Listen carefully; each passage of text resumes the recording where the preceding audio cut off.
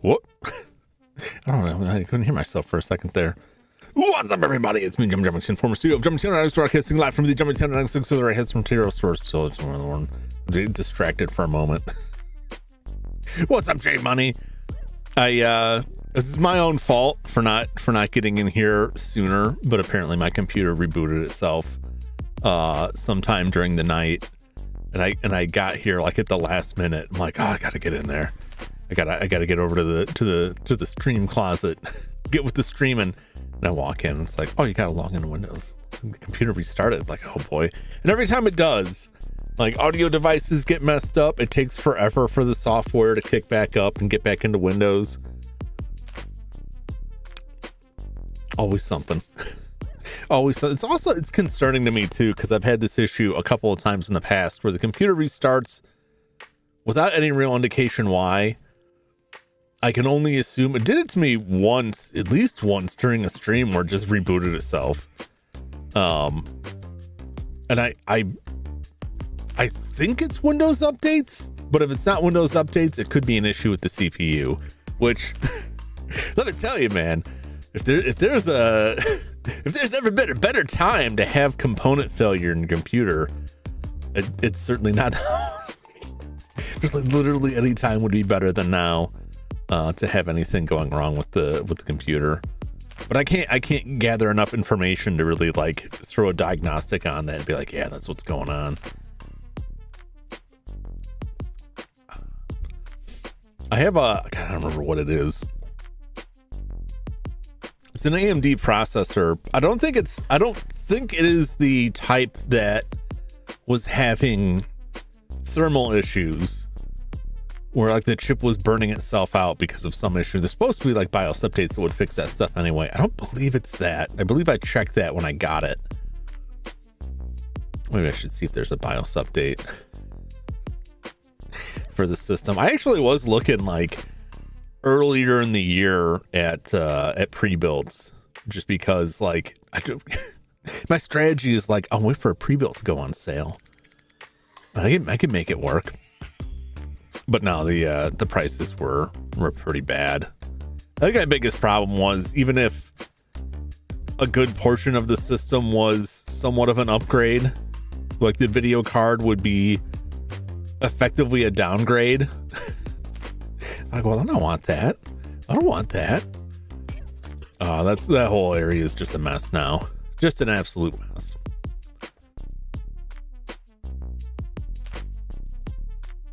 So yeah, I don't know what's gonna happen with that. Hopefully it's not a major computer issue. We'll see. So far, like in the last 2 weeks, it's been like power outage, internet outage, and now potential like just computer outage. The universe does not want you to witness my broadcast. PC going through it. It seems like it. I don't know what the deal is.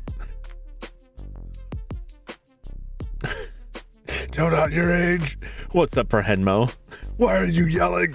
Why are you yelling?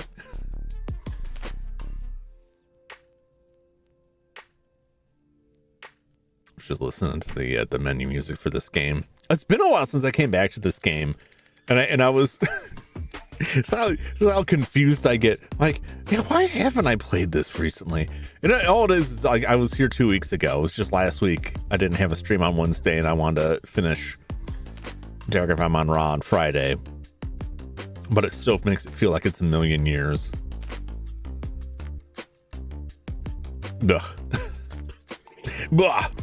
It's been stressing me out. It's been stressing me out. I miss when my time was more my own, and I had more availability for the streaming than I do now. I kind of there are some aspects about doing it earlier in the day, that the streaming early in the day, as I have been for a little bit here, that are nice, but I honestly, I think I like the evening more. But it was just like I had a lot of overlap with stuff in the evenings, and it was becoming very stressful. And like all I've done is like trade the stress of that for some other stress. Effectively, I'm just trading one problem for another. Nothing really feels like it's getting resolved. But yeah, I've been really backed up on stuff too. Like, get rid of 99% of my stress today. Did you?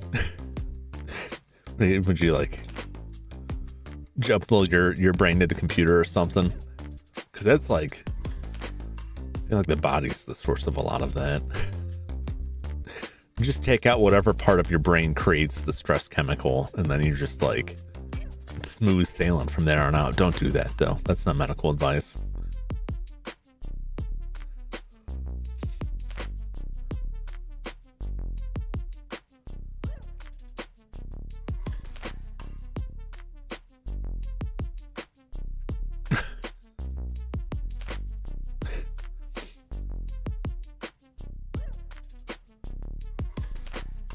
Try it now. Now I'm like,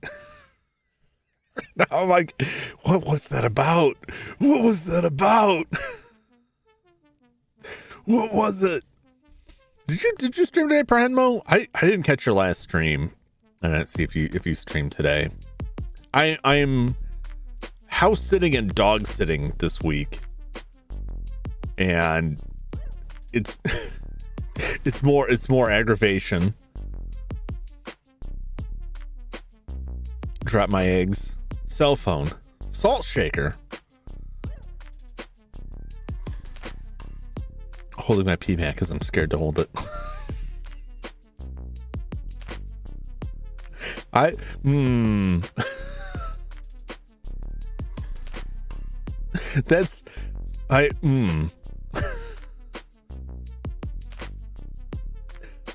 What if it falls down? It could happen. It could happen. I feel like that would resolve a lot of stress in life for many people. Because they probably just introduced some new stress. Did you guys ever read the comic book Preacher? Because it's like there's a character in that, Hair Star. He had similar circumstances.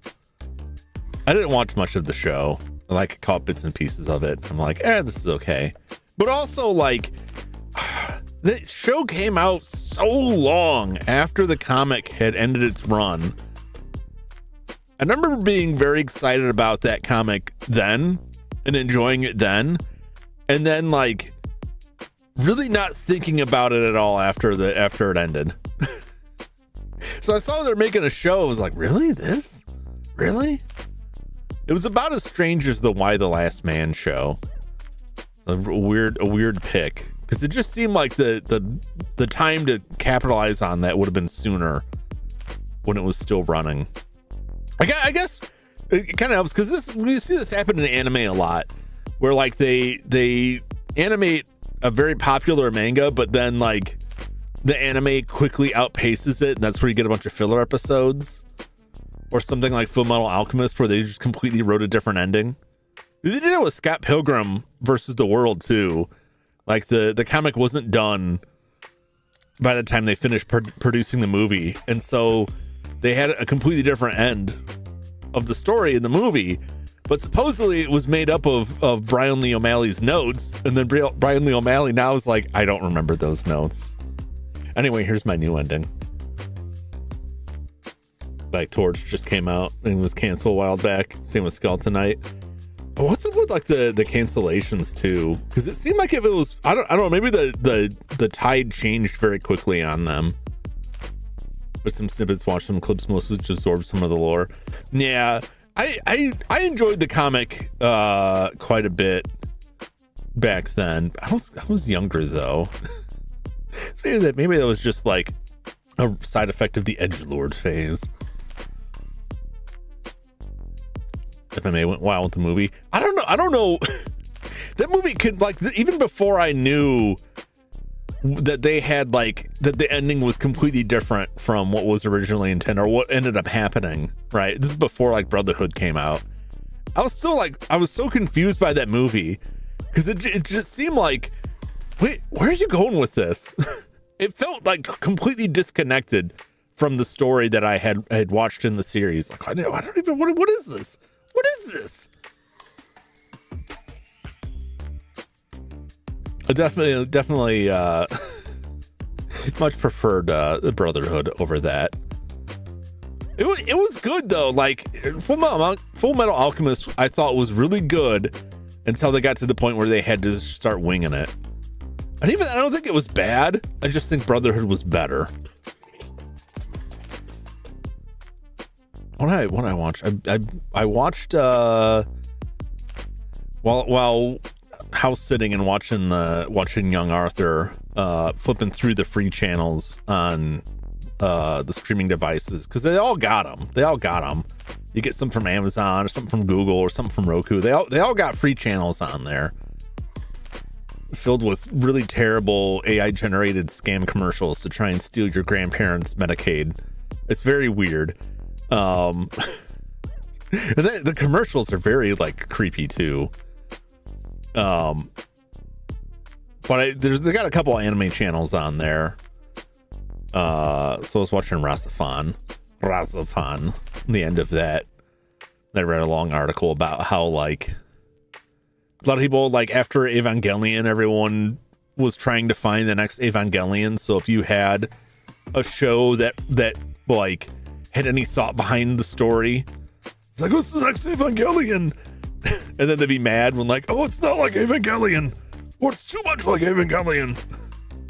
I think I like Evangelion, Neon Genesis Evangelion, but I also feel like it's a curse in that media. What's up, Joshua? Also, I don't think I said hello. How's it going?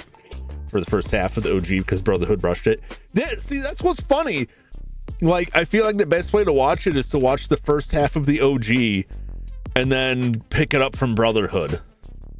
Because I know they weren't just going to redo the whole all of that segment. Like, why do it again? But did you make it very weird? But like, yeah, just watch the OG if you want like more spread out. Grand Blue's awesome. So I got Tiny Evil, Ghost in the Show. Ghost in the Show has been really good. Old Man Swords. I keep forgetting to go back and watch Old Man Swordsman.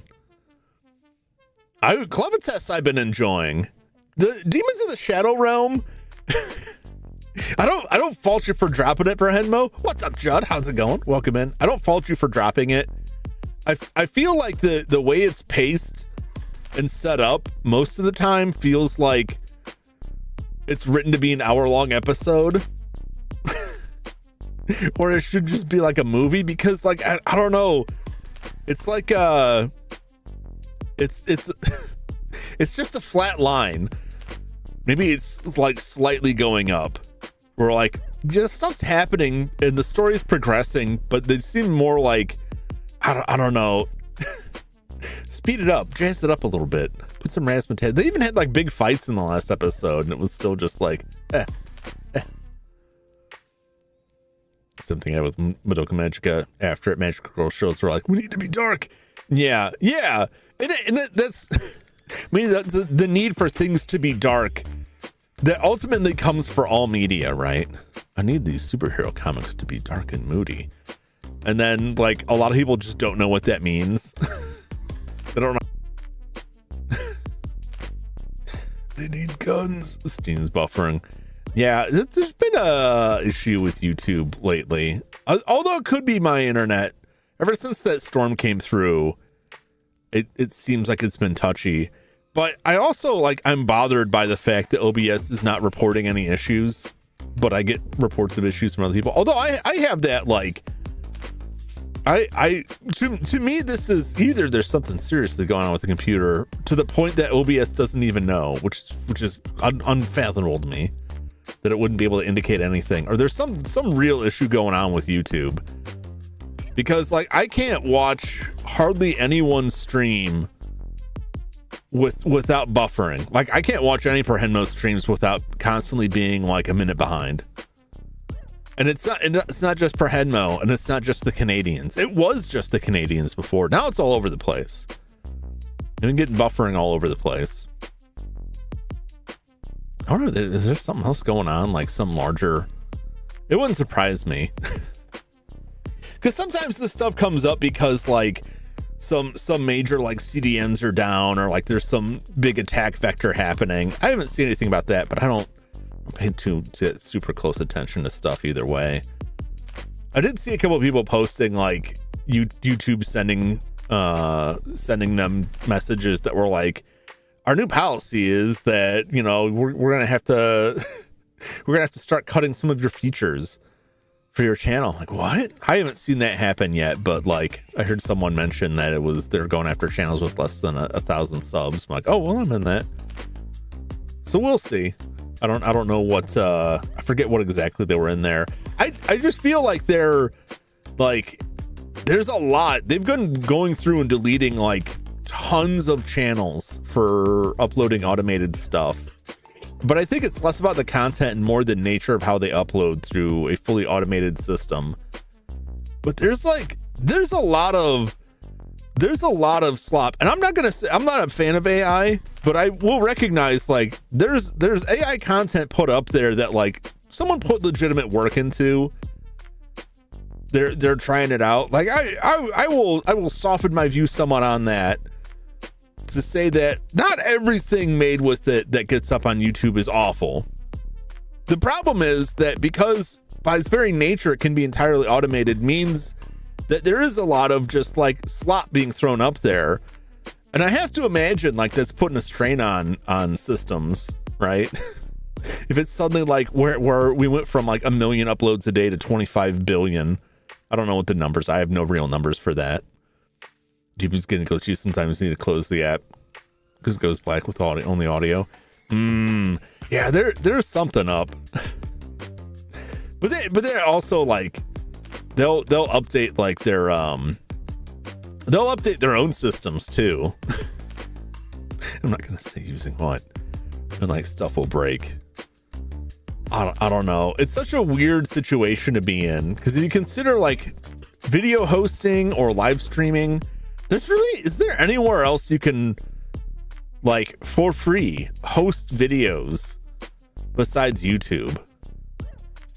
Is Vimeo still a thing? I know that was like, so I don't feel like there's really anywhere to go. I know for like live streaming, like you could do Twitch or Kick, but it's not like those are without issues.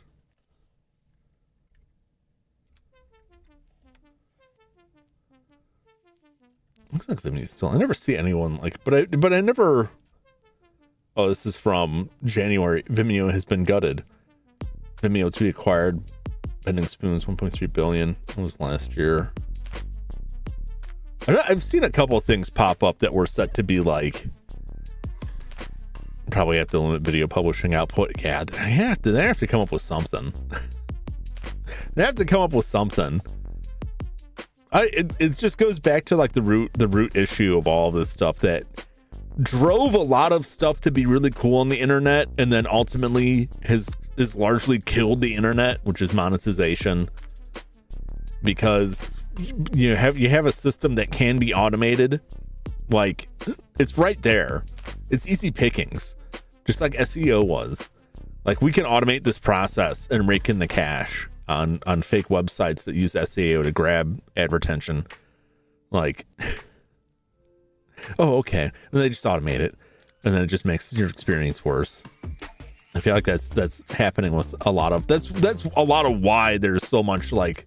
There's lots of reasons, but for me, that's a lot of why there's so much fervor over the AI generated content, because there's a lot of people who are just like churning it out. They just got their machines running. I read an article the other day with someone talking about their process, and it frankly disgusted me.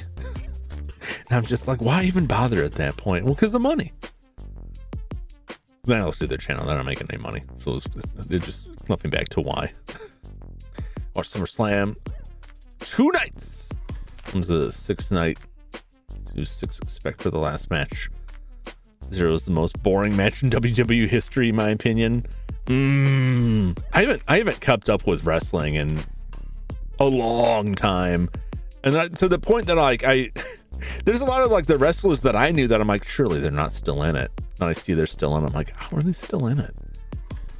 When they start bringing back like, you know, the people I'm more familiar with who have long since retired, it just seems like, wow, they're out of ideas there. But I can't comment too much because I don't follow. I just see like snippets here and there. Yeah, crazy stuff going on there. Because I've seen some neat videos, and I'm like, yeah, there's no way like somebody would not have made that. This is you know, creative on that. There's a lot to be said about that. A lot to be said about where stuff is coming from, and I don't know. I think it's a pretty sticky issue. Why am I kind of back on the AI? I'm always on the AI because it's just everywhere. You can't get away from it. It's always in discussion, like everywhere. And I feel bad about mentioning it at all because I'm sure people are like sick of it. People either like it or they don't, and it's just kind of like that's it. I'll convo with a friend who's using AI.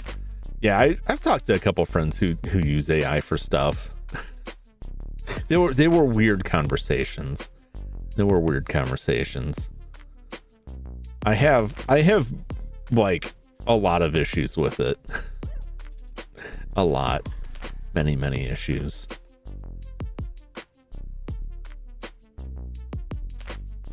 My hamster wheel, my brain is like falling off the hinges in there. Let's roll to the game screen. Where am I? Why am I not there? There I am. Here I am. What volume did I have this set at before? -4.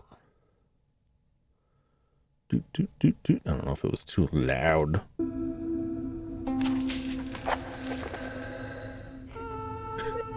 Just click on the friendly Baphomet to continue our quest here. Nope, that's not a message. I saw something blurred from Judd, but I didn't see what the message was. R5, right? Yeah, that makes most sense.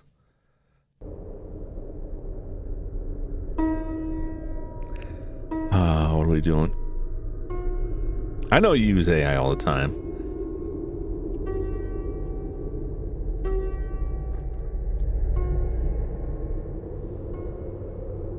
I know you mentioned before using AI to, I don't want to overstate it. I don't want to toss out there. I know typing out subtitles, use AI to subtitle stuff.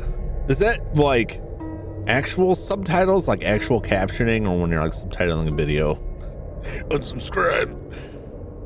It's Brandmo's stance on AI is well known on this channel, unless he's just trolling all the time.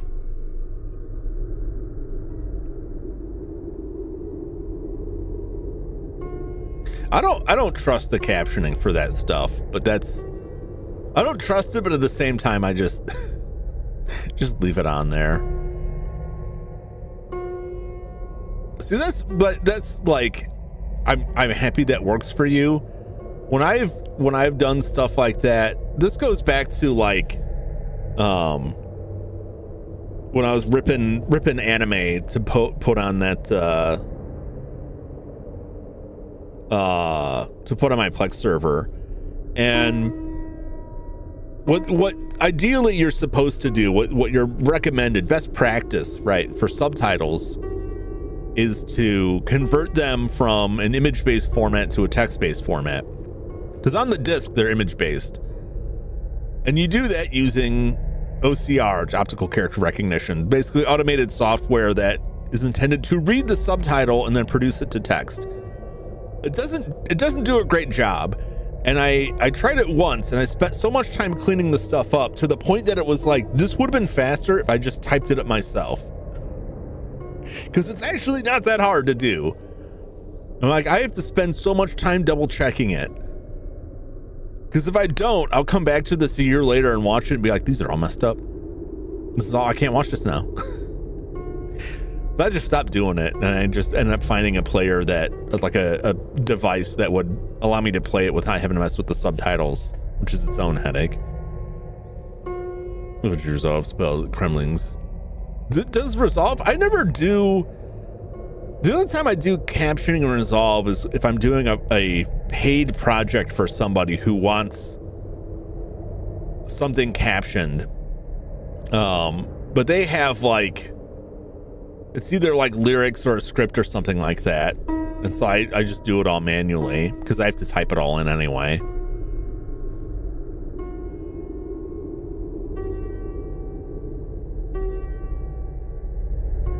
Yeah, I mean, my experience with those systems was if I had to go back and check it, which I always would, it was just as fast for me to just do it manually. That doesn't work for everybody. Doesn't work for everybody.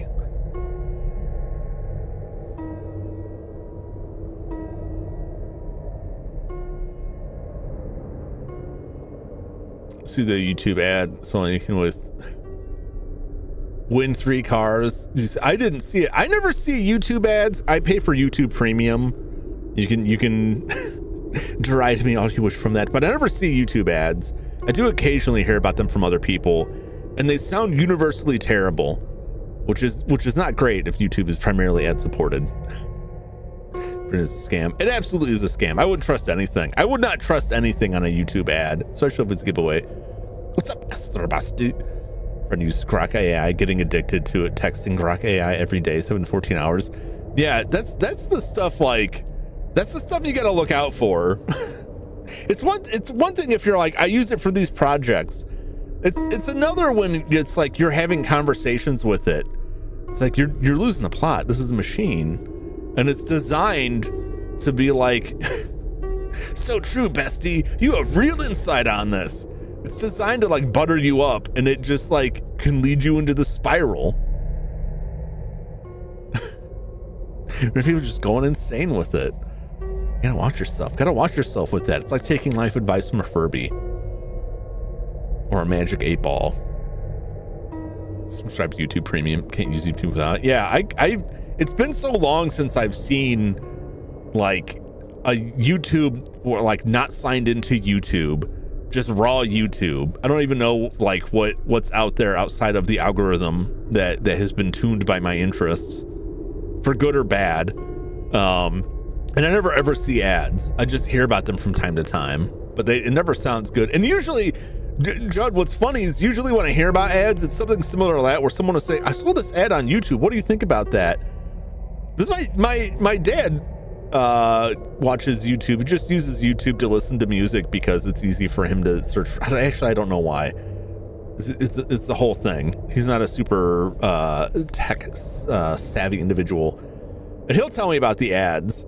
And he was asking me about an ad for a device that supposedly you plug into your outlet and it saves on your power bill because of dirty electricity. And he's asking me if I thought there was any legitimacy behind that. There absolutely isn't. But then I had to go on to explain to him how he already knew that because 2 years ago, one of his friends called him up and told him about the device. And we had that conversation then, and he already knew just because of who his friend was, like, well, if he's buying it, it must be a scam. But then he sees the ad on YouTube and he's like, hold on now, let me think about it. Let me think about it.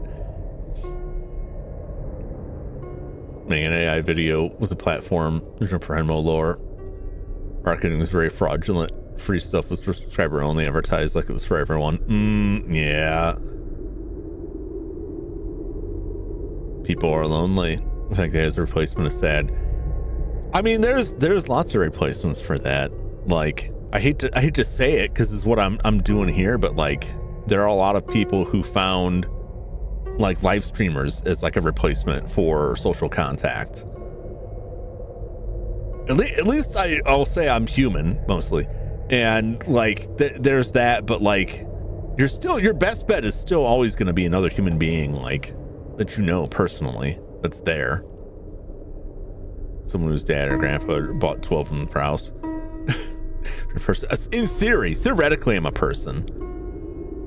Theoretically. But it's different, but it's still like, it's still within that same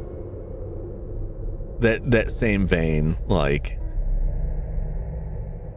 I really think I'm a little bit better because I'm not just going to agree with what you say all the time. Although that you may not like that. I don't know. That may make it worse for people. And every time I go to play this game, I spend a lot more time chatting than playing the game. That's why it's taking me forever to get through this. I've seen these devices, and I've also seen the marketing as air fresheners. Like they'll de-ionize your hair. If you crack it open, all that's in it is a circuit to power an LED. Because there's an LED that runs on it, and there's a badly made burn your house down circuit to power that LED to drop the AC voltage down to like 2 DC volts to power an LED. And it's not well made, and it will kill you if you mess around with it. Like, don't buy that stuff. It's just this game. It's especially this game. I think it's these games especially. It is every game. To be clear, every game I spend a lot of time talking. The more active games like a Mega Man, I can't because I have to play it, and then it just goes the other way where I'm like, I'll come back to you when I'm at a pause screen. Let me look at my notebook here. What we do? I think we talked to a lot of people, and I came back here and was just probably gonna like try to go to sleep. No, I gotta go to the library, don't I? I think that's what I was doing. Being able to connect with people from all over the world is amazing.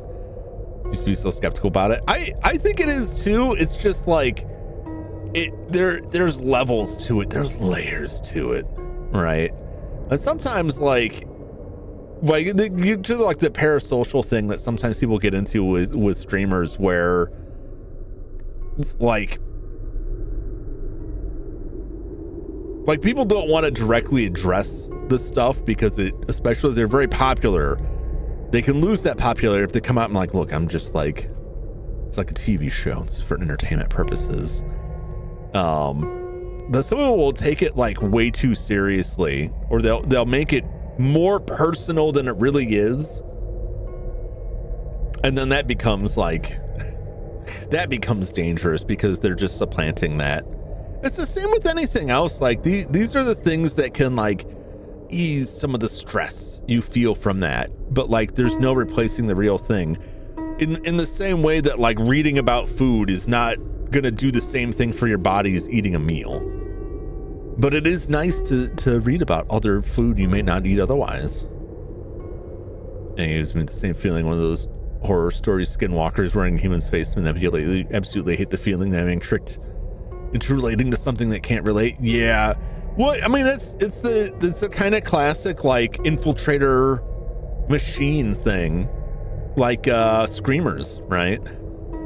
It's like, and I don't see this come up enough in sci-fi about like evil robots or stuff, that like if you make them look like people and make them sound really sympathetic, it makes it harder for you to destroy them. But I think one of the better examples is like Ex Machina, because like she does a really good job selling that like I'm a person with feelings and you're part of those feelings. This is real. I'm real. Let me out. And then just leaves them there to die. Because it's not real. It's a simulation. It's a machine. Still in the story, you can't get it. Oh no, they'll still see what'll happen with those things, Judd, is that they'll market it under different names. A lot of times it won't go through singular stores. There's like all kinds of different marketplaces you can buy the stuff from. Anything that is like makes wild promises and plugs into your outlet and is just like a white box with an LED. Could be a different color too, but that's usually what I see. There isn't anything that you're going to plug into an outlet in your house that will lower your electric bill. Like that's crazy. It doesn't work that way. And like the air freshener stuff is like, that's a whole other thing. But it's not gonna beat anyway, unless it's like this, like the things that were like, here's the potpourri packet that you shove in this like gel packet you shove into a nightlight and it heats it up and stinks up your house. There you go. But anything else, it's like it'll clean the air. Like no, it won't. No, it won't. That's a whole separate device. It's not gonna be hazard history with Harry Winkler. Yeah. Is it and like Henry Winkler, like the Fonz? I gotta look this up real quick. Yeah, it is Henry Winkler. Okay. Let's making sure we're on the same page there. And I'll have to watch that, because I did not know of that show. I like the Fonz. I liked him when he was in that movie with Adam Sandler, Little Nicky. That's towards the end when he's like, to prove this is hell, here's Henry Winkler, and he comes out, he's all happy, like, hey everybody, covered in bees. Oh! And the bees, he's all like stung up and swollen. And then later, like, Nick, you got to do something evil in order to take over hell. And he's like, looks over at Henry Winkler, he's like, oh, I'm sorry, Mr. Winkler, and like comes in bees again. Really threw me through a loop realizing Henry Winkler is the Fonz. That's so wild to me, but it makes perfect sense. It's just another one of those, how could you not know? Well, of course, like, yeah, you wouldn't know, depending on age and everything. Like, it's the opposite for me when Henry Winkler would show up in something, like when he was in Scream, right? He played the principal in Scream, the first Scream, and I'm like, oh, it's the Fonz. But like seeing him show up now and people are like, wait, they kind of know the Fonz, they don't know who it is very funny to me. But totally makes sense, because like if you're even I don't think I'm old enough to like, I only know it from reruns. I wasn't really a fan of the show, but I think people know who the Fonz is without having ever watched the show and couldn't name a single other character from that show. But the Henry Winkler you see today is about as far from the Fonz as you can get.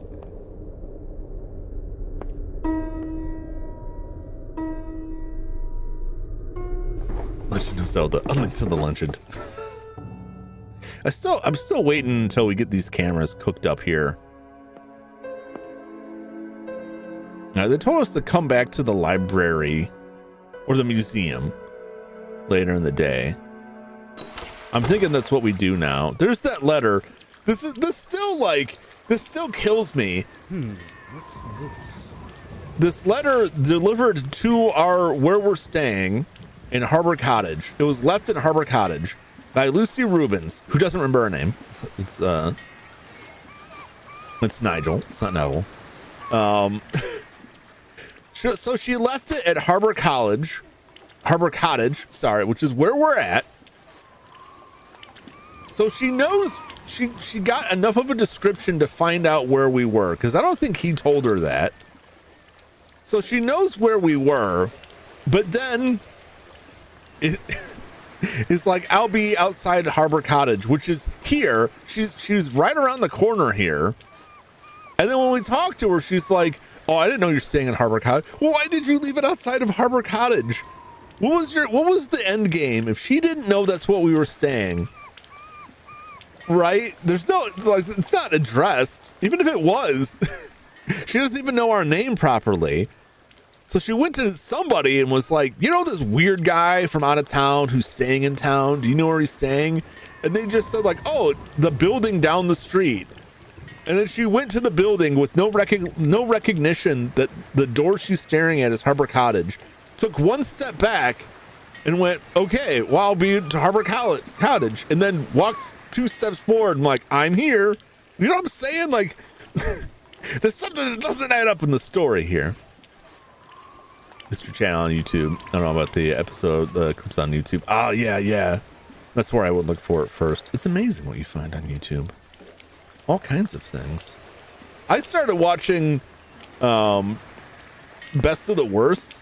I hadn't watched that in quite some time.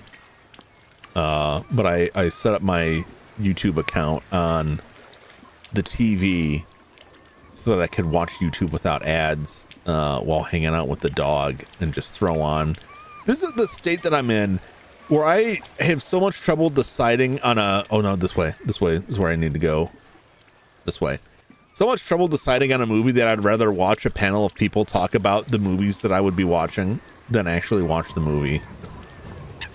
Because watching it myself just feels like, I don't know, like what I really want is to hang out with people and joke about the movie. And if I just watch it myself and nobody else has seen it, it just seems like, oh, well, you know, I guess that was okay. So watching like Best of the Worst, they're very funny. I was dying laughing last night. I was here talking about like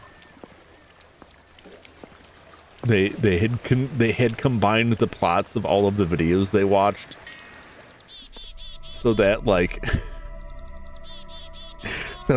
so we decided in the anti-drug movie that was actually happening was the father was abusing his son by wrapping him in Instant Crisp, which was like a cooking thing that you microwave food in. Like, bought a human-sized microwave, was microwaving his son.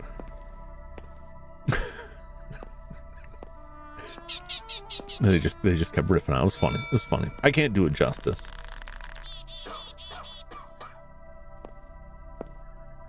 It's one of those things. Like, I've been watching stuff on YouTube for long enough that at this point, if I find something that I'm actually familiar with, it's got to be like really old, and it just shocks me. Like, oh, they're still doing this? They're still around?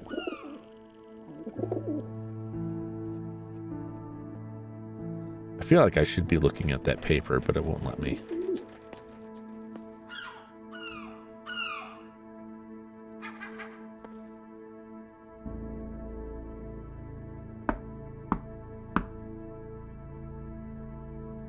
All right, we'll probably do that last time. Why can't I go in there yet? We're back. All right, Jen.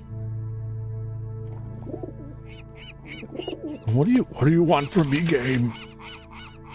All right, we're in the cavern. We went to the antique store. There was just a guy holding a doll up being an absolute weirdo. And that's Gruel's Antiques. What happened to the smuggled treasure? The Saxton Silver Curiosity Shop or Antique Shop. Explore the wider landscape. What lies beyond Saxton? Okay, so I guess that we haven't done. Or did we? We kind of wandered around. I don't know what they want in that regard. How much bigger is this joint gonna get? Let's get some food. I fed all my pastries to the pig, as you do. Get that stock restaurant sound going, baby. Oh, you know, well, yeah, check something here. All right. Check on some audio stuff. Because next time I do a game capture, it would not have worked. Because it resets that stuff, which is a Windows thing. I've seen that show up in like bug reports or feature requests for OBS. But there's nothing they can do about it because it's just how Windows works. That if you have multiple audio devices, like, you know, I've got my Elgato capture card. That's how I capture all my consoles. Every time Windows restarts, OBS will, like, the order of audio devices will shuffle around, and OBS will choose a different device to capture for game capture, and I have to go back and change it. There's probably a way to script that somehow, although a slice of greasy pizza, delicious pizza, although I am kind of skeptical of that because of the limits of what you cannot automate within OBS with the script. I ran into that before. And I talked to a friend of mine about it who was experimenting with AI coding, and I was like, yeah, I mean, like, I looked it up, and then someone suggested asking like a chat bot, and I'm like, sure, why not? And the chat bot was like, here's the code. I think it was just like Google. I just like was typing in Google, and the Google and Gemini was like, here, this script will work. And I'm reading the script, and it's like, the functions you're calling do not exist. This is not something that I've gone over the documentation, the actual documentation. There's not a way to script this. Wait, I go the other way. Well, that dead ends that's in a different place. I'm just gonna wander around forever here. So then my friend was like, trust me, like that Gemini doesn't know. I'm using this other tool. It will sort it out. And it spits out code which is mostly the same, and it has the same problems. And so it didn't work at all. I forget the specific function it was even trying to pull off. I think it was to iteratively go through a scene collection and hide all of the items in the scene collection one by one when the scene was not the active scene. Because I could do it if it was the active scene. The problem was, that's the train station. Problem was, if it's not the active scene, the script won't interact with it, which is weird because, like, with my Stream Deck, I can make buttons that will change the visibility of items in any scene. It doesn't matter if it's active or not. But there was no command in the scripting language that broke that out, or because they were all of the documentation on how to change the visibility of an item was dependent on that item being within the currently active scene. Right. And so all these scripts were like, they put these commands in there that were not the actual commands, that were not supported commands, the commands that don't exist. I don't know where exactly it got it from, but it basically just made up commands. It made up a solution that does not actually work. Someone said to meet him here, but I don't believe they're, because they said this evening. It was the guy from the tool shop, the repair guy. That's Harbour Cottage. Sure is.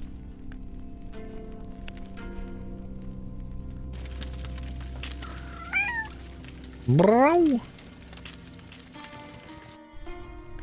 I don't remember the point of the story. I don't remember where I was even going with that.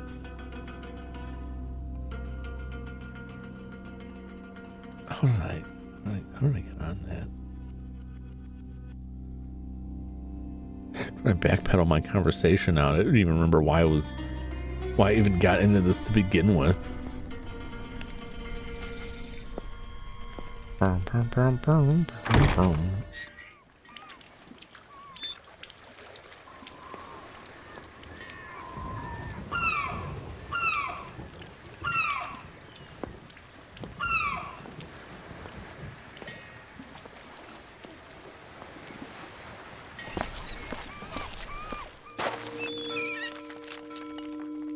I mean, I've been out and around here, right? I don't know what else there is around here. There was just like, yep, there's the boats, lobsters we can look at.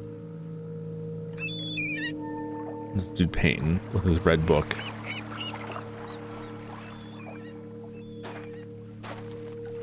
Excuse me, may I disturb? Oh, I know.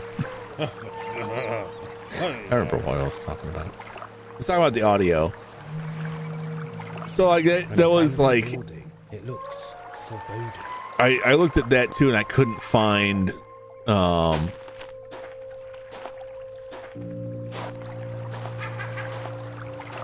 couldn't find anything to automate that, like automate changing audio devices. I'm not even sure if I can adjust that. Steam Deck. I might be able to do that on a Steam Deck. I'm not gonna look at that right now. An abandoned building. It looks foreboding. I want to go to there.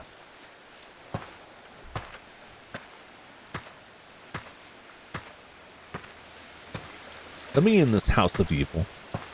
Welcome back, Joe.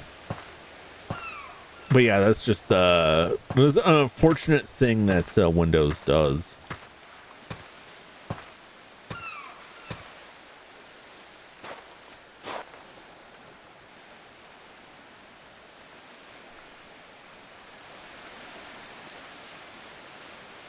Well, we did come out here. I came out here looking for that old lady. She wasn't here.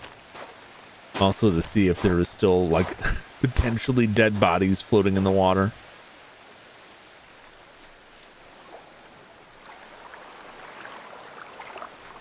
Hello! And to yell out into the void.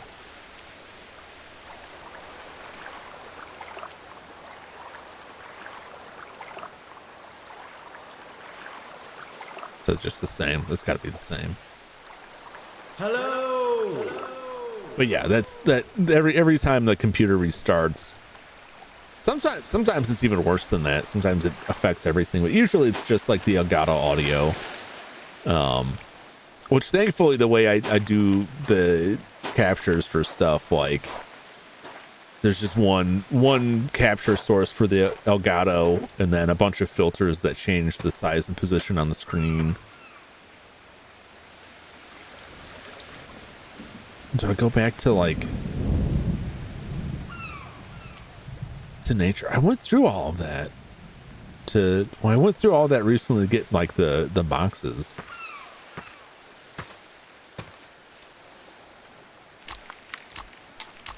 Blast! The book is stuck fast. Okay, there's got to be some kind of tool or something. I wonder if I take it to the guy in the tool shop. Maybe he can open it for me. That's right.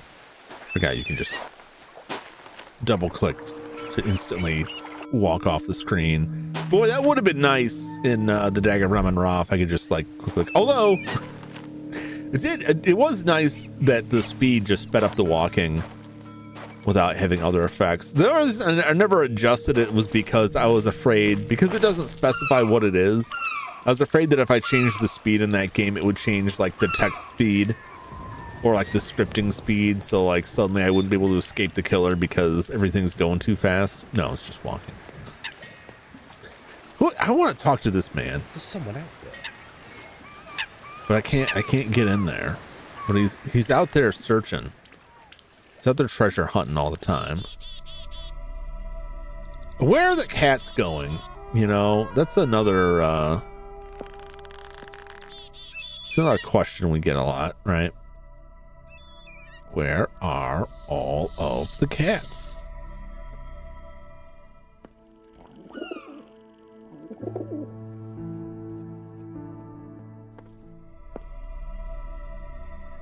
Okay, let's go the other way.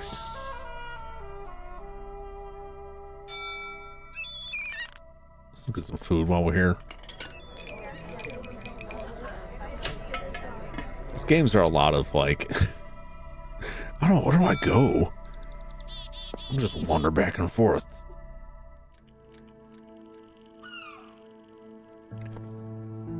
I need to make a quick phone call here.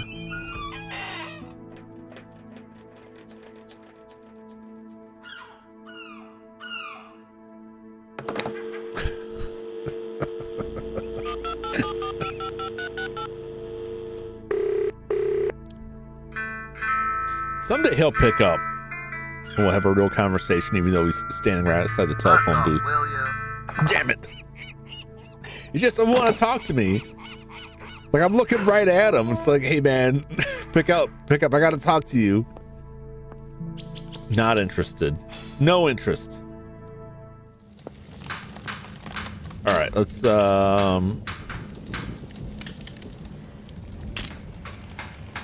not right. okay. Nothing I can do with these things. That's not right. That's not right. That's not right. Hello again. Hello, lad. What can I do for you? You crack this book open. Should open this book from, oh, it's right there. It's right there. Could you open this book for me? Oh, lost the key, have you? Not exactly. I never had it. Don't say that. Ah, I see. Leave it with me. I'll see to it this afternoon. Son of a bitch. Okay. I'll leave you to your work. See you again, lad. Now, what is this afternoon? Hey, what if I... That's not right. Damn it. So I could ply him with some food there. Hey! What? I wonder where he is off to. Where indeed? Was that a cat or a dog or a demon of some kind? It looks like a cat from this angle. Celtic Corner. It's worth a look. Interesting. I haven't been back here before. Guess I just had to trigger that. Oh, wow, it's very colorful in here. It's probably all the crystals and stuff.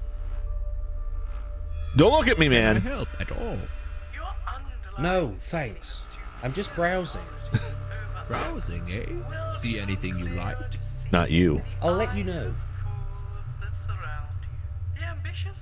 I feel like in 3D games, what's our success rate for animals, particularly cats in 3D games? Because that cat we just saw walking in was kind of not right. I don't remember if there was a game cats in the previous two games. I know like the RoboCop cats were like there was something wrong with them. There was just something wrong with them.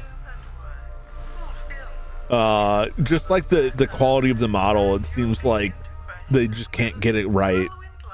Anytime like the RoboCop cats would like sit down, like the whole thing would fall apart. The illusion would collapse.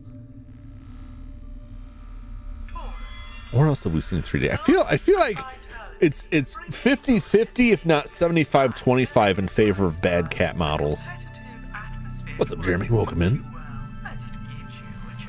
Pet that cat.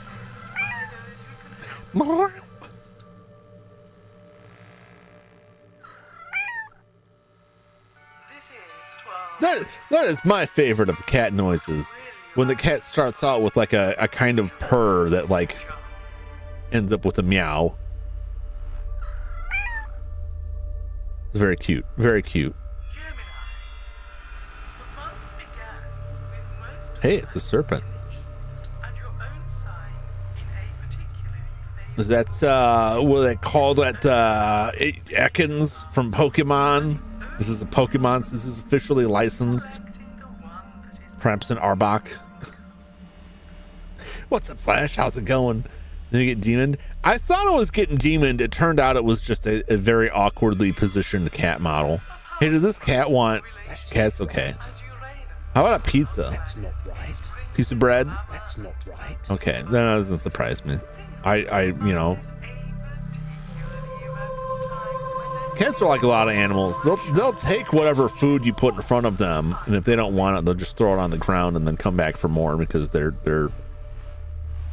think they're rolling the dice on it. It's not just the same thing. I was eating an apple today, and Arthur was staring at me like he wanted a piece of apple, and I think dogs can eat apple. You can have a little bite of this apple. So kind of like a tiny little chunk of apple and gave it to him.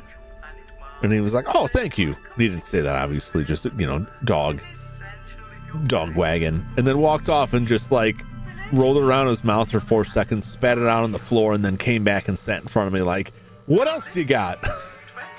It's like, I'm still just eating the same apple. You're not going to like this piece any better than the last one. It wouldn't leave me alone, though. It's kind of if they'd eat it. I'm super picky. Yeah. Just wanted to taste. Yeah, he's bad about that. Although I'm not helping things by like, if it's something like that, I'm like, maybe you can have some of this. I know I should just say no every time. It never stops him. But what am I looking at here? That looks like the choo-choo train. Is that at the station or at the stop? It looks like outside the fence. It could be. Some books here.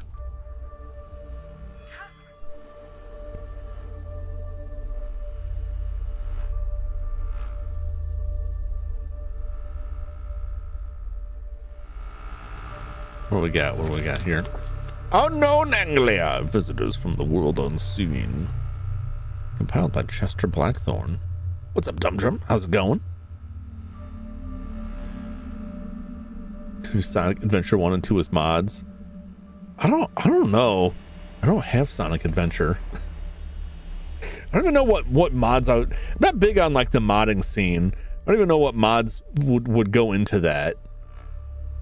All I can think of is Skyrim mods, and somehow I don't think there's a Macho Man and Sonic mod, which is about all I'd be interested in.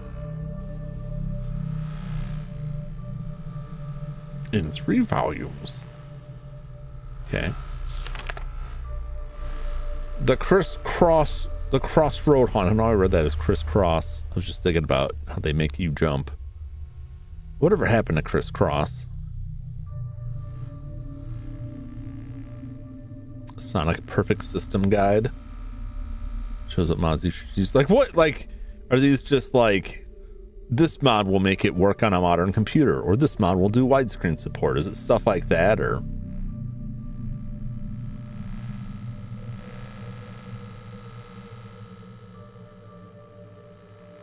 Do you have any experience with Flex Banana Plugs as an alternative to bare wire for spring terminals on speakers? Very little. As long as they're not like the cheapest, like barely conductive metal on the planet, they're probably fine. Speaker wire itself does not typically have like don't get oversold on speaker wire because like it's not that big of a thing. Although that depends on where you're running it. But even then, it's like the wire doesn't make a huge difference. It's just where it runs. Like you don't want to run it alongside, like parallel to like power lines and stuff like that. But no, those connectors work fine if they're because I'm assuming like what I'm thinking of, you know, is something that's like crimped onto, like you'd strip off the end of the speaker wire and then crimp that onto it. Because I also like, I don't entirely like the spring terminals on speakers. And having something that that fits, like they're one step below like the screw terminal connectors, because at least like that has something actuated you tighten into it. But even on those, like you can get crimped connectors that will last longer and make a better contact than just that. And I think that the banana plugs would do this, as long as they fit in there. Because all like the spring terminal is like, it's just a chunk of metal on a spring, clearly, and you end up with like one piece of metal stationary and then one piece of metal that like springs back and forth. And the idea is that the two of them are going to press together like a you know, like that gator game with the teeth. It's going to chomp down on the wire. So as long as whatever's there makes good contact, it works. You always get strands pointing backward and ripping off and whatever. Yeah. Like there is like an art to that, but it's a pain, particularly if your speakers are mounted to like the wall, say, and you have to reach around blindly to put that stuff in. It's very difficult to get that in there. So yeah, like an appropriately sized crimp connector. And what I mean by appropriately sized is that the crimp connectors have like a set size dependent on the gauge of wire, to make sure that when you crimp it, it will actually be like tight enough to hold to the wire. But the other aspect of it is the machined end of it should be small enough to fit into, you know, it's obviously it's got to fit inside the spring terminal. So as long as you have those two covered, like it's not going to be worse. It will probably be better, and it's not going to break anything.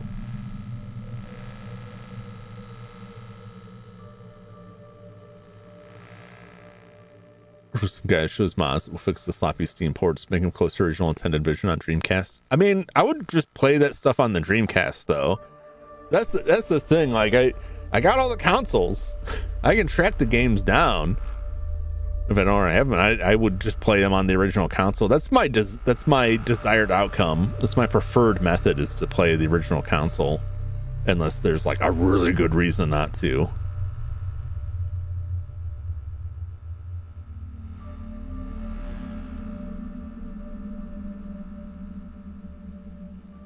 Sloppy GameCube port. What version of the Steam port? Yeah, that sounds about right.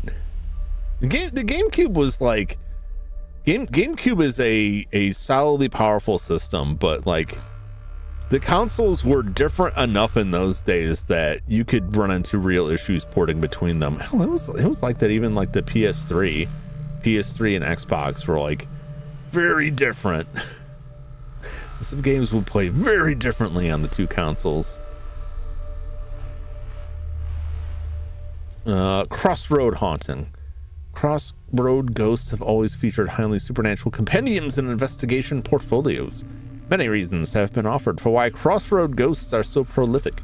Many believe that murderers, suicides, warlocks,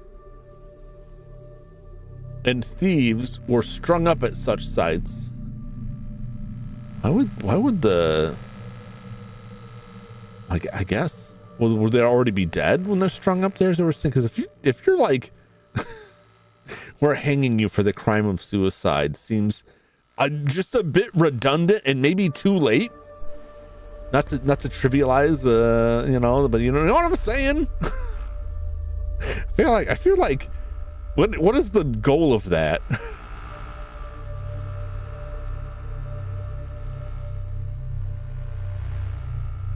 Or buried alive. Now, again, like, one of these things is not like the other. Murderers, warlocks, and thieves strung up at such sites or buried alive.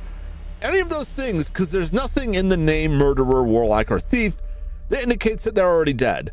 But then they put suicide in there. You're not gonna bury that alive. Because if they were alive, they wouldn't be guilty of this thing you're accusing them of. And stringing them up just seems like... Do they know what that word means? Does it mean something else? Is this like the flapjack thing, where flapjacks are different in the US than they are in Europe? I don't think that's the case, though. In case as if they have a child's fed on them or fly. Yeah, I mean, you got to catch the warlocks first. That's the thing. And that's another thing. If you're going to string up a warlock who's flying, then they're just going to, like, you're going to have their feet tied to a post, and they're just going to be like, whoa, whoa! They're just going to be flapping around in the air, like, trying to get away. But they can't. Because the rope is strong and possibly covered in salt. It's a great movie, by the way. The sequels become less so. I haven't seen the sequels in a while, though. I really should pick that up. I never got around to watching it. Anyway, other theories propose that terrible rampant orgies took place at such sites populated by witches, sorcerers, and gypsies of both male and female persuasion. I mean, I don't, is that such a bad thing? We don't gotta be such prudes about it. Whatever the likely cause, the crossroads and junctions of Anglia have long boasted many a frightful story, two of which are featured on the following pages. But can we back up to this? I don't want to stick around on something. I don't want to make it uncomfortable, but like, the crossroads are haunted because a bunch of people got together and had a sex party at the crossroads, which strikes me as a terrible place to do it.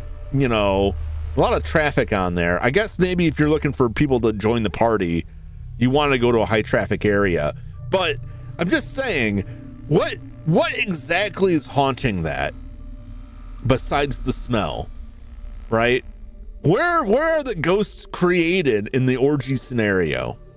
What like angry spirit is, or is it the ghost of their party? Are you gonna walk into like a phantom sex party at the crossroads, like that ghost from Ghostbusters? That was that a dream? It was like a dream sequence in Ghostbusters. Dan Aykroyd got busy with a ghost. You know what I'm talking about. It, I think that was a dream. Incubus or succubus is someone. You know, that's possible. That's possible. Horny Ghosts and Ghostbusters. Yeah, I'm pretty sure that was like, it was a dream he was having, that was happening in the dream. But no, because it showed them all like awake. They absolutely were being attacked by the lust demons, by succubus, because it showed all of them like in bed, like writhing, because they were all, that was totally a ghost that just had a dream scenario. It's kind of like how they fought the Sandman, right? In the real Ghostbusters cartoon show, although that's a very different ending. The Sandman's ending was a lot less happy than I imagined that in the movie. Let's move on from the sexy ghosts. The O'Connellian Phantom. It was a cold spring night in deepest Anglia when Robert Bridge made his way along Old Combe Lane. Old Combe? Old Combe? I don't know. He was returning home from choir practice at the nearby church. He's a good church boy. When he became aware that he might not be alone in the dusky gloom. Was it a seductive ghost? Because that seems like their worst fear. Oh no, it's a lady. Oh. What kind of lust ghost team would you make? You know what, man? Like, I gotta say, if you are fabricating some sort of spectral entity that will play off of the predilections of the modern audience, I mean, like, the sky's the limit. I just based off of how the response that I have seen from other people on the internet, it would probably be like just nothing but feet and armpits. It would just be like a foot attached to an ankle that terminates in an armpit that is bolted to like another foot that has another foot growing off of that. It would just be like a ball of feet, and it would look like a koosh ball made of feet in armpits, right? See, Jeremy's on board, so that's one right there. And while they're busy with my foot monster, that's when I go for the wallet, right? Because the foot monster's got its own diet. It's got to concern itself with. I'm just there for the money. I'm there to rob them. So distract them with the foot pit monster, and then I take their money. Because no one's gonna call the cops on that, right? You're gonna tell the cops. Yeah, I mean, I was there, and it was like, you know, I had a friend over. Like, what's their name? Like, I didn't get their name. Can you give us a description? They're like 37 feet and 15 armpits. Anyway, my wallet's gone. Like, they'll end up in jail. Pay you for it. But that's the thing. Well, you don't gotta pay. You don't gotta pay, because that's actionable. If I'm out there, like, you gotta pay me for this.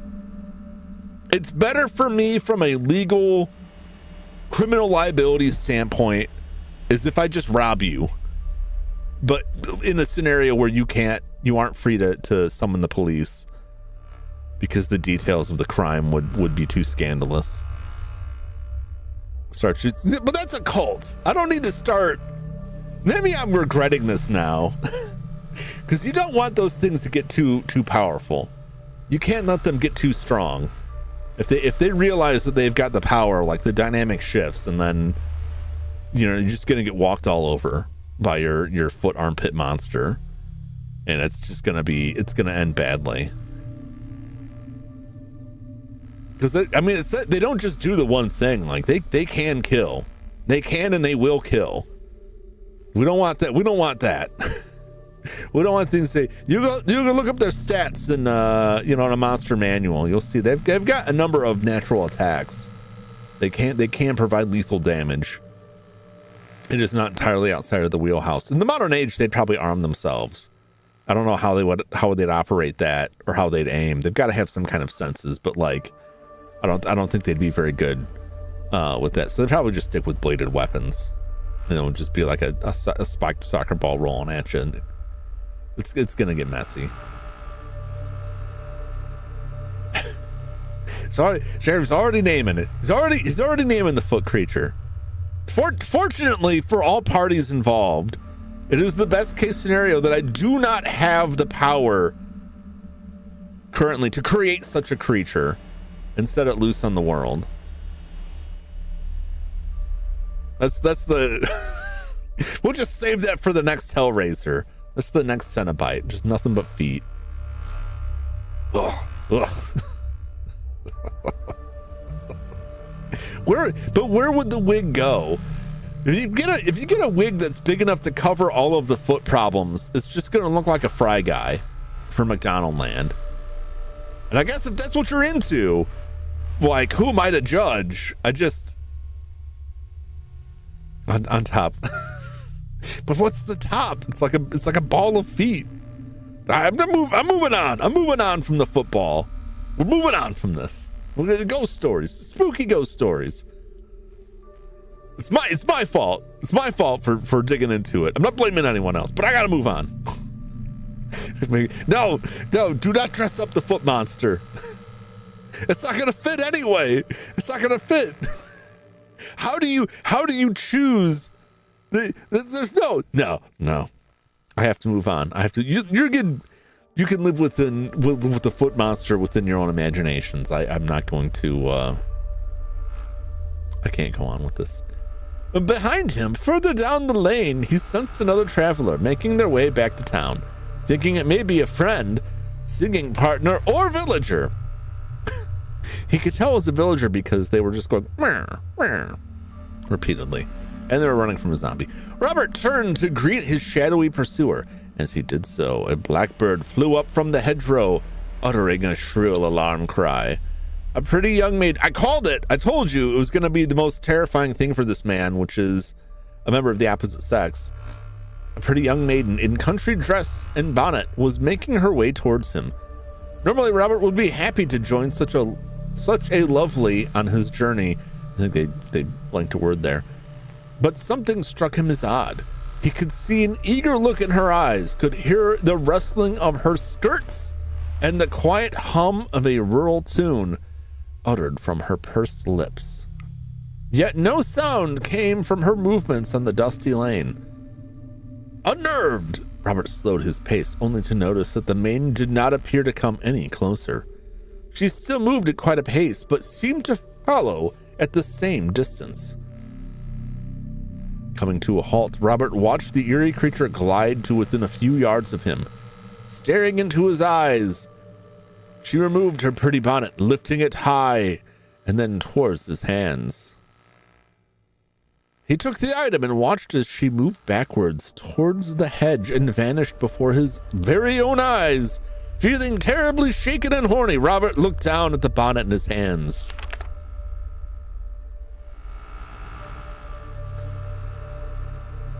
The font is cursed. It's unsalvageable at this point. It needs to be burned. The inside was full of twigs, straw, and leaves. It was a blackbird's nest, but in the center, where bright blue eggs should wait life, there were 3 shriveled young birds, bald of feather and bulbous of vein. Nobody say anything. All 3 tiny creatures were dead, dropping the bone. That's a shame, because he could have had some delicious eggs. I guess they're just expired. Dropping the bonnet, Robert fled back to his home in Saxton and never walked the Oakham Lane again. So, a terrifyingly good-looking lady, I'm reading into it too much, he doesn't say that, a nice young lady floats over to him and hands him her hat that's filled with dead birds. That just sounds like a really messed up prank. Or like a message. Pour some holy water on it. Do you think he sniffed that bonnet still? You think it was like, oh, dead birds? And like, it was like, but it could smell like her.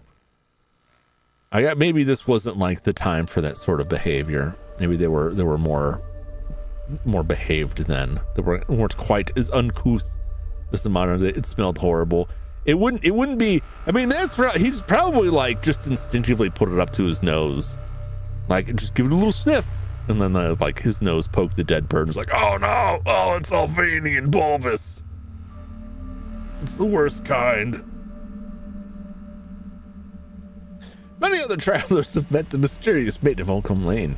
In 1875, a visiting young priest who was fair of face and of kind nature was approached by a beautiful young meadow girl, holding garlands of poppy, daisy, and campion. In her hair she wore passflower freshly picked from the cliff top at Oakham. Asking her name, the maiden smiled a knowing smile and faded from view. So the fair face guy, maybe he wasn't that fair face. He's just getting literally ghosted. His Tinder match just on the spot walked out. You didn't tell me you were a priest. Maybe he was, like 5'2" and lied in his pictures. You can never tell. It smelled horrible like a shoe. Isn't that your? No, I'm not gonna get back to it. We're not moving back to the feet thing. We're moving back to it. The last publicized appearance of the Oakham Lane maiden was in May 1901. It was just yesterday, man. That's not that far back at all. That's pretty recent, right? 1901? That's not. 1901 was just like a few years ago, right? 2 gravediggers, brothers by the name of Russet, were busy furrowing into the earth in the upper churchyard when they were distracted by the most peculiar of sounds. Oh no. A soft, sweet pastoral tune was calling to them from the cliff path. Approaching the uncanny sound, the 2 brothers were rendered speechless by the sight before them. A fair maiden was drifting along the path with no visible means. Nearing the cliff edge, she disappeared completely without trace as the enchanting tune faded away. I guess they're fortunate that the tune stopped and they didn't just like follow it like straight off the cliff into the water.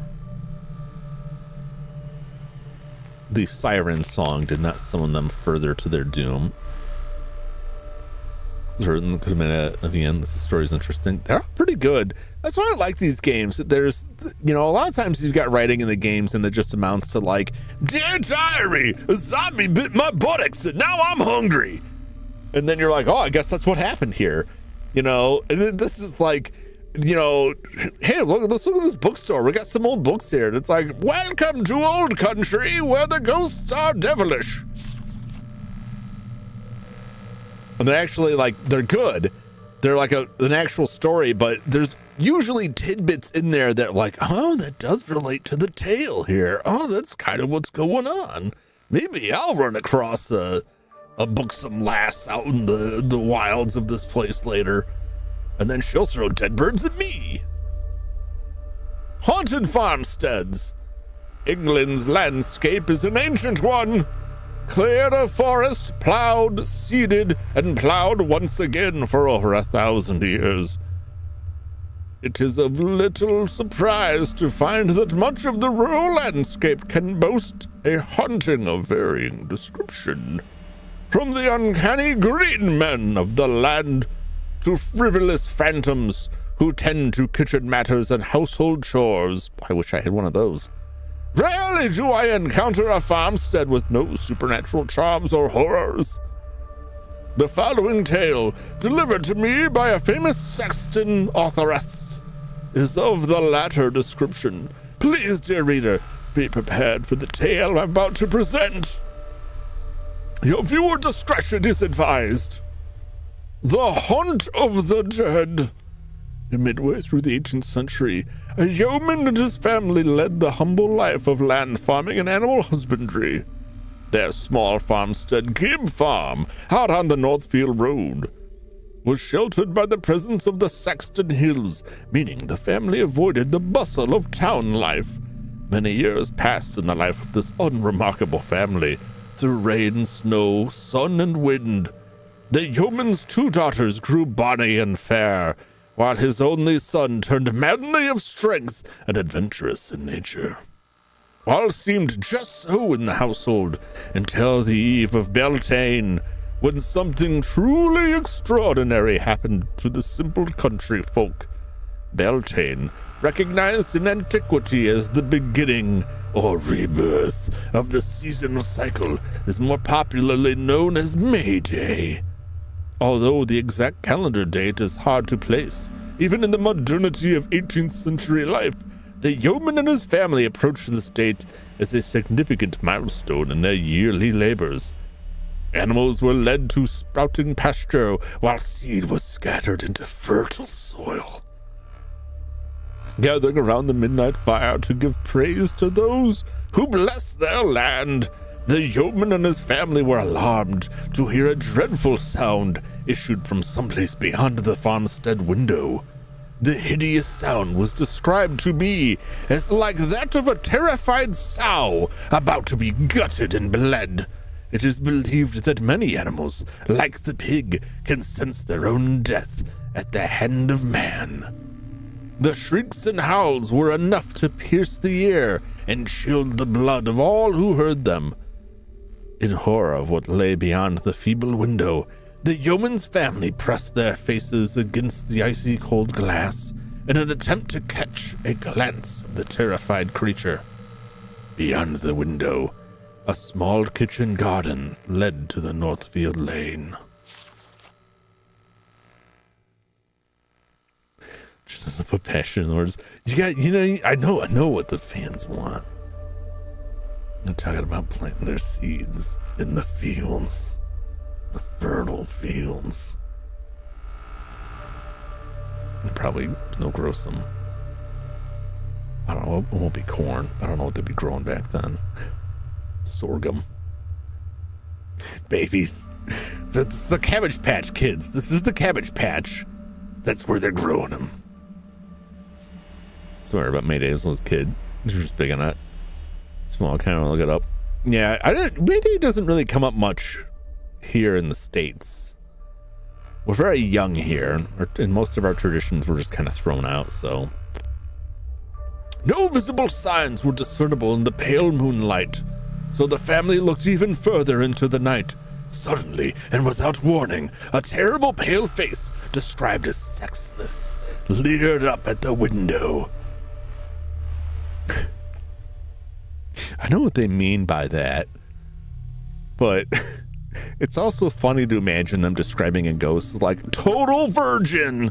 You can tell that ghost is totally not getting laid. You can just look at them and you can see maidenless behavior all around. It issued from its cracked, thin lips a terrible, agonized howl before the face dropped out of sight. The terrified farmer gathered his kin and hid them away in nook and cranny, for the yeoman sensed they were all in the most present of danger. The two daughters sought sanctuary under their beds, while the yeoman's brave son became guard of the deep cellar which hid his dear mother. While sheltering in their darkened corners, all members of the family heard the unmistakable sound of a drum beat coming forth from the nearby hills. The beat grew louder and more distinct as the family became ever more aware of the horror that may befall them. The yeoman himself thought better to guard the entrance to their humble home. Beyond the oak door, he heard scratching and grunting, as if wild hogs were attempting to breach their feeble defenses. Peering through the keyhole, the yeoman glanced upon the most frightful scene. Black, almost shapeless forms were digging at the ground around the Northfield Road, mere yards from the front door. His journalist's man's face was so fucked up it was indecipherable. It could have been anything. Could have been anything. What's up? No username. Like you could be that way of just like they had very strong cheekbones, but like kind of rosy cheeks, no facial hair, but like a very square jaw, but like very fair eyes and long eyelashes. Or it could just be like completely hairless, like a completely hairless face that looked like, you know, soggy old uncooked pork, which I guess would mean it was just messed up. Toss some pork ears. I wonder how it will taste. It will taste like flesh. My dog enjoys pork ears, but I don't think those are like they're dried into like basically rawhide. Naked mole rat face. You guys ever see I forget the Japanese title. It's from the New World. This is an anime series that had like humans set against like these like naked mole rat people. They had a specific name, but they were like sentient humanoid mole rats. Without spoiling, it was good. It was good. I enjoyed it. At least I thought it was good. Yeah, it has some interesting concepts in it, and like some of the revelations are like, oh, that's what's going on. Oh, I liked it. I kind of wish there had been more of it. I don't know. I think it was based on visual novels, and I don't know where those end up. Anyway, the devilish black shapes are digging around in the road. What are they digging for? They're just out there late at night with their metal detectors, like, I'm looking for scrap. Stare as he might, the farmer was unable to identify the foul-looking beasts as they dug deeper into the dark earth. As he watched, further dark shapes appeared to grow from beneath the ground, forming vague human shapes which twisted and writhed in apparent agony. Some of the wraith-like creatures seemed to attempt an escape from the unearthly scene, but the grunting, shrieking beasts herded the wretched souls as if they were animals prepared for slaughter. As the drumming sound became insistent, the yeoman felt he must avert his eyes, for a new sound had joined the ghostly chorus, that of a horse's hooves clattering along the ancient road. Some nightmarish figure had come to collect the souls. With his eyes tight shut, the farmer heard the phantom creatures scream in absolute horror at the figure before them. Wind rattled the door behind him, and the windows clattered as if torn by storm, yet the farmer did not open his eyes, for fear that he would join the wretched creatures in the hunter's realm of utter damnation. Suddenly, as quickly as the event had started, silence fell upon the farmstead as the family members gathered at the fire once more. They gave heartfelt thanks to those deities who had offered protection and kept their souls safe from the horrors beyond the door. Many years had passed without further incident when the yeoman was told the past of his humble farmstead. Some decades before his arrival, the Northfield Road at Gibb Farm was the scene of many executions of the villainous, damned, and indescribable of Sexton.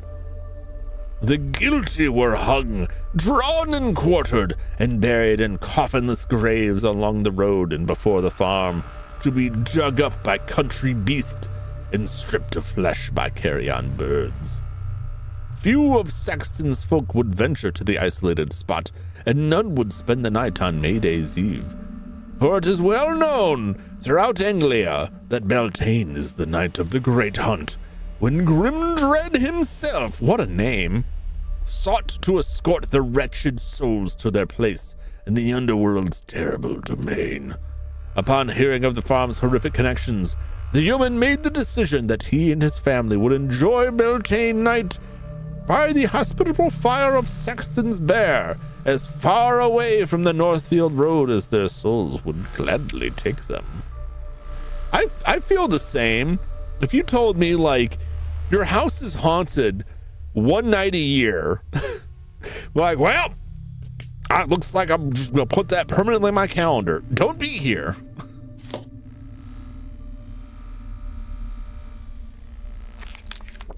Unknown Anglia. We're on the 3rd volume now. The Ghost of the Sea. Grimdread sounds like a heel wrestler. Oh no, it's Grimdread with the steel chair.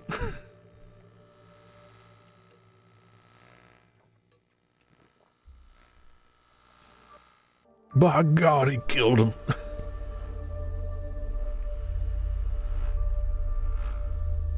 Our ocean can be a cruel and unforgiving mistress. All sailors have a story to tell of her unending movements around the globe and the trials that she brings forth. Cumpenface joins the fray. Here comes Binface. Many of these tales, often recounted in song or verse, include phantom characters, beasts of a supernatural nature, or amazing creatures from the bottomless depths. The ancient inns, pubs, and hostelries,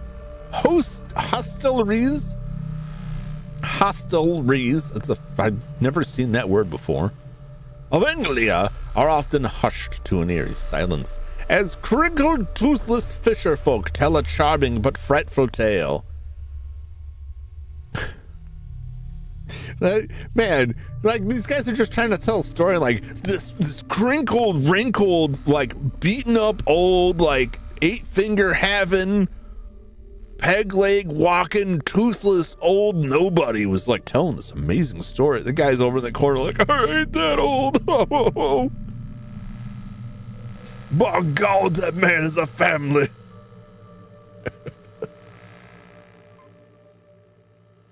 Grimdread is the heel that like everyone describes as like, oh, he's such a sweetheart outside the ring. He's just the nicest guy ever. And you get in the ring there and he's just got like the sparkle painted stormtrooper helmet. They have to have somebody, just like Shockmaster, they gotta have somebody off stage with a microphone doing the voice because like his voice isn't intimidating enough. They give him a big push and he only lasts for like 2 matches. They're like, it's not doing it. Yeah, no one's really biting on this Grimdread thing. Don't worry, Phil. We'll bring it back next week. Go figure something else out. Try that gorilla costume on. This next account was heard by my very own ears in the Sexton pub known as the Bear. I believe that's the pub in town. In 1913, teetering on the brink of the Great War, the story presented an uncanny relevance, which is strange in itself, given that the fisherfolk performed the tale from memory alone. I mean, they say they did, but like, I mean, it's a story, man. It's all made up. I don't know if you're aware how storytelling works, but you could just kind of make things up. You could just lie and invent it. The failed invasion. This is like a Doctor Who episode. We're fishing out at night, and then these strange, like, sea demons rose from the ocean with laser guns. And this strangely dressed tall guy with a really long scarf showed up in a blue box and saved the day. And then we burned him at the stake at the crossroads. It was a stormy night in Sexton towards the end of the 19th century. A wicked and destructive wind had blown across the North Sea, bringing with it the howls and whispers of 1,000 Norse warriors. Sexton's past was rich but secretive by nature, with some believing that only the most formidable of storms would shake these secrets from the ancient stones and timbers. Doctor Who would be so different then. Yeah. Just roll Doctor Who. He what does he show up in? Shows up in like a they have police boxes back then, so it would just be like, you remember like when the Master's TARDIS had the functional chameleon circuit, and sometimes the Master's TARDIS would just be like a stone column. Be like, oh, okay. Like really, they could just have like any piece of furniture that they could move, and whatever actor was playing the Master then would just like stroll behind it, and then the thing would disappear. I'm like, oh, he was inside the lawnmower all along. There's one episode where he's like controlling a robot remotely, a shape-shifting robot, and when they finally find him, he's in this box that the robot's like, you have to carry this box around. They're carrying the box around, and then the companion drops it, or like takes the lid off of it, and the Master had shrunk himself down accidentally, was in this little miniaturized control booth in this box, still issuing death threats. That's a pretty good episode. He dies in that episode. He gets burnt in fire, and they never explain why he wasn't destroyed. They just bring him back like nothing happened. Good times, good times. That was the last Turtle episode. That's when he takes off. So that's not far from that was a Peter Davison episode. It's not far from the end of his run, because then he's just with Perry Gilliam Brown. Window shutters were sealed, and the doors of Sexton were bolted. The buildings of the town clung to the hillside like a limpet on tidal rocks. No one would venture into the storm, no one except Walter Spivey, who feared for his ship, the Venture. Wait, Spivey? That name came up before, right? Spivey was the guy that took us from the first game, the first Darkfall. Spivey was the name of the gentleman that transported us to the town. No, that's the second Darkfall. It's from Darkfall 2, because the first Darkfall was in the hotel. I don't think Spivey was part of that at all. It was the second one. So that not in this game, like the previous game. Which I guess it's technically not the previous game. This is a different series, but this has connections. They connect. Because this is Nigel, the ghost hunter from the first game.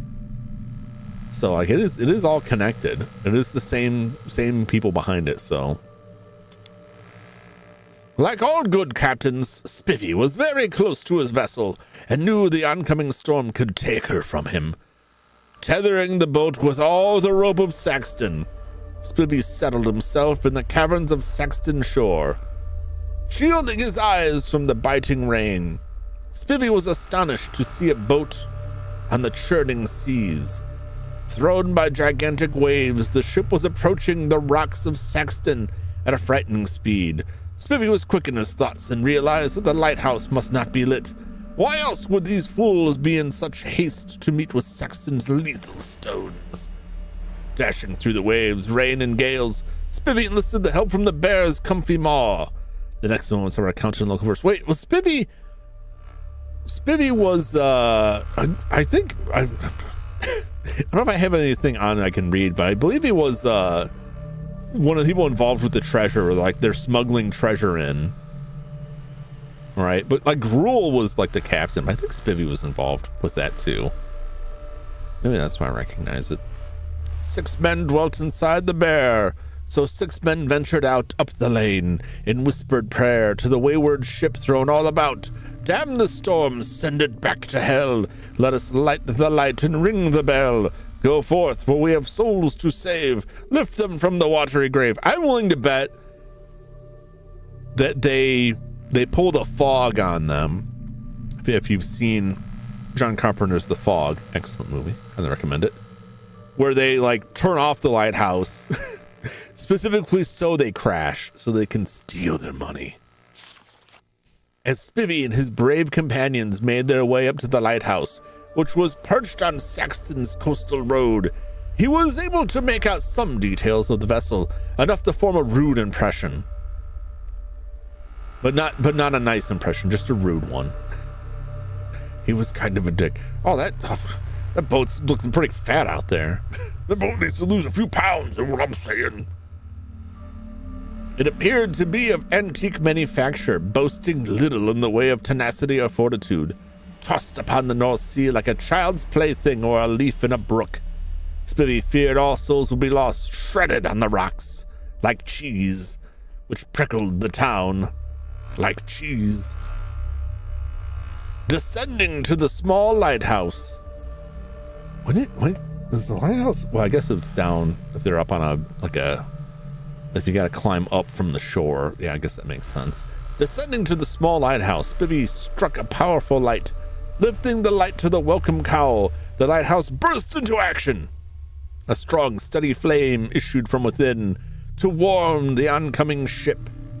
To their horror, Spivvy and his party watched as the light was quickly snuffed. A sharp and devious wind had crept underneath the cowl. As his fellow seamen called for action, Spivvy lit the lamp once more. Once again the light grew strong and withered before their very eyes. Something unearthly was occurring up by Saxton's lighthouse. Is it up by or is it down by? Because they descended to it, so shouldn't it be down by the lighthouse and not up by the lighthouse? Okay. With leaden hearts, the desperate party watched as the stricken ship entered the treacherous bay, waiting for the first blood-curdling sound of timber upon the rocks. The wind became so strong the party could barely stand as rain lashed against the coast as if trying to wash the town clean away. The final destination, death, blowing out the light. Yeah, I mean, it's all because the captain of the ship, like, he had a dream about not leaving the day before when there was a horrible accident and like a kraken came up and killed everyone on board, and he dodged his death, and now everyone on that ship has to die in order to make things right. Within a blink, the ship was suddenly gone from view, as if it were never there. Spivvy looked on amazed at the empty churning sea below them. Returning to the bear, Walter Spivvy told his tale to those who dwelt within. All were quiet as the tale unfolded, as they pondered the strange event. A local man stepped forward to offer some explanation. It was known to him that in the 16th century, a ship left Spain to set sail for England's coast. A sly, devious crew planned an invasion of the most malicious kind. The plan was to execute the Queen herself and those loyal to her. Now, I'm just going to back up for a sec. I'm wondering if the ship actually vanished or if it isn't like the ship rolled into like a secret cave they don't know about. And then that's where they buried it. You know, like One-Eyed Willie, that's where he put his treasure. He had a ship inside like a secret place. And then built a bunch of machines and traps. It's always in a cave. I mean, that's, you know, like where else are you gonna fit it, you know? They had the special like Batman cave. They didn't realize the ship went in there because it had a sign up that says road closed. but like when their ship comes in, like that sign goes up and they slip in and no one's the wiser.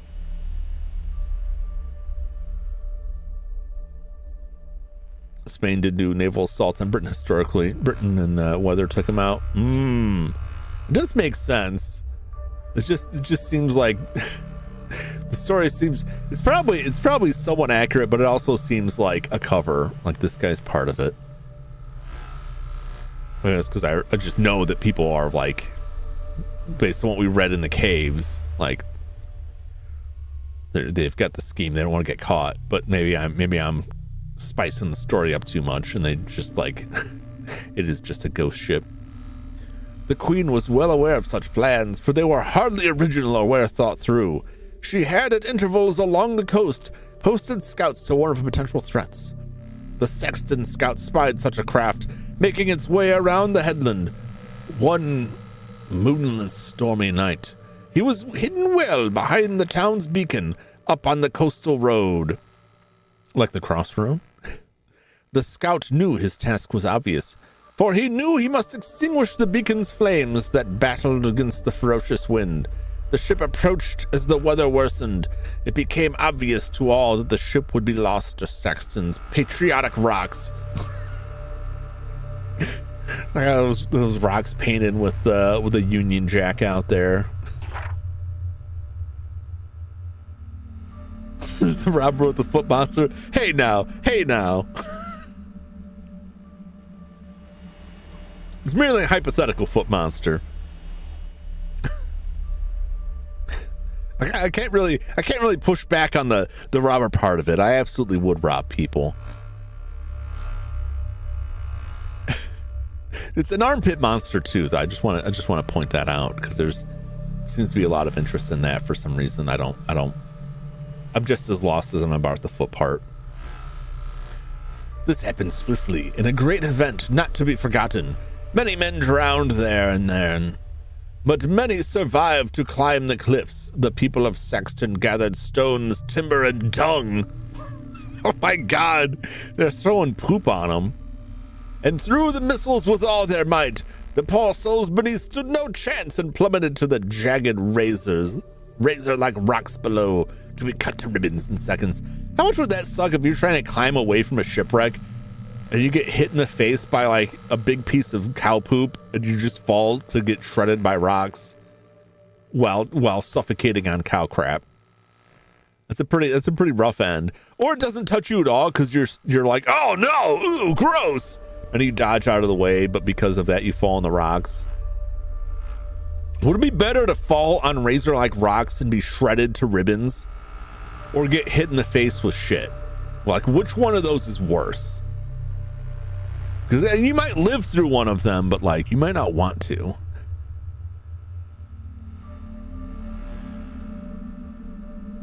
Plus, also, like, once you're dead, they're just gonna throw it on you anyway. You know, I guess either way, you're gonna get covered in it. Like, you try and dodge it and you successfully dodge it and then land on the rocks and dead, and like 3 seconds later another piece of poop lands right on your face. It's like it was destiny. There was no avoiding it. The pink eye would be terrible in the long run. In this time, they would probably like boil your eyeballs out in an attempt to cure it. You'd end up blind. Well, they probably wouldn't even try to cure it because you'd be like a prisoner then. I don't know where you would run to. It seems like a no-win situation. Either way, you're gonna get wrecked by these people where you're trying to climb these rocks, poop-covered rocks. It just seems like a bad idea. Upon hearing this historical tale, Spivvy and those within the bear knew what they had seen that night. The ghostly form of the invading ship had attempted to reach its goal once more. Saxton had once more performed its loyal duty. Many believe that Saxton and much of Anglia is still protected from invasion by the Anglo-Saxon crowns. One is known to have been lost to the sea at Oldcombe some centuries ago. The other was reduced to molten metal after the Norman invasion of 1066. The last crown, believed to be the helm of a fine Anglo-Saxon ruler, is thought rather fancifully to remain concealed deep in the ancient landscape. Superstition tells that Anglia in England itself will fall if the last crown is discovered and removed. Oh, well, that's not good. If anyone digs this crown up, we're all gonna die. And I guess we just got to get to digging. They're just trying to balance his humors. I don't understand. We've bled him for 7 hours straight, and he's still sick. Bring me more leeches. Let's get a screenshot. Probably gonna need this. Earth, wind, water, fire. Let's see here. Do we have? There's no heart. What would be heart? Home? That's where the heart is. Family? Person? I'd do home. Earth, wind, water, fire, home. With your powers combined, I am Captain Saxon.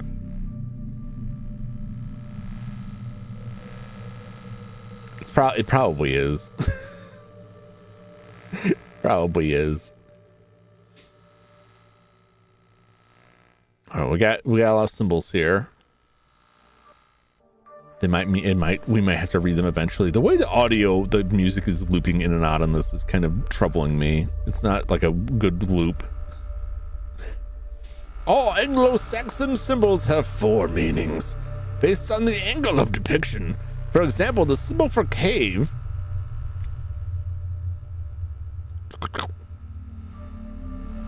can be rotated to mean inside the cave, below the cave, above the cave, or outside the cave. Likewise, the symbol for person can be rotated to mean man, woman, boy, or girl. A trained eye can spot subtle differences within the symbol and decipher the hidden messages within. Combining symbols at different angles can create whole sentences, poems, and even directions, like symbolic map markers to locations. So we're supposed to put something up here. This little, I don't know, it was a wrench. This is like a, Darth Maul's lightsaber, whatever. Some of the symbols could be simplest more. Yeah, they're quite they're quite complicated for what they are. Do we have anything that we can put on these? I don't think I have anything that has like symbols. Maybe in that book. Maybe in that book we found. I don't remember seeing anything that had weird symbols in it. Well, that didn't. Well, it's not the cats. A small iced cake. It's not that. No, that's just gadget instructions. That's not right. That's just a map of the town. Why is it moving? Oh my god, that freaks me out. I don't think we'll just remember this is here.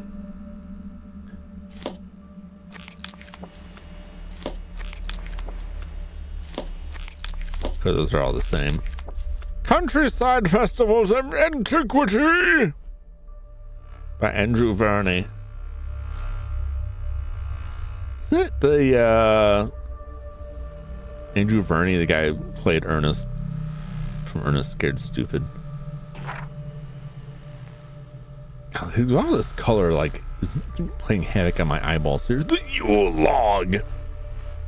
The winter solstice, December 20th to 29th, the most recognized seasonal celebration, both in pagan and Christian lore. It is customary to share gifts, contemplate the passing year, and look forward to the coming spring and a new year. Older beliefs, such as that of the first Anglian settlers, thought upon winter as the start of the year, when the great goddess prepares to birth her new son, the sun child. Like from the Teletubbies. He will grow stronger as the days become longer, eventually becoming father and brother to the next child. I can't help but notice, disturbingly, in that tale, that, the son's gonna grow up and become father and brother. No, absolutely is like the mom stays the same through all of it. Wow. I feel like Jim Varney. Is it Jim Varney? Sure, it's not Andrew Varney.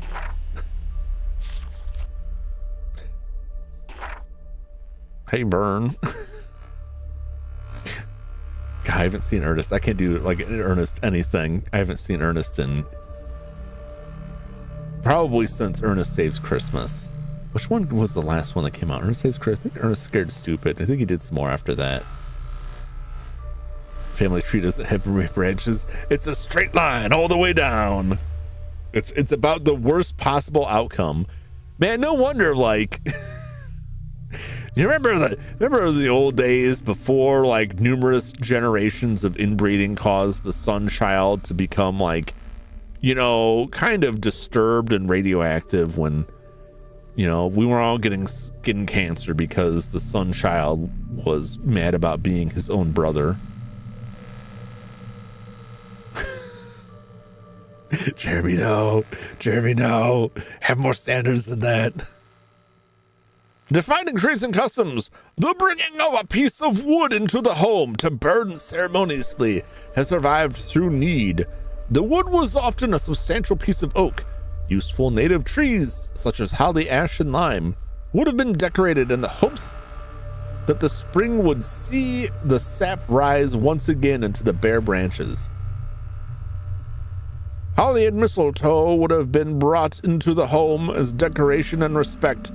Anyone who has stolen a kiss under the mistletoe at Yuletide is unlikely to realize they have performed a pagan rite. Did you hear that, everybody? All you people out there have kissed someone under mistletoe, you're pagans now. You're pagans. You know what that means.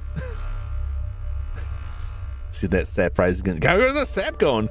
You just chop that tree down and stick it in your house and then like hope when the sun comes up, like the sap's still gonna keep going from that. Or unless they're, you know, this ties back into putting their seed in the fertile earth so they can produce another son child that will be their son and brother. I hope that's not.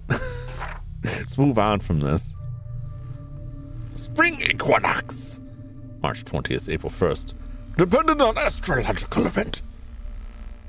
Yostre.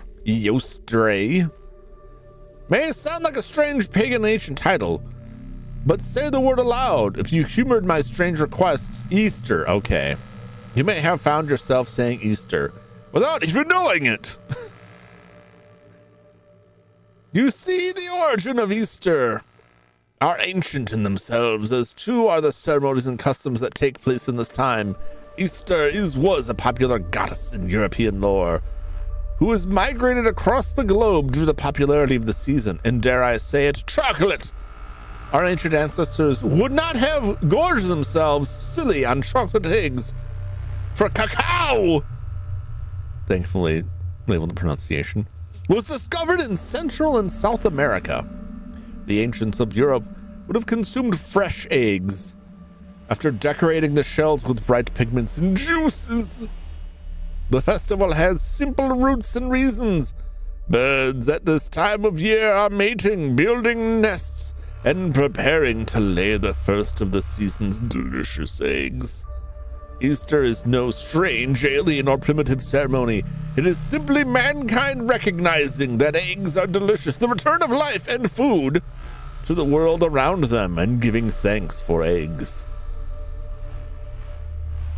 The Easter from American Gods. That's exactly where American Gods would have pulled it from. Gods, goddesses were just renamed, mostly the same thing. There's a lot of what we take for holidays being associated with certain currently prominent religions were actually like integrated into the calendar in an effort to integrate pagans into the new ruling system in order to combine the cultures. Because like you look at Yule, there's nothing in there about little baby Jesus. It was just about, you know, giving gifts and sucking sap out of trees and stuff. Jesus rose from the dead, place chocolate eggs in my basket and framed a rabbit. I got all my delicious chocolate eggs from little baby Jesus. But is little baby Jesus the sun child? Because that has some disturbing implications for what he got up to later. What's up, Taku? How you doing? Defining traits and customs, decorating and consuming eggs. Some regions, including Anglia, satellite crate wheels of drums and roll them down nearby hills. It is to symbolize the coming of warmth and sunlight to the world. The sighting and celebration of the hare, one of Britain's oldest and most revered of animals. Many believe that the hare was able to lay eggs. Let's all get together and enjoy some delicious hare eggs. And shared many powers with the deities associated with the moon. The moon-gazing hare is still a potent image in many parts of the country. Wasn't it like Japan as well?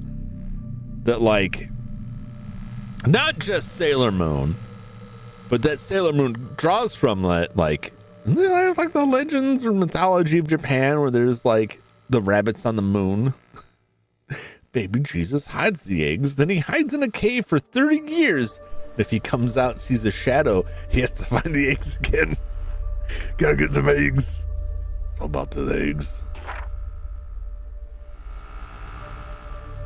I know there's like the moon princess and that whole story, but I feel like sometimes it's told like there's a rabbit involved in it, unless that's a different overlapping story.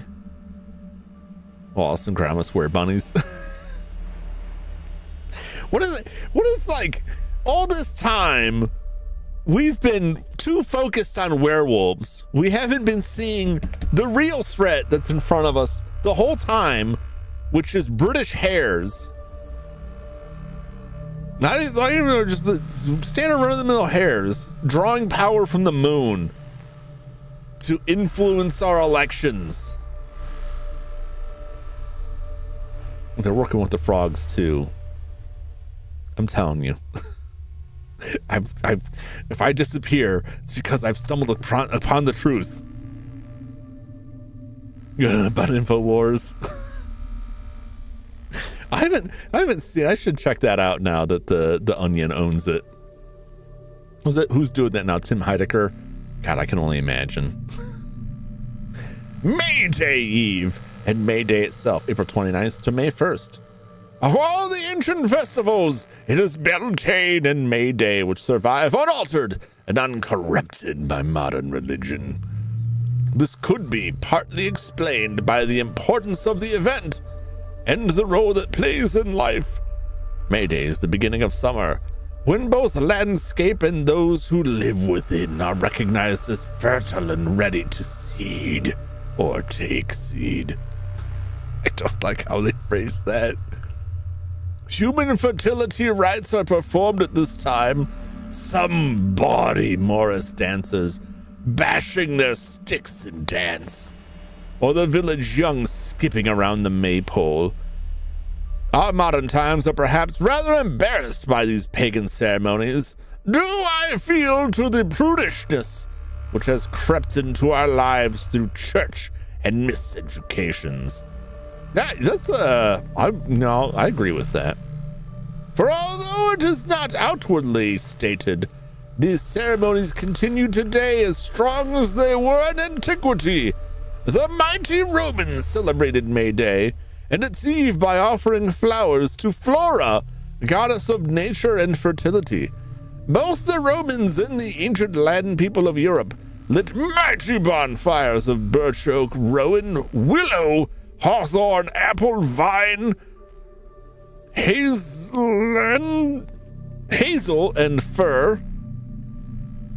Amorous young men and women were encouraged to jump across the sacred flames and seek physical love in the hours which follow.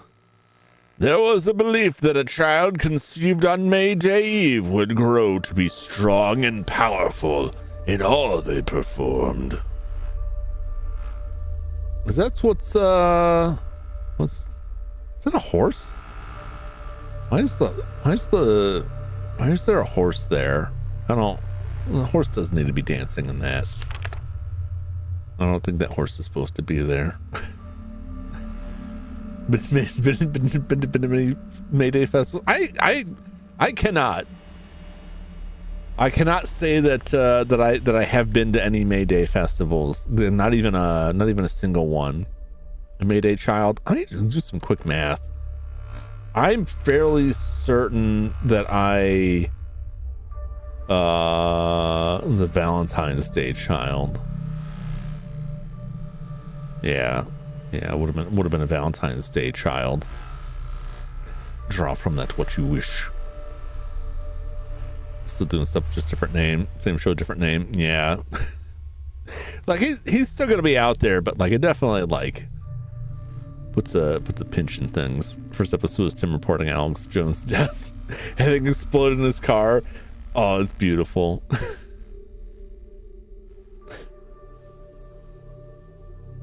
Makes sense. It was the oysters. Yeah, I mean that's there's a lot of birthdays at that time of year because that was a popular time for making them babies. In darker times, Beltane, which translates from Gaelic meaning fire of Bel, Bel being the Celtic god of light, is thought to be the opposite ceremony to Samhain, also known as Halloween. The veil between the world of people and the land of beasts, mystical animals, and the spirits was thought to be its most transparent. In other words, ghosts, demons, fairy folk, and earth sprites were thought to wander the fertile land alongside us. Many a ghost story finds its original foundation in Beltane during the darkest hours of the night before the arrival of summer itself. Anyone seeking the supernatural is advised to apply extra caution on this night, as the forces that govern the unknown are very powerful indeed. Here we have the druidic priest attempts divination at Beltane. They're really chucking some like chicken bones down there, like, oh, it's gonna be a good year. Gonna get a lot of rain.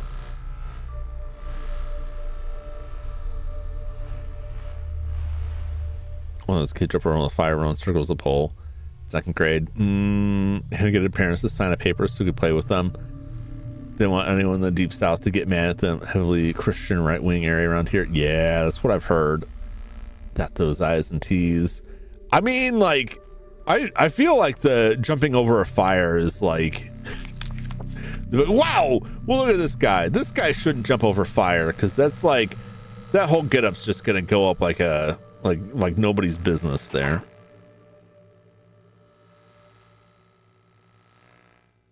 We'll say Litha, the summer solstice, longest day of the year. Litha is a word, finds its origins in Anglo-Saxon language Liva, where it means June or July. Put simply, this is the longest day of the year when the earth itself is at its most extreme distance, either closer or further depending on hemisphere, from the sun. The word solstice translates from the Latin for sun, sol, and to stand still, stand. It is an apt name for this particular festival, as it is often characterized by large groups of people standing and marveling at our mighty sun. Ceremonies on the day range from the lighting of bonfires and the dressing of maidens in flowers to darker rites involving sacrificial animals and, according to Roman propaganda, people themselves. It wasn't a big one. Even a small one could be bad. But I guess if it's not real big, I don't know if that would fly much today. Like, people seem a lot more wary of, like, oh no, the child could slip and fall. Just like the walking part is enough. Like, am I gonna need a release for this? Perhaps the most famous summer solstice festivities took place at Stonehenge. Everbury, also a massive stone monument, and the lesser-known Barrow Hill. You guys all remember Barrow Hill, right? There was a lot of action going on in Barrow Hill. Those games were entertaining. I enjoyed those. Usually utterly sane city and country folk gather to observe the rising of the sun, sharing their thoughts and emotions with those around them. Recent years have seen this practice spread from the giant stone circles to cliff tops, open farmland and hilltops. It is bizarre to think that you may encounter at sunrise normal everyday folk practicing pagan ceremonies and giving thanks to celestial bodies. What is this? No, go away. Windows, quit whining at me. Times are different now. I have to do that in private. Yeah. I think it's like it's like half and half. There's some stuff that is like, why did they think that was okay to do that? And other stuff that's like, you're going too far. It's not that big of a deal. The Autumn Equinox Harvest Festival. The rightful time to rest. Contemplate and celebrate the fruits of your labor. This ancient time is highly recognizable across the Northern Hemisphere as the Harvest Festival. Although centuries old, it is interesting to observe that the period has received renowned interest via the cousins across the Atlantic. The hard-working land people who settled on America's fertile soils were quick to colonize and reap the rewards of all they sow. From Christians to Quakers, the old Merman customs survive in our vivid displays of wheat, fruit, and wine, often beautifully presented in village halls and churches. Beyond admiration of a wonderful harvest, Merbod has also seen country folk wander the woods, which are beginning to retreat from winter's coming, to gather seed pods, fruits, and twigs. The grave sites of family and friends are often cleared at this time and decorated with the fruits of the land to give thanks to their spiritual guidance and bolster their souls against the gathering gloom. Just drop some grapes and some oranges down on the graves to keep the shadow creatures away. Some still practice a druidic custom of honoring trees in sacred groves. Like Yule, trees would be decorated and play witness to dancing, fire jumping, and song. This fragment of verse was recently translated from a tablet found buried deep in the wild woods of Saxton, Anglia. His heart of oak, both strong and sturdy, his dream is of willow, both fair and fancy. His wisdom like the great ash tree, it casts its leaves for all to see. The Saxton sun dwells within the wood, his kingdom where lime once stood. Was that? Whoa! Check out Gollum over here. Wow. Wow, what's going on with this, man? What's up with this? Let's get let me just get in for I don't want to get rid of that one. I gotta find what's a dog pick. What we got? Here we go. Just give me one second here. we gotta examine this man here. We gotta take a look at him.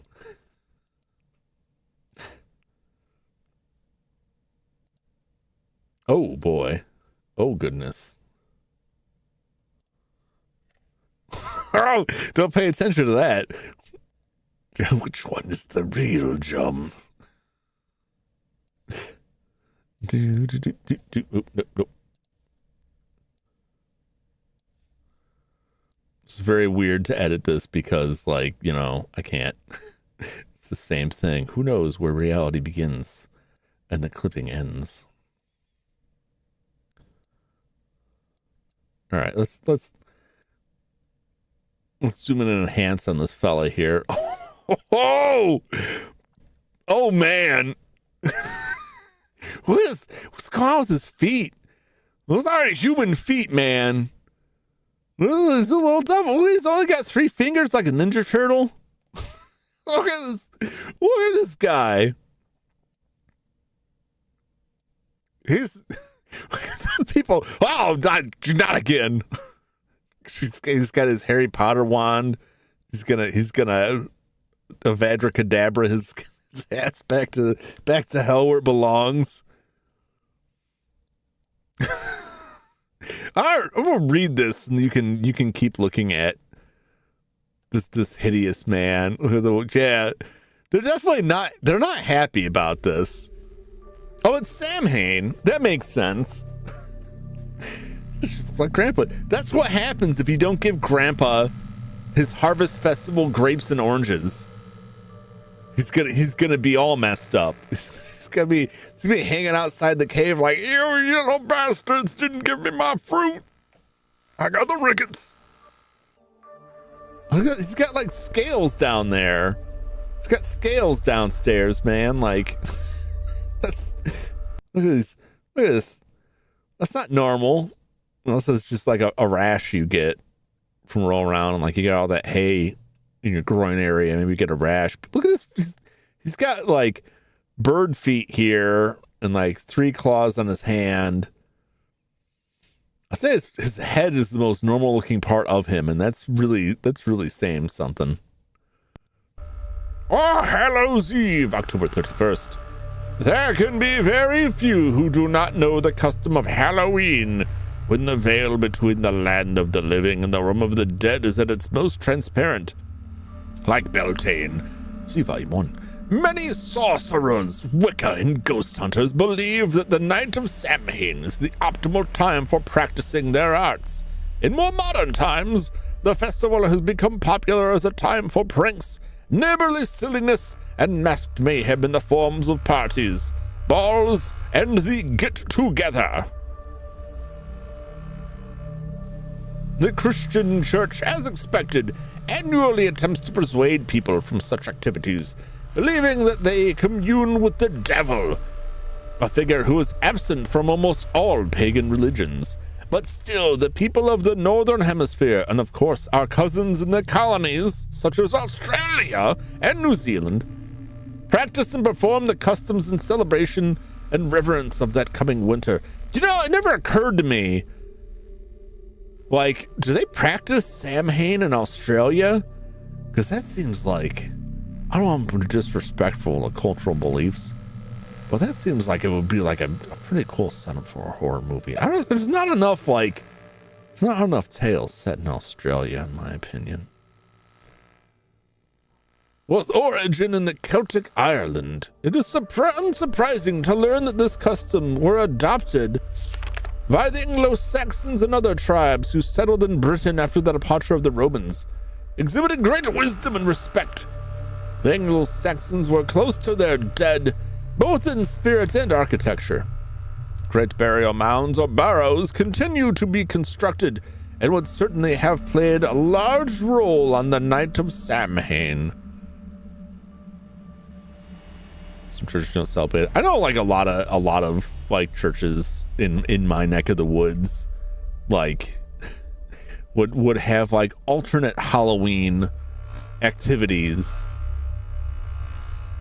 so that like, you know, you could go to the church and do non-pagan stuff, which I always thought was like, I don't know, man, we're just like dressing up in costumes and looking for candy. Like there ain't nothing more to it. Not over here.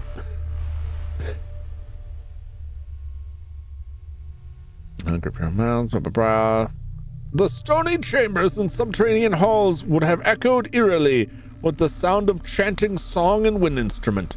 Many are thought to have met with their dead in dream, trance, or subconscious, to such an extent that conversation may have taken place. The living were seeking advice and the wisdom of those who went before them. Whether or not this actually happened, or whether the full flowing mead and herbal concoctions were responsible, we will never know. For our trip through the seasons is drawing to a close. I hope you have enjoyed this journey, whether inspired by curiosity or an admiration for our ancient religions. I bid you farewell. Blessed be. It's weird for a book to bid me farewell.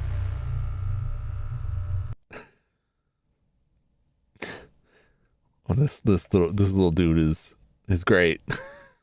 It's great. I love it. Beautiful. It's funny how that means how this changes over time. Yeah, I don't know. Like, I don't know about you. We don't get nearly as many like trick-or-treaters anymore. But I don't know if that is because, like, I know my nephew, which is like, I really don't think he's like the great like test to see what kids are interested in, because he's got his own like particular tastes on stuff. He doesn't seem very interested in it anymore, though he's getting old enough that most kids are less interested in anyway. But like, I don't know, I think in my area there's just less kids in the neighborhood,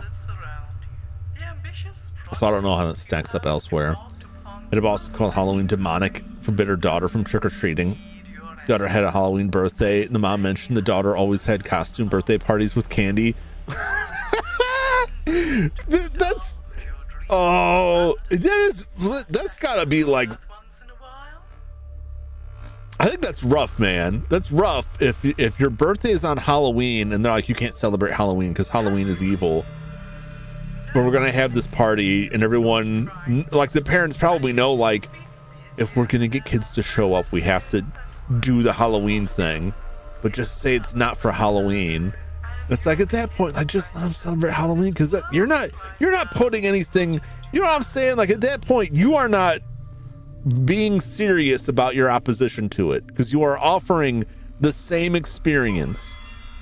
You are doing the same thing that they'd be doing out on the street. So what is it really about then? You just not want your kid to go door to door? Is that the demonic part of it?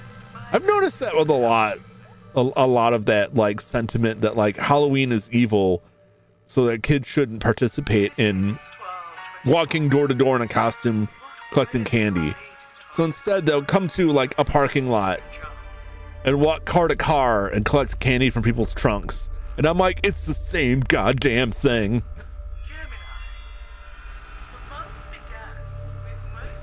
That's we're opposed to it because of the human sacrifice that happens in open fields, right? It's pagan and it's against my views. We're not going to do it. So as an alternative, you can come hang out in our basement and we'll just do the sacrifice down there, because the location is what the problem is, not the activity. It's devil worship to do things outside. Everything must be inside.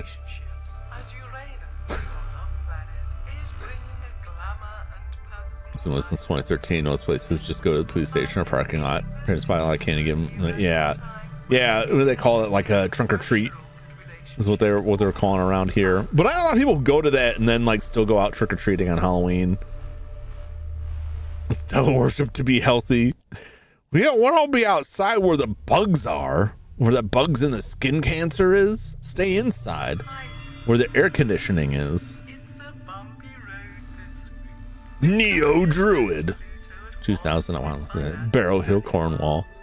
It looks like the cover of Dungeons Dragons Adventure. Saxon Snappers. Ghost stories from Mr. James, Mr. Jimmy. Grindel, myth or master. Is that the Grindel? Is the Grindel a myth? Or is the Grindel actually our master? I would like to know that. I would like Madame Cranberry to tell me what's up with the Grindel.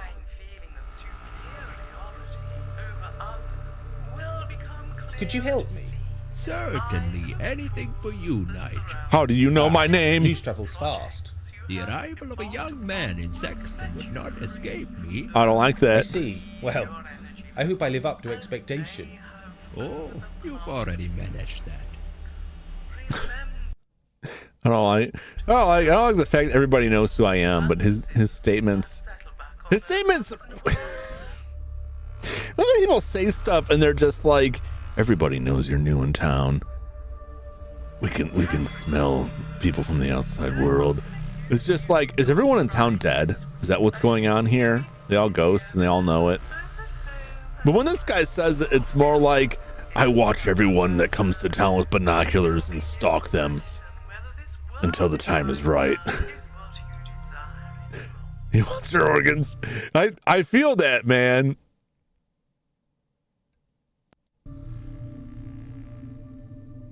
Beowulf.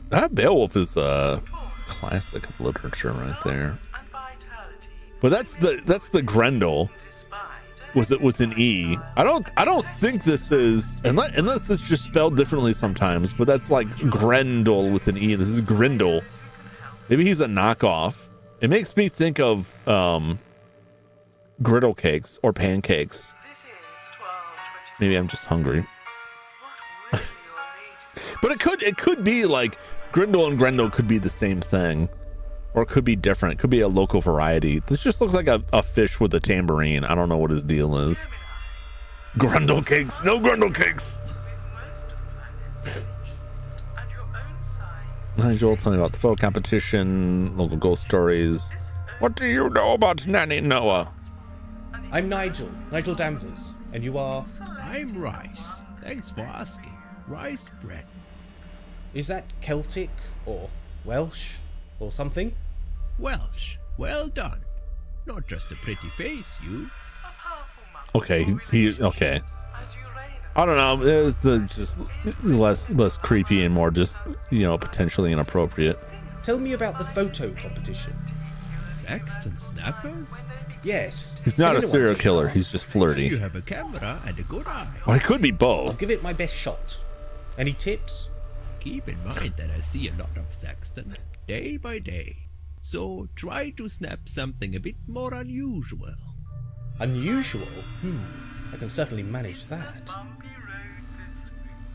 Know any local ghost stories? Oh, hundreds. Check the bookshelf. I already read all your books for free. I will. Is that your cat? Aye, meet Mr. Tibbs. He knows a story or two.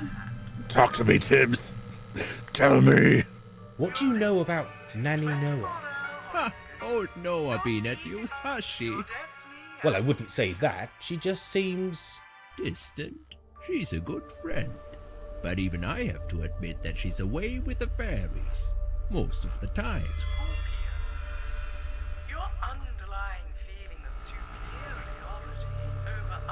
Thanks for your time, Reese. No problem, boy. Anytime. Goosebumps and Animorphs. Never read Animorphs. Actually, I never read any Goosebumps. I did like the show. Did anybody see the Goosebumps movie? Is that any good?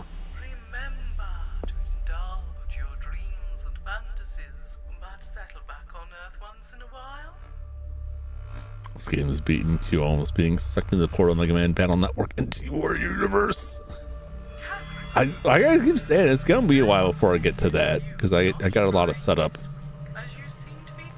Okay, this is just the snake. I like that, so that probably won't be like next in line for a while. It's like movies. There's 2 movies. Ah, still snapping, eh? This from Ross from this look kind of creepy. I didn't know there was 2 of them.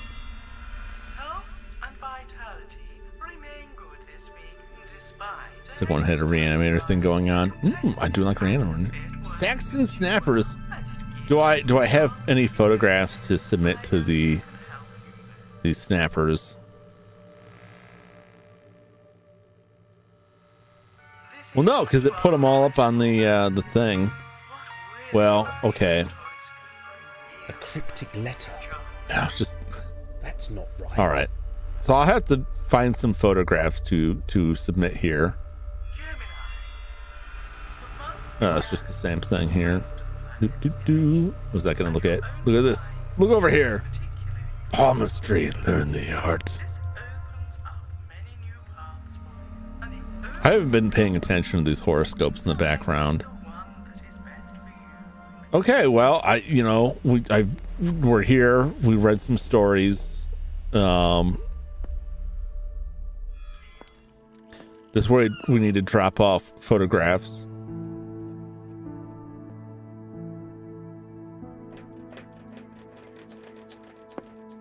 What do we got here?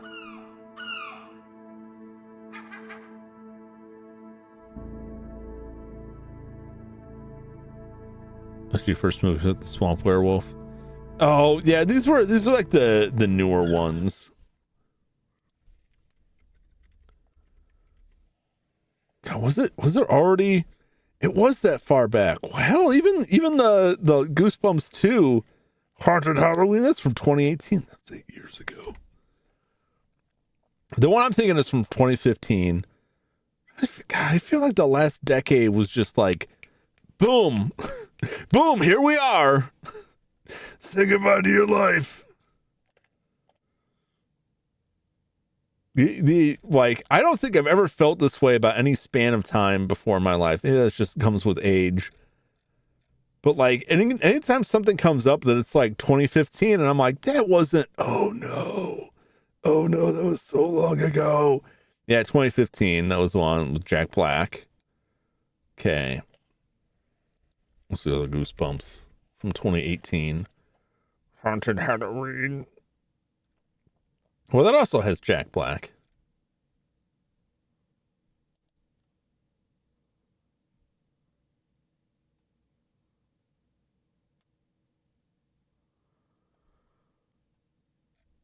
Looks like, isn't that just the same plot? They accidentally release a bunch of things from Goosebumps. Isn't that what happens in the first Goosebumps? I'm a streaming show recently, not the movies. Oh. They didn't do a new Ghost show? I didn't know that. Killing Time. You Magazine. Welcome, dearest reader, to the November edition of You Magazine. It is with great pride I welcome all new members from the counties of Yorkshire, Norfolk, and Kent, who can now buy my humble magazine from the local farm shop following my partnership with the Whole Food and Fancies chain. To celebrate, I've commissioned a fresh, sharp, and factual introduction to the yew tree to assist all our new friends into understanding the nature of this wonderful tree. 1973, it's important. I'm trying to pin down what year this is. I myself became interested in the yew tree after the passing of my husband of 60 years in 1970. Gerhard was very fond of the yew, believing the tree exhibited a strange, uncanny quality which he felt was worthy of study and respect. It is a great comfort to me to know that Gerhard now rests beneath the great yew at Alderley Churchyard. I'm sure members both old and new will find the following pages interesting and insightful. The yew tree. New look. From the dense mythic forests of North America to the humble English country churchyard, the mighty and myth-laden yew tree is only now, after centuries of neglect, being recognized as a powerful symbol of time, the natural world, that which lies beyond the realm of simple understanding. Many have gazed up into the whispering branches of the yew tree and wondered by its age. Many historical yews now boast placards exclaiming their age with pride. The problem is that almost impossible to date an aged yew tree. Unlike other species, the yew does actually stop growing new rings at a time determined by the tree itself, seemingly at random. No new tree rings are produced, meaning even the most persistent of dendrologists will never find the answer to the most simple of questions. Just how old are you? I must drive them crazy. What's up, Autocast? Welcome in. How's it going?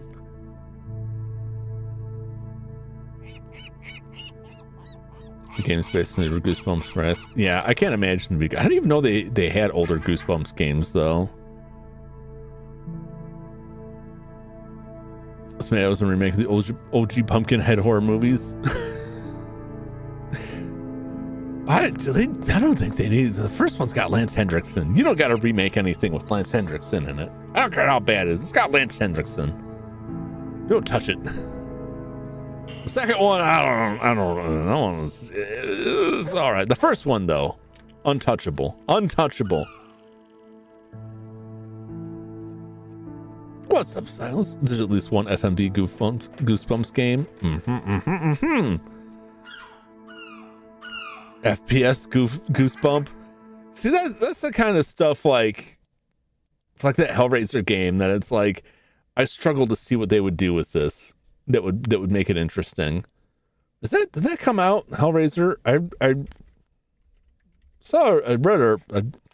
heard a review of it on one of the podcasts I listened to. Escape from Horrorland. Is that? No, that's from a Dream List. That might be the adventure game. It's not on GOG. Which is usually where I go for it. I'll track it down. Not yet the Hellraiser one. Yeah, just based on like what I heard them talking about, like their playthrough and their assessment, it sounded like what I thought. Like, yeah, it's like an FPS, but you've got a puzzle box sometimes.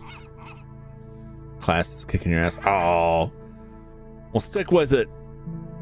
Stick with it. You'll regret it later if you don't. I got to attest to that.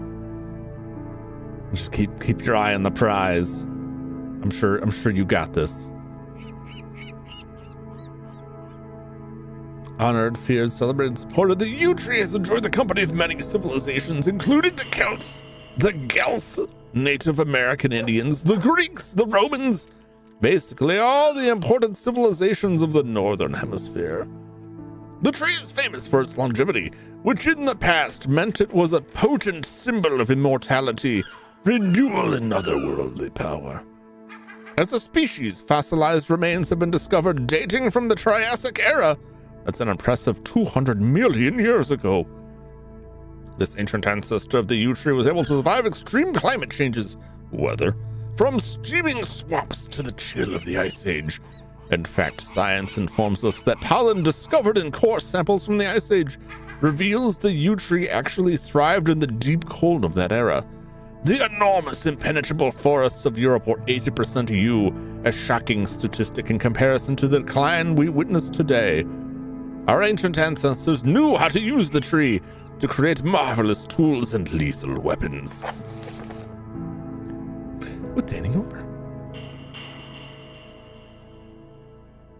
I used to schedule how do people work begrudgingly, unhappily, mostly.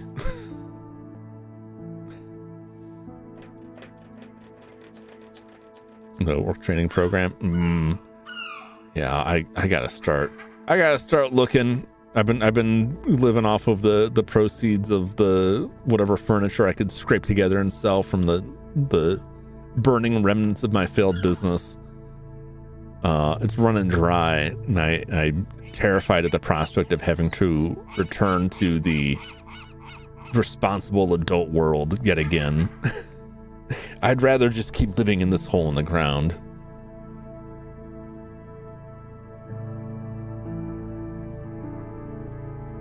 Considered bone furniture. The problem is that the bones I have access to are very small. It's mostly chicken bones, and it just doesn't have the structural rigidity to support a human weight. The impressive longbows in the Middle Ages were usually cut from yew timber. The slow growth creates a tight, solid fiber, which exhibits great strength and workability. The wood-provided bows, while the sap and berry juice provided a nasty poison to it, a toxic finality to Ares' strike. Did they really make poisoned arrows from that? I was not aware of that. Many English yew trees can be found, providing cover by the church porch in our medieval villages. The fact is, many of these trees predate the church building, no matter how historic, by thousands of years. The tree acts as a reminder and a marker that something else once stood where God's house now resides. Some believe that the shrines or churches of the ancients were surrounded by such trees, or that the mysterious druids worship at such places.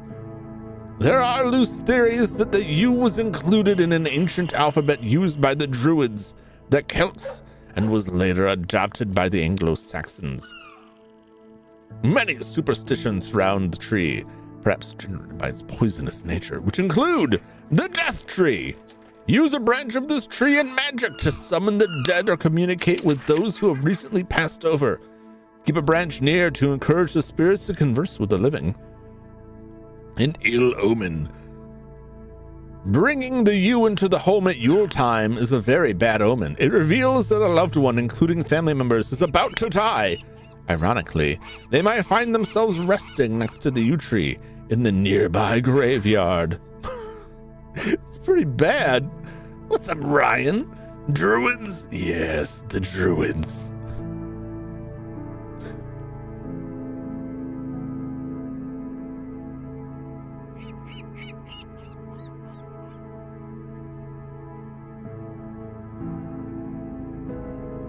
Oh yeah, I feel that that sting of not being able to afford stuff every time I'm trying to gather up all the physical releases of obscure movies or anime that I want, and it's like some of this stuff, like if I don't buy it now, it's going to disappear. It won't be around anymore. Though I watched Discotheque's live stream yesterday, 2 days ago. And they were showcasing a lot of titles that got coming out this year. And there are a lot of series that they rescued after other licensors lost them. I guess they've been re-releasing all the Patlabor stuff. But I don't know if it's, I already have like the entire Patlabor, all of it in the box set that Sentai put out. I don't know if it's worth the upgrade. They say some of them, Discotheque says they're worth the upgrade.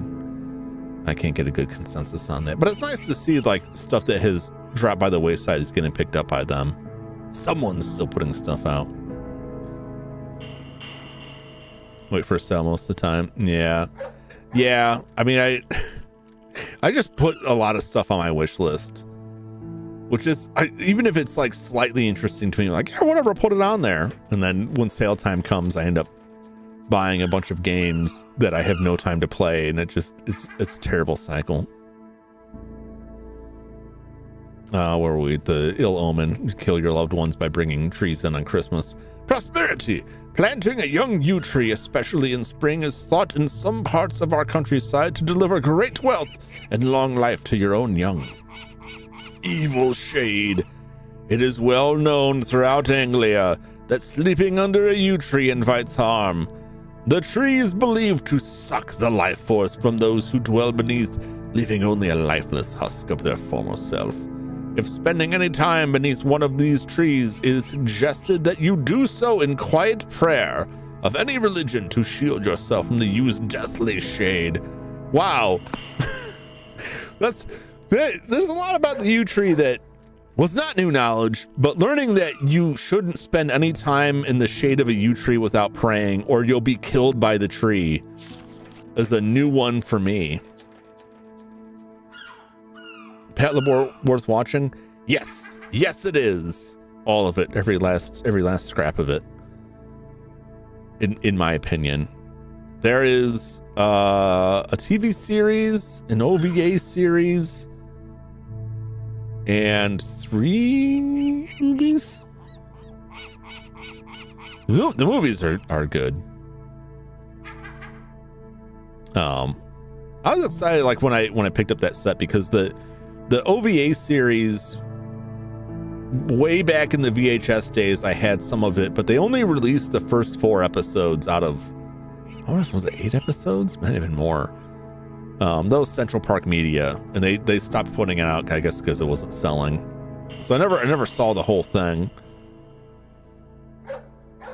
But I enjoy it. It's like not like super mecha combat. It's a lot of like comedy and like slice of life-ish, but there is mecha combat in there. But like that's not,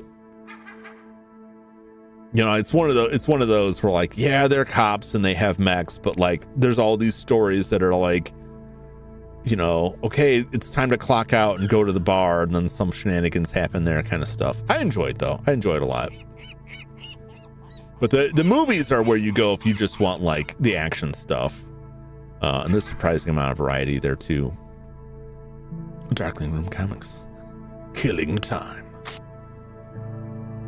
Scare yourself silly. Darkfall 2 lights out. Darkfall 3 coming soon. Barrow Hill. I've played all 3 of those. These latest sizzling stories are in the shops now. Go get them now. I love the setup here. This is like an old EC Comics. Re-entering the study, Arthur was amazed to find the Colonel missing. One of the bookshelves caught his eye. It was a secret door. It must have been a priest hole. Giles, where? Or Giles? Is it Giles or Giles? I think it's Giles. I really don't know. Where does this lead? It smells like death in there. Funny that, sir. It leads to the churchyard at Oldcombe. Spooky. Arthur scrambled down the tunnel. He must catch up with the Colonel. He had taken the clock. He must get it back. Leaving the tunnel, he found himself near the church nave by the old sundial. There was the colonel on the floor. He's hiding that cursed clock. The clock could wait. Arthur knew he must find Rob and contact the police. The colonel had lost his mind. Is this? Are we gonna find our a clock? Can I get a picture of this? Is that what? That's not right. Okay. What about this? That's not right. Okay. What is That's not right. That's not right. The symbol, does it mean I can do something here? Or is not? No, that's just the. No, I'm just reading that. Well, it was only one page, but like that's nothing. What do we got over here? Your trees need you. I think we're supposed to go that way. That's what the finger points. Found by the sea. What we got here? We got some sticks. Build your own Bronze Age holiday home. $10. Bog off. Yeah, I'll take some sticks. You know, give me the sticks. All right, let's go. Let's get out of here. Don't bark at me.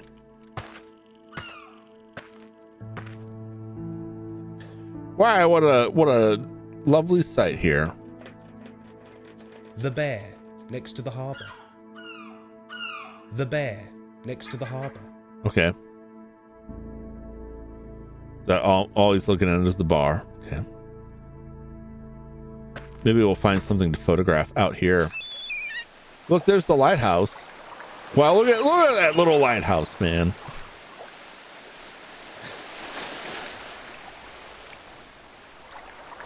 Or anything. It's an old series. I think there's supposed to be a new series coming out this year or next year. They also did some live action stuff, but I've never seen anything more than promo for it.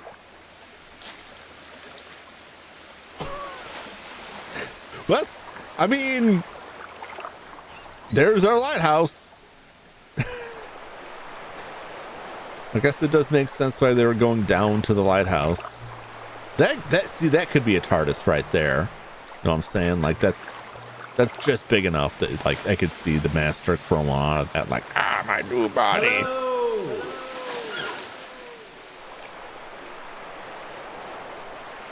Nothing but the North Sea. Next stop, Norway. It's what you say every time you get up to the shore. Uh-oh. Oh no, the clock's ticking. Maybe I can get that book now and perhaps get into the museum.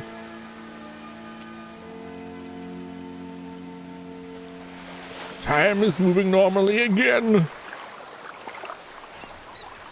Jotaro finally released the world.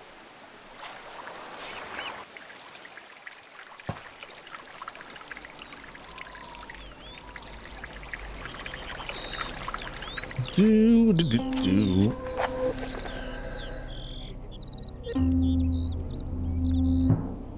It doesn't strike me that this is the kind of game that I really need to worry about the saves, but the Sexton, what a coincidence. We're in Saxon. We can get the Sexton Master out here. We can go no further. This far no further. The line must be drawn here. I guess that's it. Okay. Maybe we'll be back later. Back to town. What is nothing. Okay.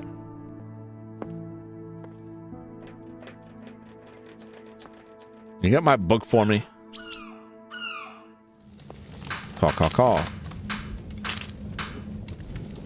Hello again. Hello again. Ah, young Mr. Danvers.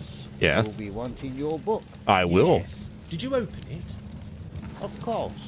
Wouldn't be much of a handyman if I hadn't. You didn't read it, did you? Nope. reading's not my strong point. You can't read? Reading's not the only skill, you know.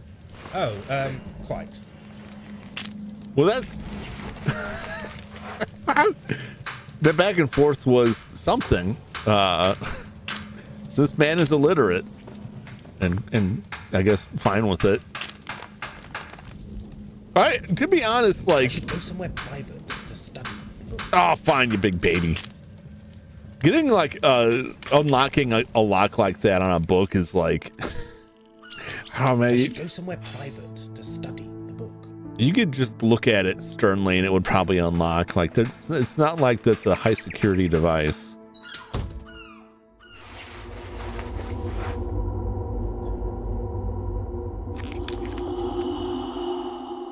Williamaker's Journal.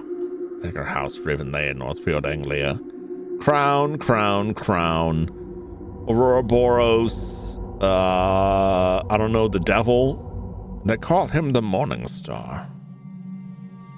A serpent or dragon guarding a treasure? I feel sneeze coming on. I'm trying to catch it. Okay. 3 crowns. A link to the legend. Uh-huh. Agar. A name to look out for. Uh-huh. Agar House, Raven Lane, Northfield. A possible lead. Now for the rest of the book. Turn that page.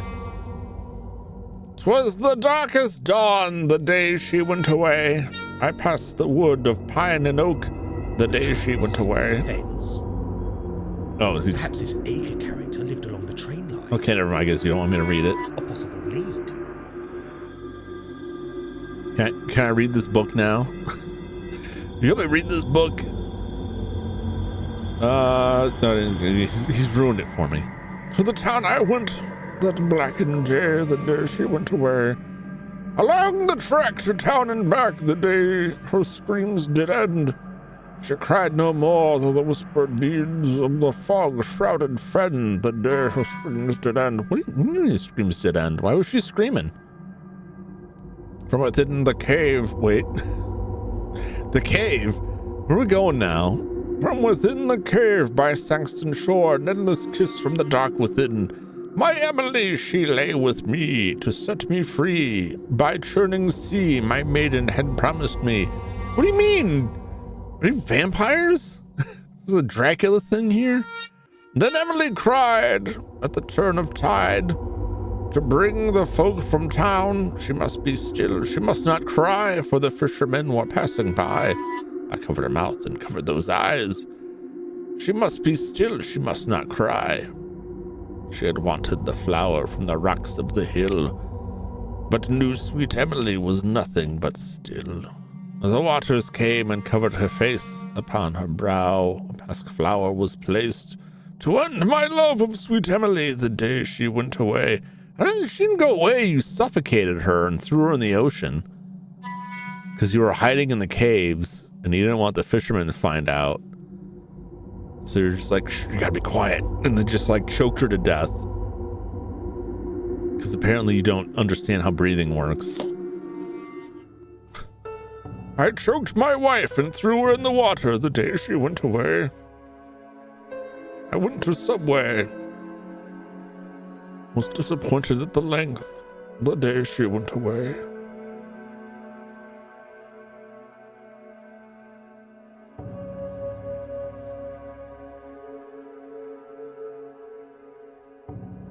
I paid 2 farthings for the sandwich, and it is nearly 11 inches.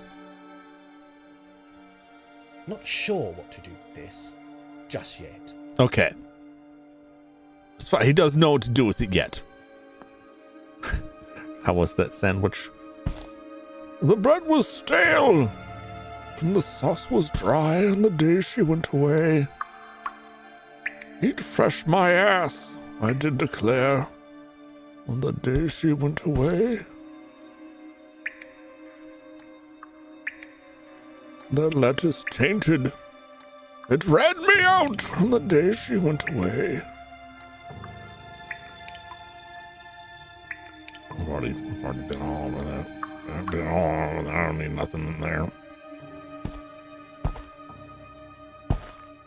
Can I take a photograph of this doorway, or is this still just like? I already have a photograph. Okay, fine. This is the mystery door. Let me in. Okay, we should be able to get to the museum now. It's like a spore coming for you. It's coming at ya.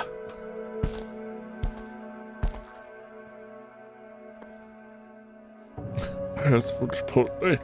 She gave me Baja Chipotle the day she went away.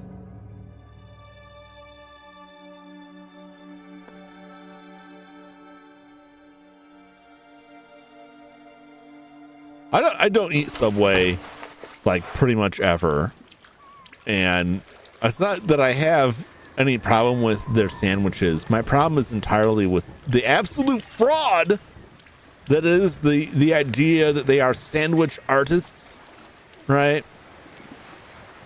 Because I mean this is like I don't want to have it my way.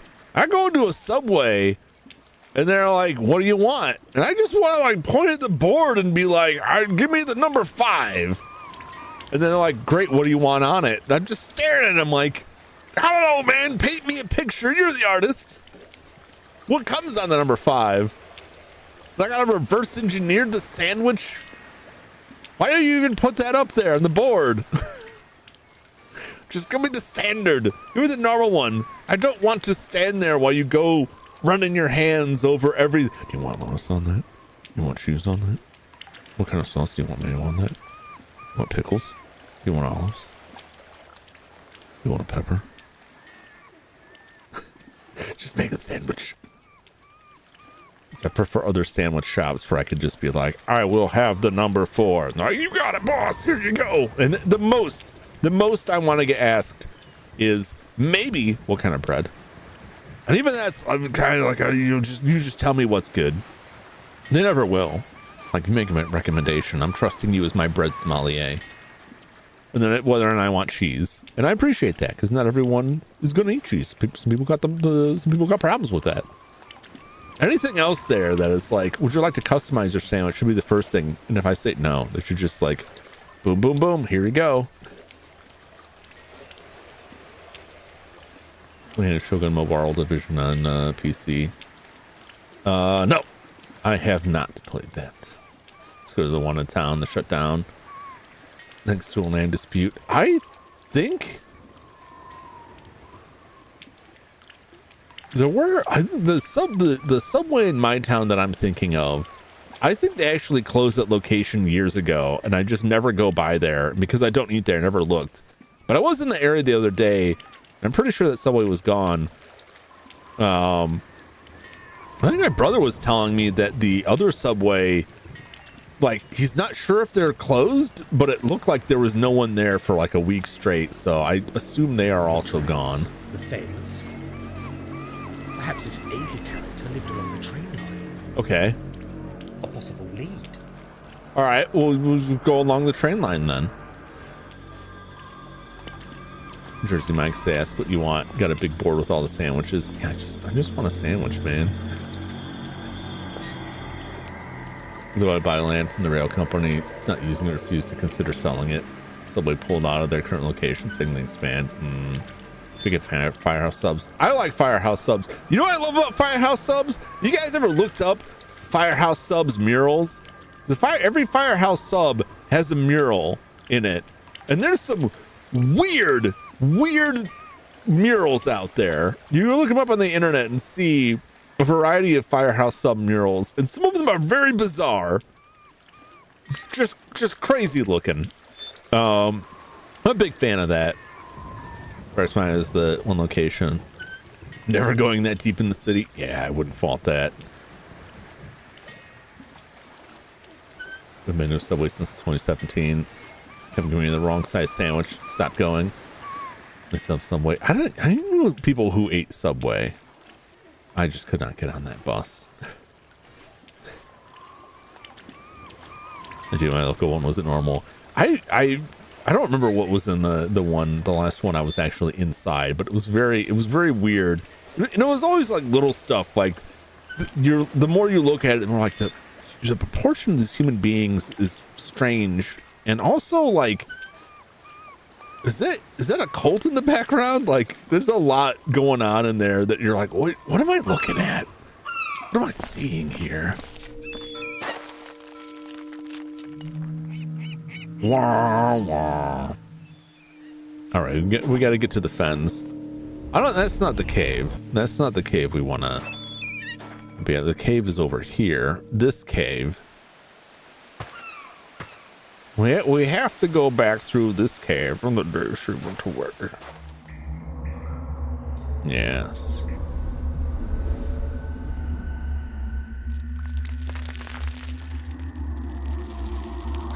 It's kind of messed up that this is how we need to get in and out of town here, right? That doesn't seem right. All right, let's go look for this dead guy's house. Maybe we can find his drowned Emily. A viral sub sponsored by the Esoteric Order of Dagon. They very well could be. It reminded me of like the Denver International Airport. You guys know this weird conspiracy theory about the Denver International Airport?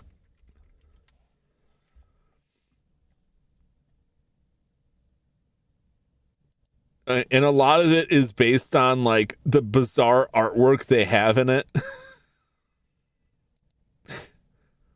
Have you guys ever looked at do you know what I'm talking about? Like the weird ass artwork at the Denver International Airport. And that was part of the conspiracy theory that like these paintings were they had a message. Dude, the horse. Yeah. Yep. Dude, the mask and sword. Yeah. Lucifer killed the. How did Lucifer? I remember that. How did that happen?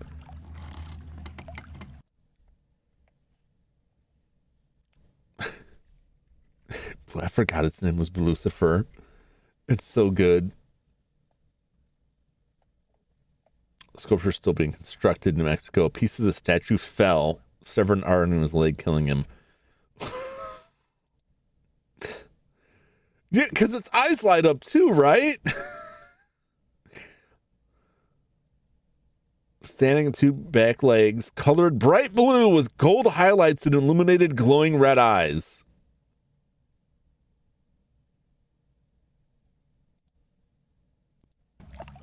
They're crazy over there, man.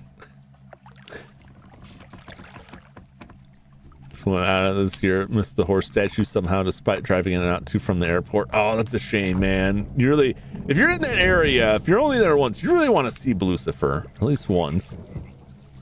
Oh, I love Lucifer.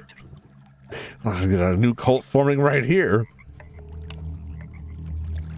A lot of the stuff was removed. Oh, the weird paintings. Oh, that's kind of a bummer.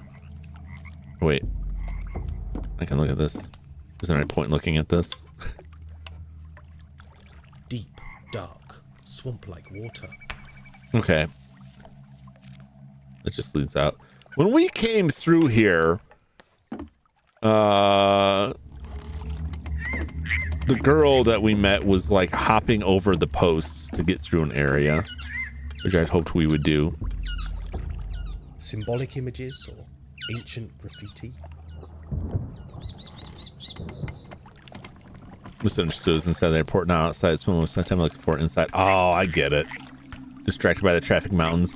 Well, yeah. Well, if you're driving, like, that's easy. It's easy to miss that stuff, especially in an unfamiliar area. You're not going to be like rubbernecking for a weird Satan horse. That's understandable. Wow.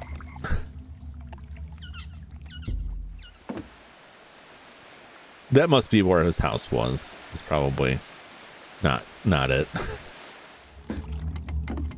Oh, by the railroad tracks. That's where he wanted to go. I'm not. Sedgemarsh.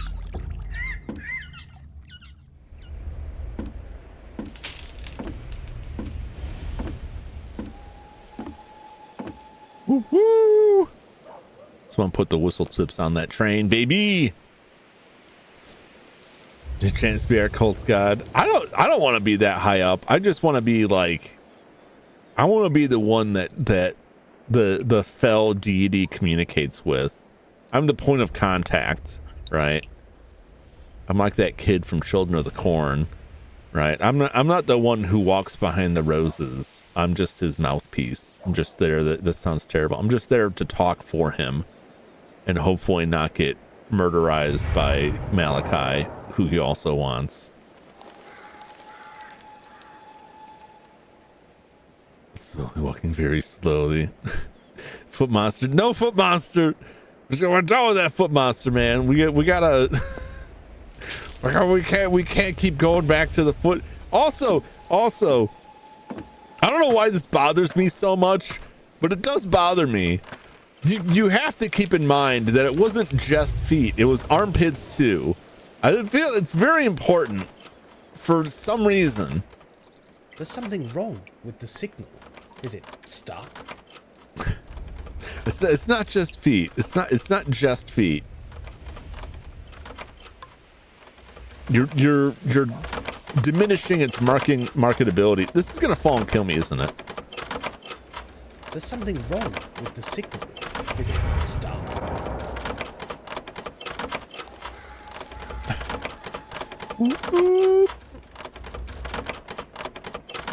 I can use a tool or something. Can I take a picture? I can. Yeah, it's got there's some kind of, look at that. Spooky stuff. All right, let's That's not right. That's not right. Okay, what do you mean that's not right? That's not right. That's not right. It could be right if you wanted it to be. That's not right. Look at this photograph. How does he? Is that not a digital camera? We got a film print. It's either none of this makes sense. Am I looking at the individual like slide of film sliced out of it? As long as this stuff indicates, but like, wouldn't we have to develop it? How does this work? How does it work?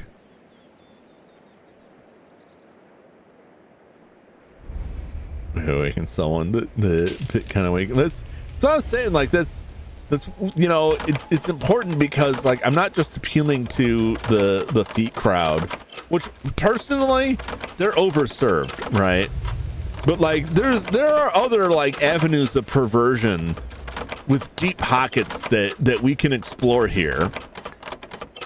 If I can't make a living if I'm just distracting the feet people with the foot monster while I pick their pockets and take everything out of their wallet and empty their bank account electronically, I'm not gonna make it. I've got to expand out from that. So you gotta expand out to the armpit people. That way, you know, you have to adjust for inflation in that manner.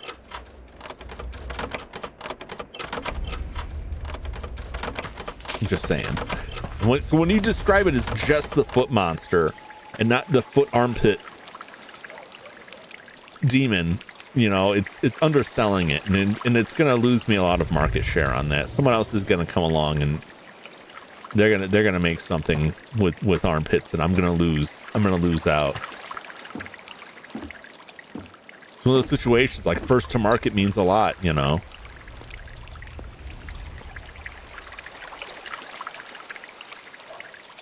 Foot armpit monster, I appreciate that. Oh, that Silas wasn't here. It's good that Silas wasn't here. It would be worse had Silas been here. I think for all parties involved, particularly for me, it's a difficult enough time, like, you know, keeping my good name intact, even if I don't say anything. show. We were just talking. We were just chatting about like if you were going to make a lust demon, what its design would be, and I conjectured that, you know, you would construct something more befitting a particular angle of the modern audience, which would be composed entirely of feet and armpits, right? That's all it is. It's just a big bundle of feet and armpits. And then I would use that to distract people who I would then rob while they're distracted. But the problem is that when people talk about it, they're just referencing it as a foot monster, and it's leaving out the armpit part of it. And it's important that's part of it too, because you're doubling your market size by adding, you know, extra bits to I it. have no idea where this leads, if it leads anywhere at all. Well, just keep going. What's the worst that would happen? I'm sure there's no bears around here. It's probably fine. Oh, but you'll walk into this place without a second thought. Look, there's like a death rock back there. What is this?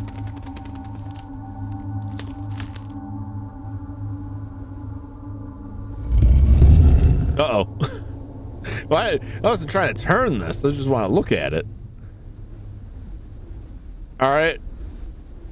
I'm looking at a stick.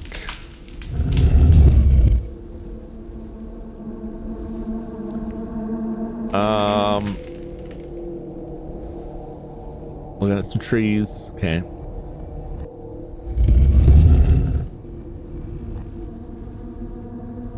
Okay.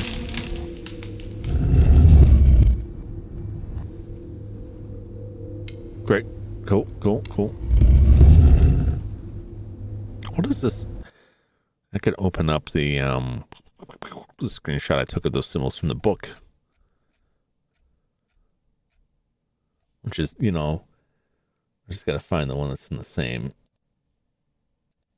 folder as this guy. I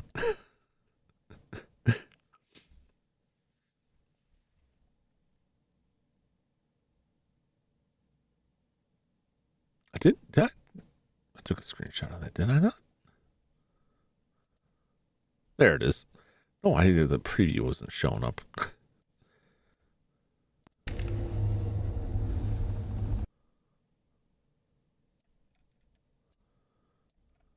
Okay, get this moved around so I can actually see it. All right. Well, what's this symbol here? Is it even in the book, or is this just gonna... Or we got some triangles here. Looks like some kind of pyramid. I don't recognize this from that. Okay.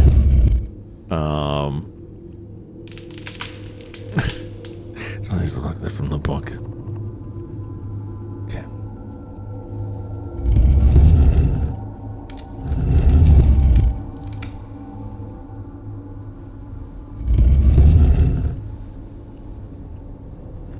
Okay.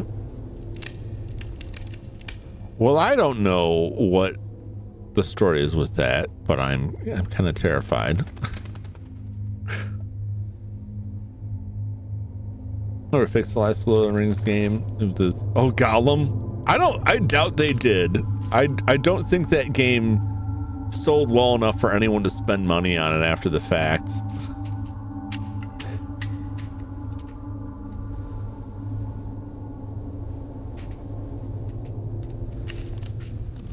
Yeah, there wasn't any image involved with it. We were just discussing the hypothetical.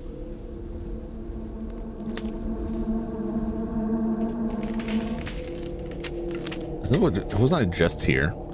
There's a monolith on the upper path. Okay. This is just a complete dead end. What am I doing here? Gotta take the kiddo outside to burn some energy. All right, Deku. Thanks for dropping in. Hope the rest of your day goes well. Enjoy your time with the kiddo. I'll catch you on the next one. Thought you made a Photoshop of Blood and Monstrosity. No, we were just spitballing in the chat. of how, you know, how best to. Oh, there's like multiple paths. Where am I going? Where's he going? What are you doing? I'm so confused.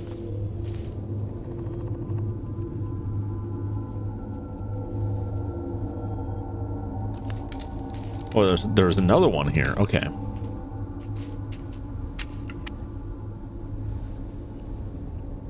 All right. Is it a tree? Some trees. Okay.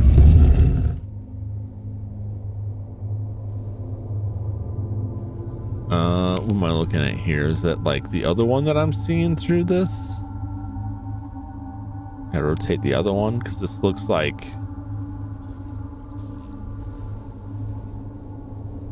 It's interesting. Okay, well, I'll just.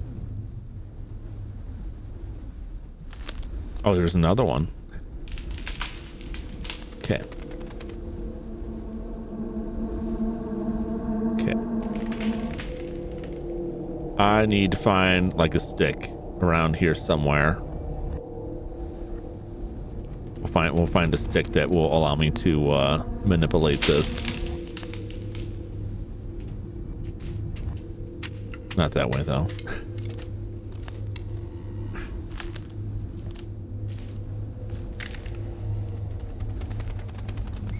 No, we were just chatting, you know. Manipulate. You gotta, you know. Oh, here's paperwork. I see it over there. Do you see the paperwork? Do you see? What's this? Oh, he's doing it for me.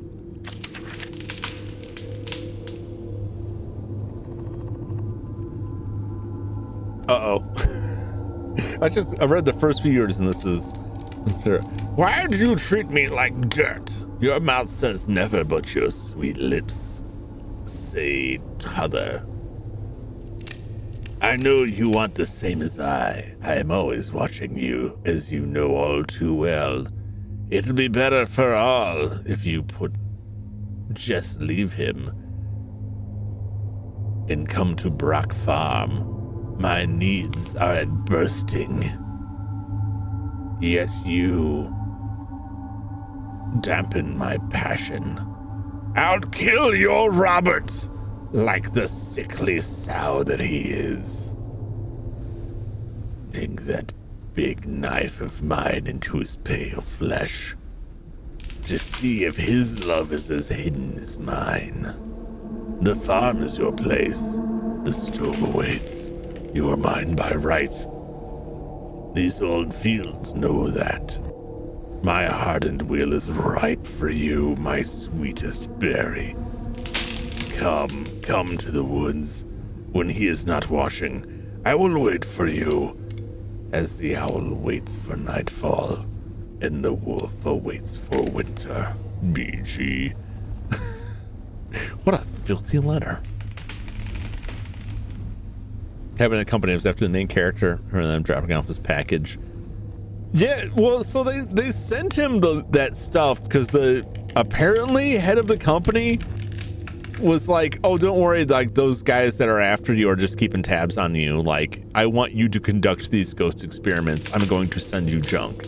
You work for me now. Well, you still work for me. There, and that's basically like where we're at with that. Should I just take that? Like, why is there just who just leaves that out, man? You really shouldn't leave this. Oh, hello. This must be Acre House on Raven Lane. Why? It must be, which is why I'm going the other way. Yeah, they just left this note out here. Like, did you see my letter? You belong to me, Nigel. I've never even met you. Everyone knows who you are. You know I've been watching you. Okay. I don't. These woods are. It's pretty like normal if you're in the woods, you hear like stuff settling and clickety clacking around here, but that's a lot. That's a lot of like, hey, this tree is going to drop on your skull kind of business here. Well, let's go. We could go like ring the bell. Let's go talk to the horse, I suppose. Well, there he is. Wait a minute, what's going on with this? Do you guys see this like Tetris line in the horse's neck here? Is this horse's head gonna come off? You guys, can you see this?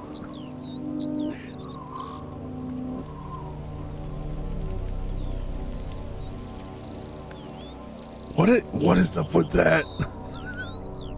Hey, maybe it's just like the weird polygon split of a 3D model, and one of the texture is like weirdly seamed there, but it looks like, whoa. I'm gonna watch this animation of the horse for a minute here because it's very interesting. Let's look at this horse model.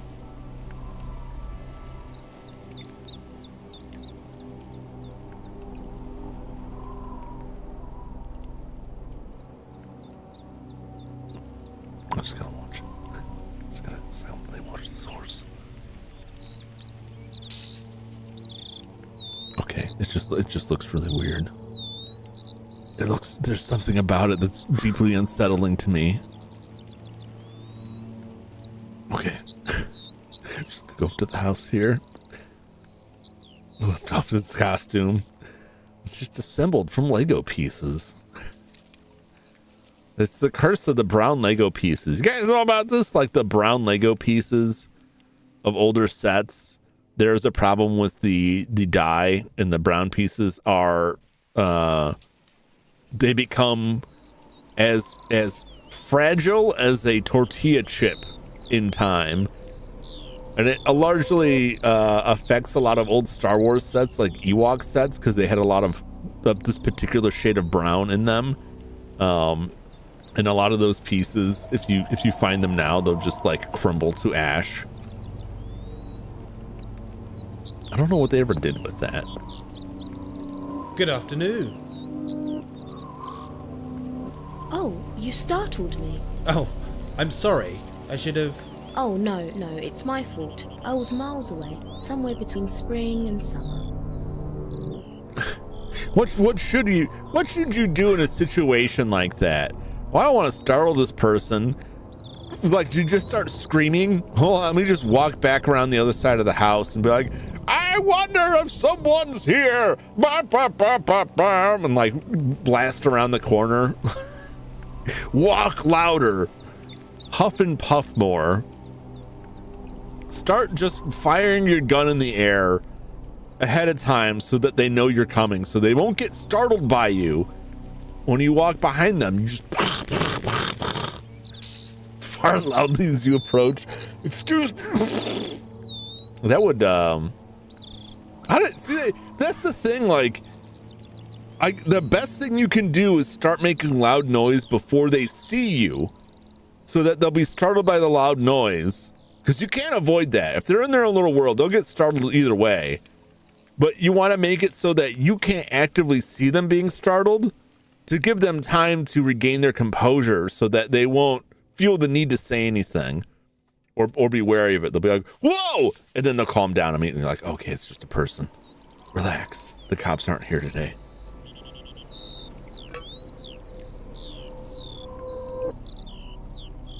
At least that's my thing. Because I'm a pretty quiet person. I run into this a lot, where people don't realize I'm there. And I'm not trying to sneak up. Like 70% of the time, I'm not trying to sneak up on somebody. So I struggle with like how to avoid startling them. When I'm walking directly in front of them and they don't see me. They're like, oh, you scared me. Like, I've been here for an hour. What are you talking about? We had a whole conversation. You should be complimented on your garden. Oh, thank you. It's both a burden and a joy. It feeds us and provides much of what we need. You sound like a witch. I beg your pardon? Oh, damn, dude. No, I meant as in a Wicca or chemist. I see. Yes, I guess you could be right. I do create many charms and potions from petal and leaf. What Such pretty young things. Okay, you sound like you could be a person that makes charms and potions. What? Well, I guess you're right. I do make charms and potions. She's a witch. The shadows in the corner for an hour. I mean, I used to like, I worked in a position where like I would have to walk around this corner, this counter that people worked at. And so like, they're staring in my direction. They're looking in my direction. I'm walking in their line of sight, and I have to walk by there to get behind the counter to talk to them. And I would still scare people. And I was just staring at them like, how did you not see me walking in here? I have to walk in front of you to get behind you. I said they're just very distracted. Sometimes some of the people back there would have their back to the front, and that I can understand. But I like, no joke, have had situations where like I've walked right in front of people, like their eyes are upon me. I'm baffled by how they're still surprised by my presence. I need to get better at like detecting if they've noticed me or not, so that I can use this to rob them for financial gain. Is that horrible letter meant for you? Oh, don't. That silly old codger. He should know better. His affections upset my dear Robert, bless him. He's a sensitive soul. Robert? Oh, where are my manners? I'm Catherine Carswell. My husband Robert is in his workshop, fuming at present. Why is that? He's convinced I'm going to run off with the farmer. Maybe it's because the farmer left a death threat on your front lawn. Smelly man. I'll get no joy from Robert until he's calmed himself. How will you do that? Via his stomach, as always. That's a good strategy. It's a good strategy. I wonder how, you know, if you can take their wallet. A lot of people don't carry cash anymore, and it's like, it's not that easy to do much with the card. It's very easy to turn that stuff off and get the charges pulled back, and like, you never know when that's gonna happen. So do you even want to risk it? Yeah, you could get their you know, their information off of like a driver's license, but let's be honest, it's all in the dark web. I almost called it the black web. I don't think that's it. The dark web. It's all out there on the internet anyway. Like, listen, if you exist and have some sort of government issued ID number, it's out there on the internet. Let's be real. None of that stuff's secret. It's there if someone wants it. So there's really not much to be gained from stealing a wallet unless you return that wallet under the promise of reward, right? Or you use that wallet somehow in a crime and then return it surreptitiously so they don't know it was ever gone and frame them for the crime. And I'm not sure how you would do that. I guess if there's like, you know, blood involved, you could just dip the wallet in the blood and then like leave their driver's license there in the blood and then give them the wallet back. And when they're like, we found your driver's license at this murder, and they go pull their wallet out and find it soaked in blood, and like, now you're not just misleading the cops, you're gaslighting that person too. Like, maybe I did kill that person and forgot about it. I don't know. They're gonna ask her to drop their ID at the crime scene. Yeah. I mean, that's one possibility. That's a lot of work. And then also, like, how long am I gonna carry this wallet around waiting for the necessity of dropping bodies? Because it's not like an everyday thing. What else would you keep in your wallet that's worth me having? You could have photographs. I could collect photographs. Put them up on my wall, my hidden secret wall. These are all the pictures that I've stolen from people. I don't know who they are, but they're mine now.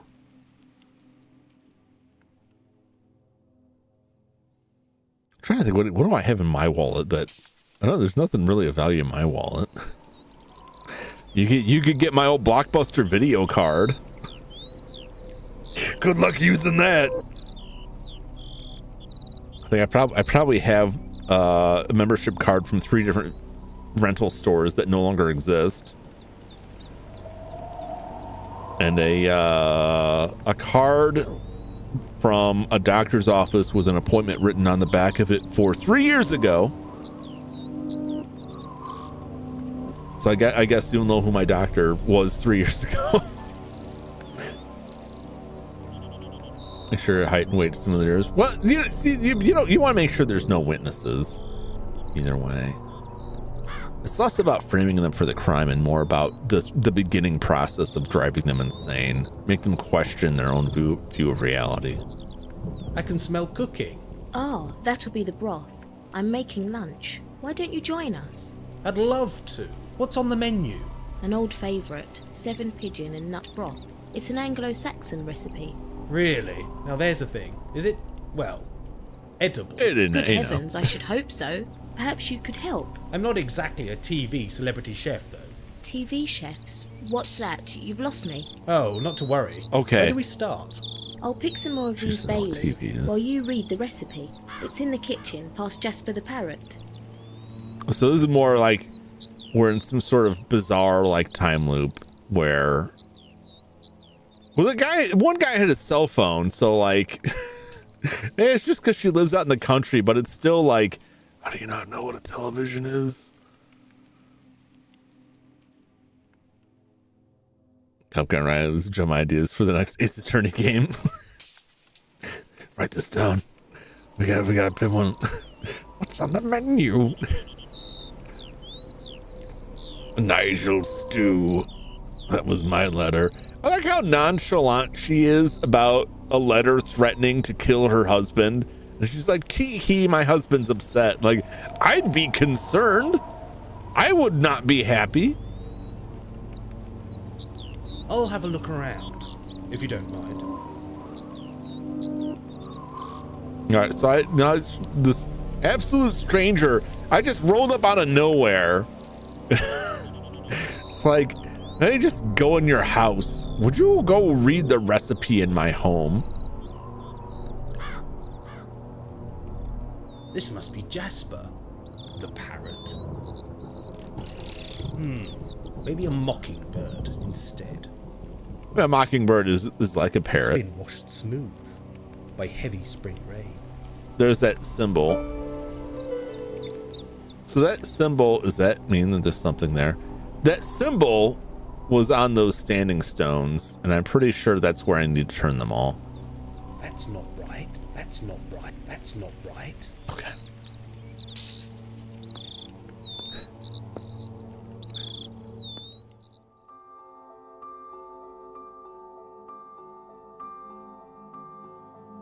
So when she said like 7 pigeon and nut stew, they mean like nuts, like, you know, that grow on from the earth, nuts like tree nuts or what have you, or is this like a Rocky Mountain oyster kind of setup?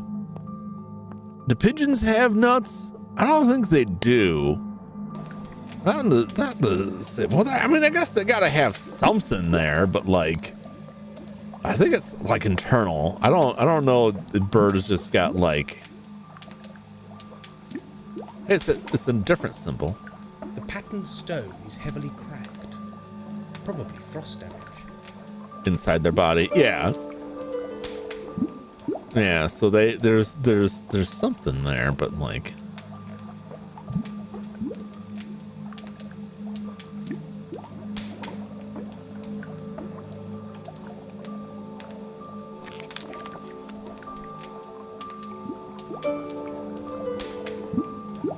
pig, bird, onion, or garlic. Saffron bird, infinite runven.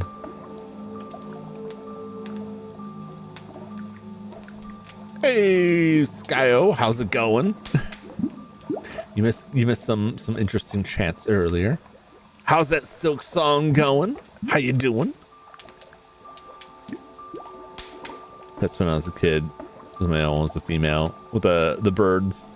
Yeah.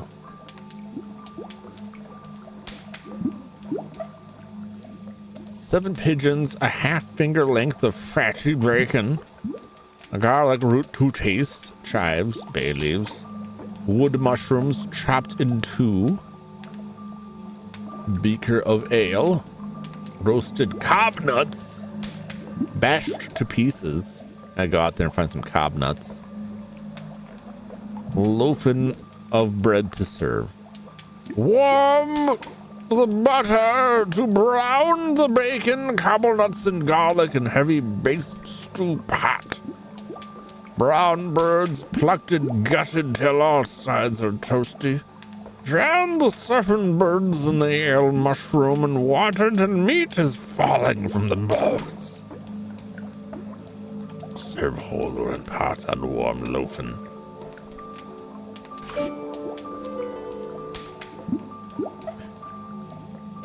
Song went pretty well today. Didn't make any main story progress. There's a lot in that game, a lot of side stuff too, and my understanding is that there's a lot of side stuff that plays into like the penultimate ending of the game, because I think the Hollow Knight was the same way, where like there's an ending and then there's the real ending and then there's the real ending. I think Silksong is the same deal. I think part of that is like all the little side stuff, side jobs, just messing around with the side stuff and exploring, which is fun. I mean, that's what it's for. That's like the best part of a Metroidvania, is just like scoping out new areas and stuff. To me, anyway. Of all the seasonal recipes prepared and cooked by our Anglo-Saxon forefathers, it is the winter varieties that prove to be most important. Unlike modern times, winter was not the end of the year in the calendar of the ancient people, but rather the beginning. Many long months of hard frosts, sunless skies, and chilling north winds dictated that nothing must grow, and all should be barren before the coming of spring. 7 birds and nut brew is known to have been a popular winter dish in the academically named Dark Ages. There is a theory that the Dark Ages were literally dark due to a volcanic eruption. I don't know how much strength how much evidence there is behind that, how strong the theory is, but I found it interesting. Also save some characters, very Dark Souls. We can save. Oh, I didn't know that. I didn't know there was like potential deaths. Pigeons or doves would have been kept near the farmstead as nourishment in winter. The use of 7 birds may seem excessive, but the meal was prepared to be shared with fellow landsmen and their families. As you prepare and cook this meal, think about your ancient cousins, for you walk in their footsteps and share their understanding of the seasons and the natural world. I don't know, how big are these pigeons? 7 doesn't, and then I'm speaking as an American. We like to eat big, even if it kills us. Like, those pigeons might not be very large.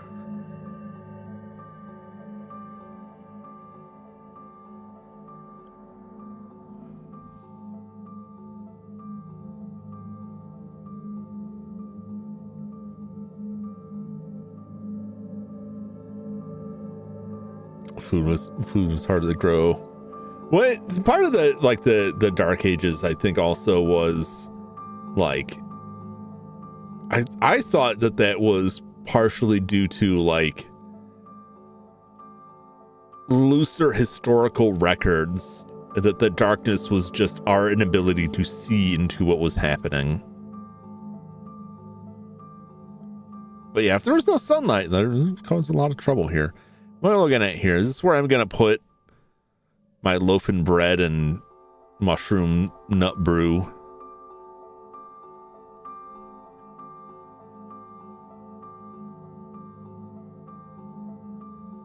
Hey, get up there. Invade this home. How dare you stop and not invade this home?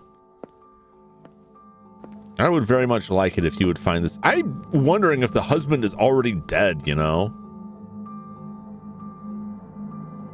It's gonna be like that Red Dead Redemption one where like the guy asks you to pick some flowers for his wife, and then you hand him over like his wife is like a rotting corpse. It's like, oh, here you go, dear. My friend, I remember when a friend of mine found that scene, he was describing it to me. It's like, man, I was so disgusted, I shot the man. Which is now, at the time, I'm like, wow, that really got to him. But now I think about my nephew, who is always delights in telling me stories about how someone looked at him wrong in Red Dead Redemption 2, so he had to burn the town down.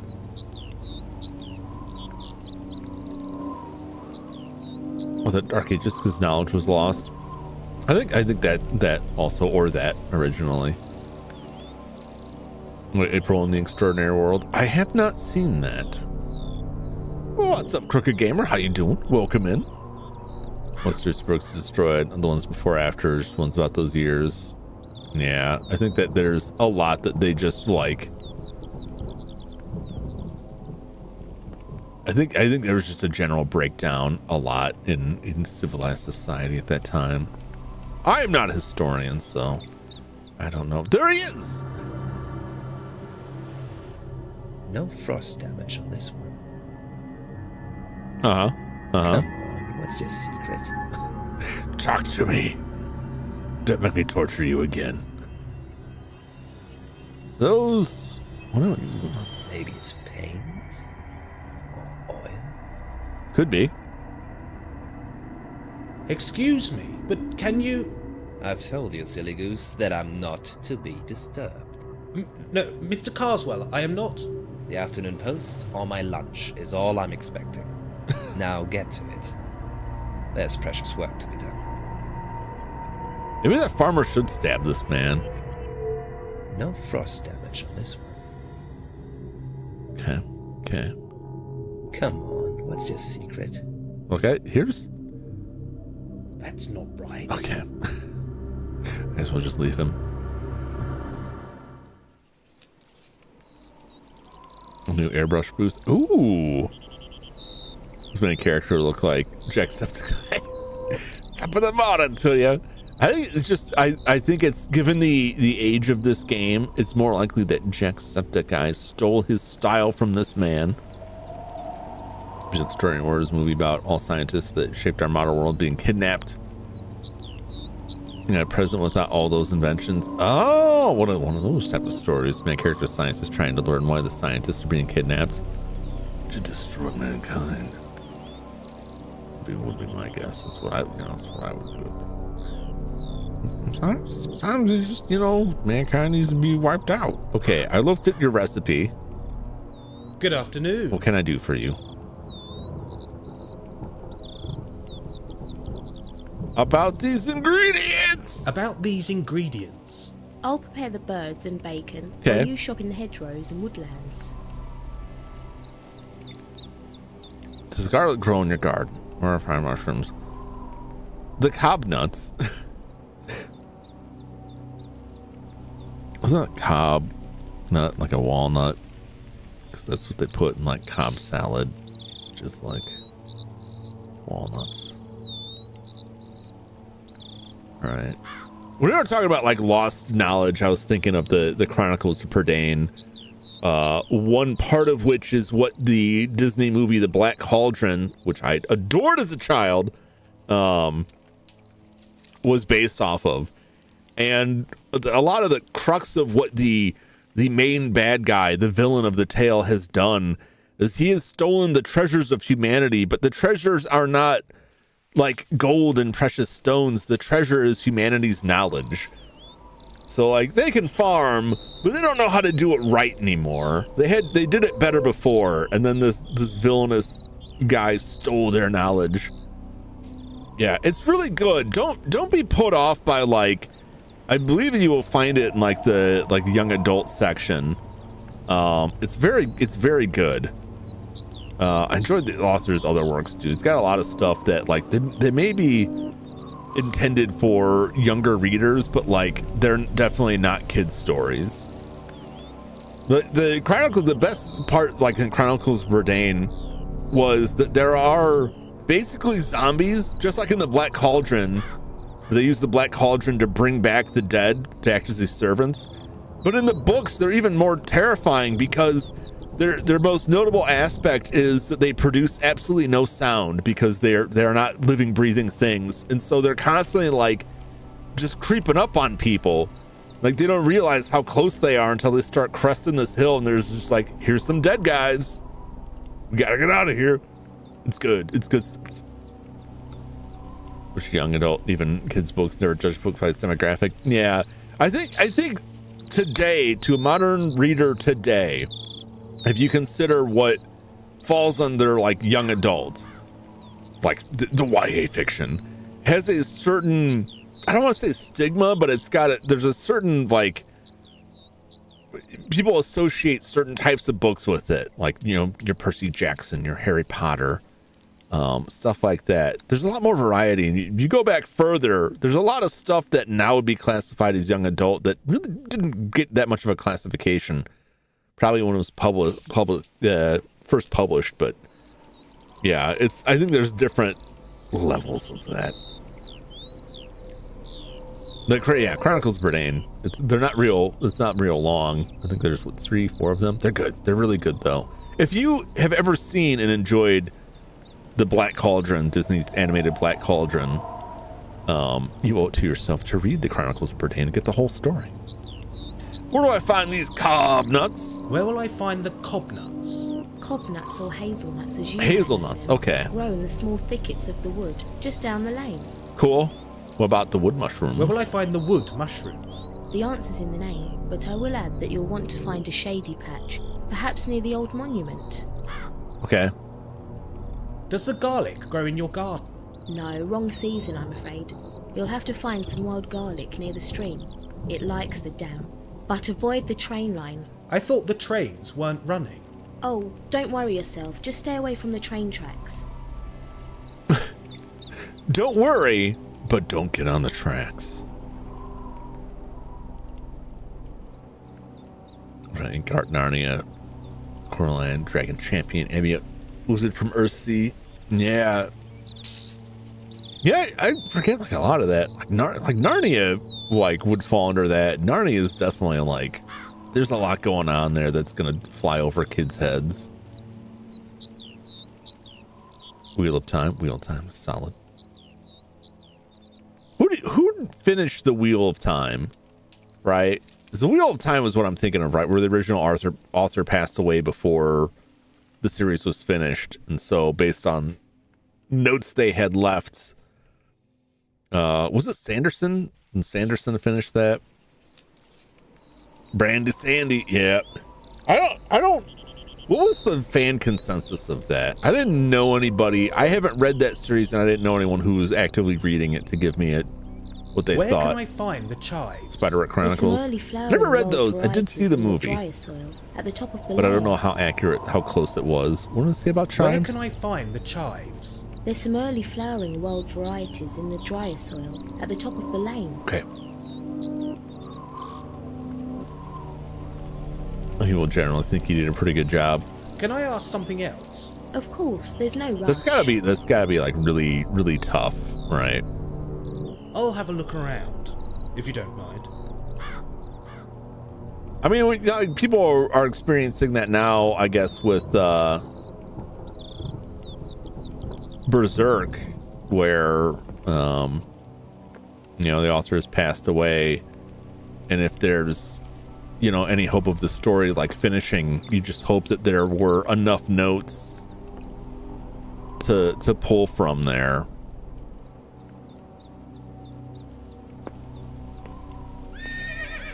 Movie's odd, close enough, I guess. That was the impression I got A pink flower. watching it, that I think I remember reading like the reviews at the time. Fresh chives, picked from the lane.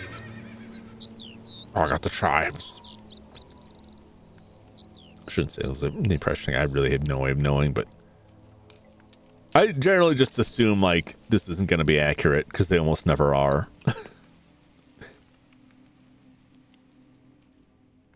If those big ears, throw it away. Yeah, I mean the ear is just like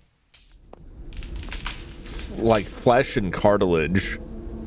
So basically just like skin. I don't know. I mean, to each their, my dog likes them, but like he also likes chewing his own feet, so I don't know. Change the fairy lore. This book was too dark. That makes sense. I thought it was odd because like it didn't seem very dark. The movie didn't seem very dark, and that was what I had heard about the books.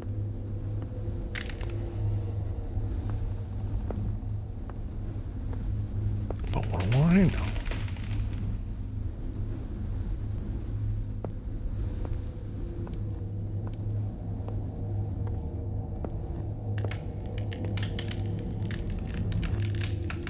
Ferns, I think, or bracken. Okay. I tried frying them. Yeah, I don't know if that's probably need to dehydrate. I don't know how you would prepare that. I know the stuff that my dog eats is like definitely like dried.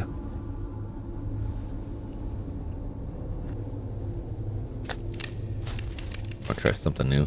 Nothing wrong with that.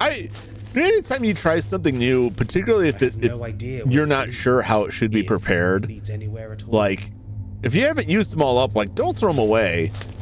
But definitely see if there's like a different way to prepare them, and it may still be salvageable.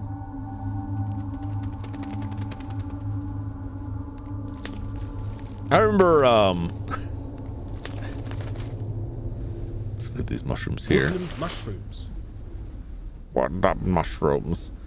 The comic strip Penny Arcade, and like years and years and years ago, like closer to when they started, the writer was talking about how he got a hankering for chestnuts, and the apartment he was living in, there was a chestnut tree outside, and so he thought, you know, I think I can figure this out. I'll just roast these chestnuts like in the oven. Maybe I'll like, you know, he looked it up, but it's like I just like cut a little slit in the chestnuts so they don't like blow up.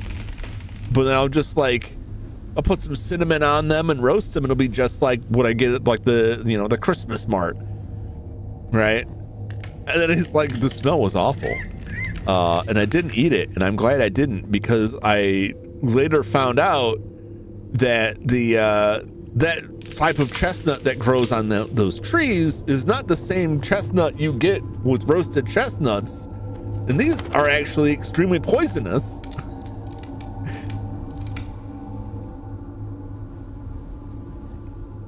I used to love those, yeah, without cooking them. Yeah, because there's like, you know, there's lots of different types of plants out there. Never had chestnut in my life. I haven't either. I mean, the way he described it, it sounded delicious, but like not what he actually cooked. I think that was before they really hit it big, and I remember like that became this whole big deal because the chestnut tree was overgrowing into the apartment complex, like into the parking lot, and it was being used by rats to get into the building, so they had this huge rat problem. Thinking of walnuts, that is a different type of.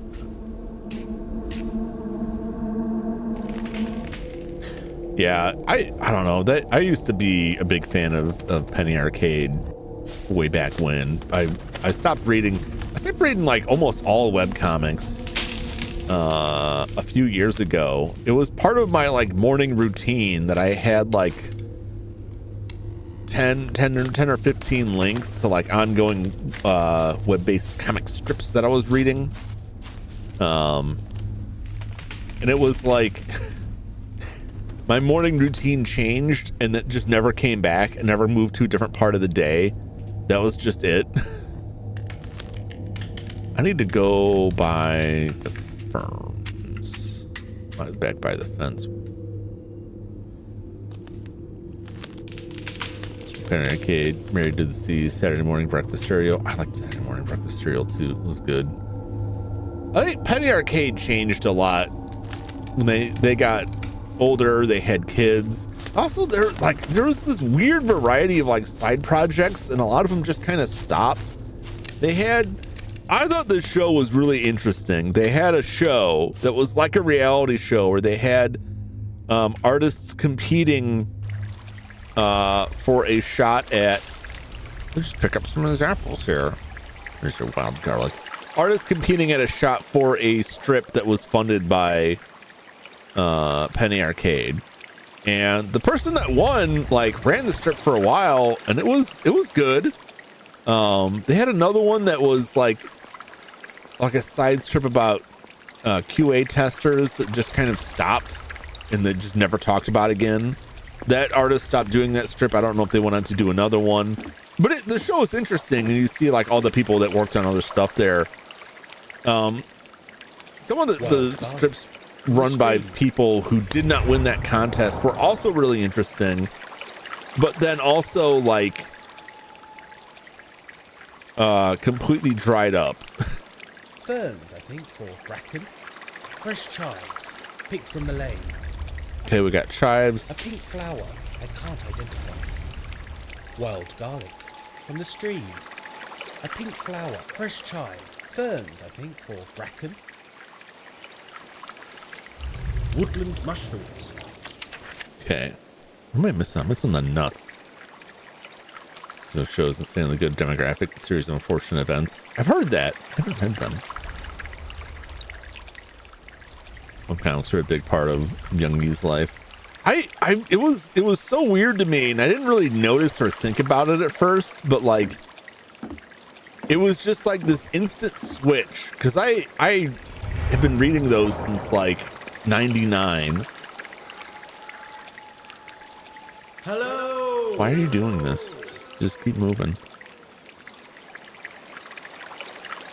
Where did she say I could find these nuts? Down the lane, is that what she said?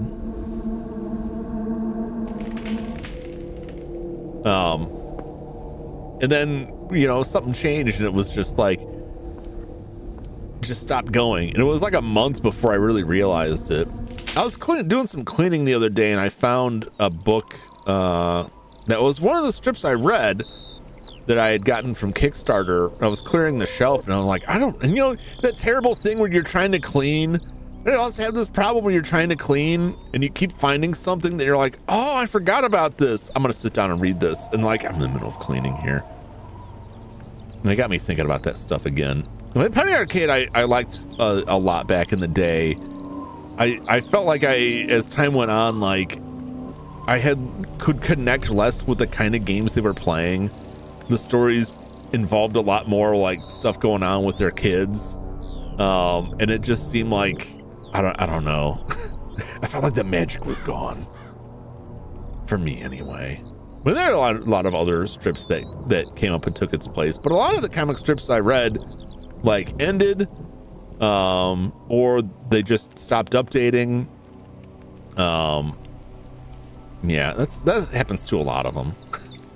It's just like, you know, just like any kind of online content creation. Like, sometimes, like, you know, you're not really making money at it.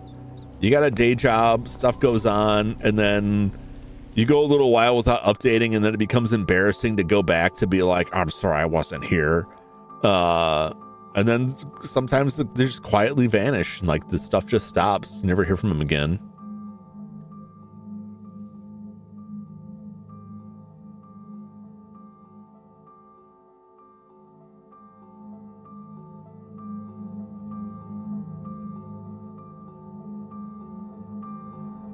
There's no happy endings.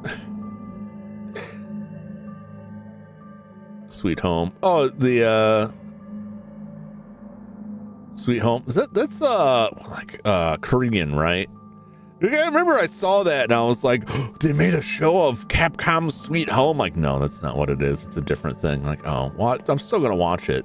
I still haven't watched it. Can I ask something else? I'll watch it If you have any eventually. ingredients, Nigel, do add them to the pot. Okay. About these ingredients. I'll prepare the birds and bacon while you shop in the hedgerows and woodlands. Where will I find the cob nuts? Cob nuts or hazelnuts as you might know them. grow in the small thickets of the wood just down the lane. Small thickets of Can the I wood. ask something Okay. else? Of course, there's no rush. It's like Parasite Eve.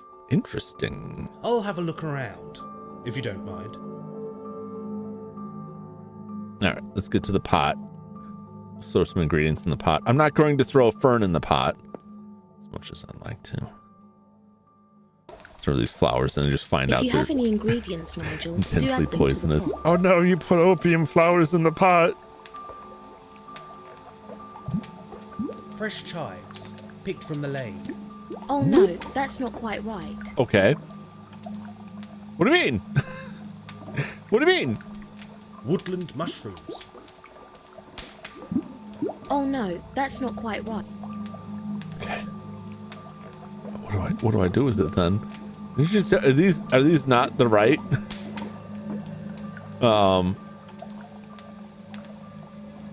That's not right. Oh, stop, that's poisonous. Oops. Oh, stop, that's poisonous. Okay, what do you want from me? Do I have to put them in an order? Oh no, that's not quite right. Okay, I know there's like a. Damn it! I read the instructions here.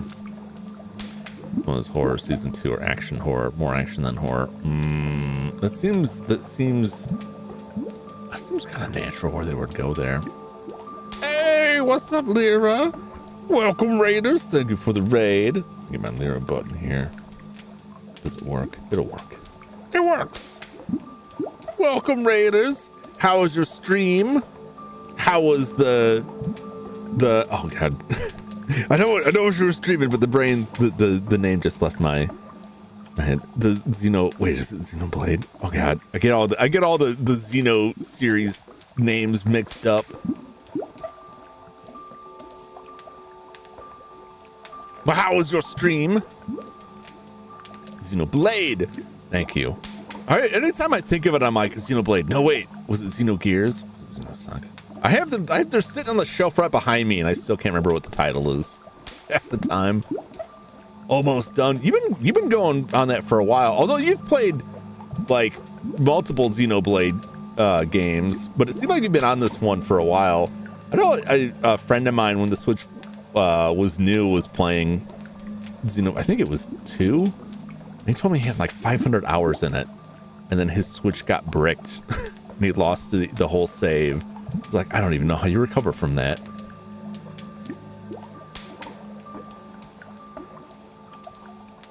Well, welcome, Raiders. We are playing The Last Crown. Wait, is it The Lost Crown or The Last Crown? The title changes, like The Lost Crown, which is about finding the Lost Crown, which is also The Last Crown. Later games in the series are called The Last Crown, so they confuse me with them. It's interesting. It's an interesting adventure game. Right now I'm wandering the countryside looking for ingredients for this old English pigeon stew. And I don't know what they want from me, I guess. Let's see. I warm the butter, bacon, cob nuts, and garlic. Is it because I don't have the cob nuts yet? If you have any ingredients, Nigel, do add them to the pot. Well, I tried to, and then you told me it wasn't right. Like, Wild garlic from the stream. see, I got this wild garlic. Let me put the wild garlic That's not right. in the pot. Oh no, that's not quite right. What's not right about it? Tell me what you want. I know you don't want the random poisonous flower stop. I found. That's poisonous. I mean, I'm not trying to kill anybody. It would just be a side effect.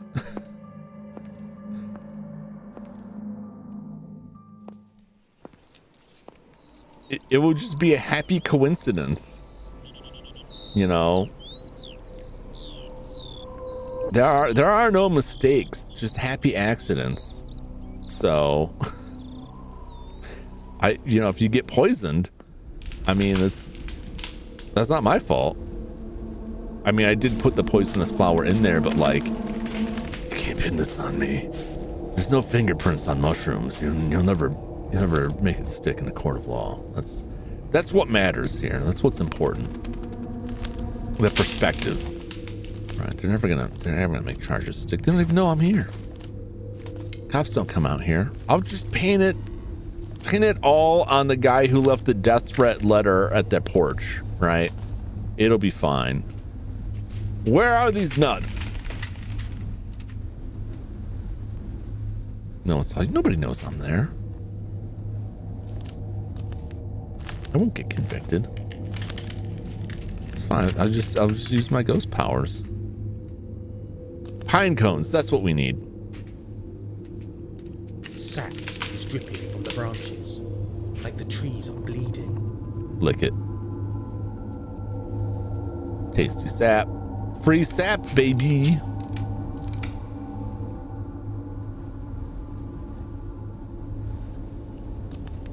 Shuffle's going where was those mushrooms? You know, you just gotta do what you gotta do, you know. All right, we already got the mushrooms from here.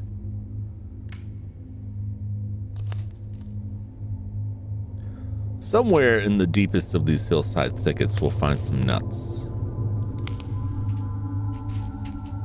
I don't even know what this would look like, man. Like,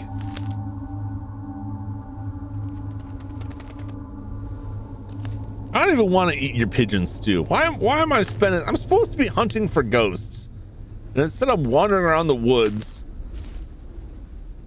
trying to find nuts for someone. I feel like I'm taking crazy pills. Also, it sounds like something large and in charge is like crashing through these woods, and I feel like Nigel is not as concerned as he should be with the constant sound of trees falling. I just want to run the circle. Where is the thicket where I can find these nuts? Check his pants. Oh my God. No, Jeremy. No.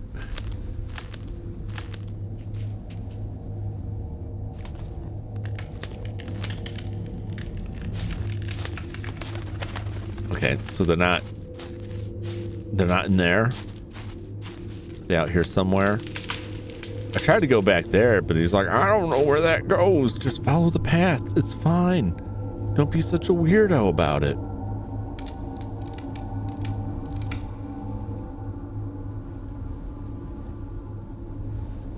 I have no idea where this leads. It leads to the It nuts. leads anywhere at all. Yeah. All right. Okay, so the nuts weren't here. Those were just ferns. Poisonous ferns? I don't know. Keep looking. Maybe they're in there. I already have this. Maybe you want some more. I already have this.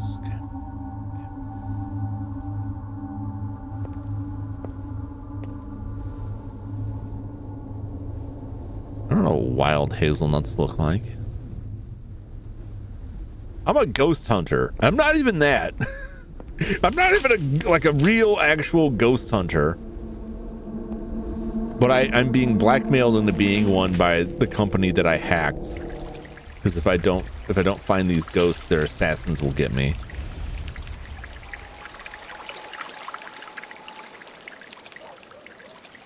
Okay. What if we can I not leave? What do I gotta go this way? Okay. Well, the hazelnuts aren't going to be growing like out here. Are these hazelnuts? Because that's just garlic. I recognize that because I have frequently found wild garlic growing in my own yard. Is it this? Is it this? What was that sound? What is happening in this place? Last winter's cobnuts, picked from the tree. Great. Are they expired? You cook them? The wild garlic? I have. It's just garlic. What's up, Reeb? How's it going? I discovered that I had wild garlic growing and learned what it was because of frequently mowing the lawn. I would note that one section of the lawn left a particularly spicy aroma in the air. And I was like, why is my lawn in this section smell spicy after I mow it? I looked it up. Now I looked for plants that look like this. So I went back out, like, yeah, that looks like that. Like, it's wild garlic. So I pulled some up. There was just a bulb of garlic. So I put it in my spaghetti. And it was garlicky and delicious. Now, I didn't really consider whether or not there's, poisonous varieties of wild garlic. Maybe you should exercise more caution than I did if you find wild garlic, but If you have any ingredients, it's the wild Nigel, potatoes do you got to look out for, because that's how that guy that died in the Canadian wilderness, he ate some wild potatoes that are actually poisonous. That's what did him in. So like garlic maybe okay, potatoes wouldn't trust it. I'm trying to do all right, Joshua. Thanks for dropping in. Always good to see you. Catch you on the flip side. All right. So we'll put some chestnuts in there. Last winter's cob nuts. Not chestnuts, cob nuts or hazelnuts. Oh no, that's not quite right. What do you want from me? What do you want from me? Okay, I've got ingredients. Is there? What was that sound? I already have this. What do I have? A spiky pine cone. Okay, we'll put that in there. Oh, stop. That's poisonous. Why do you got a basket of them in here then? It's just an accident waiting to happen. Now I've got ingredients, and you told me to put them in the pot. Okay, let's go over here. All right, maybe I gotta do some stuff with it over here. Do I?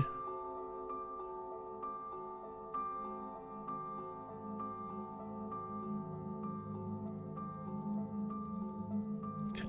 I don't know what they mean. It's wrong. He's not going to invade her home. I would, in this scenario. I would just go crazy there. Do I need to prep them or something? What's this?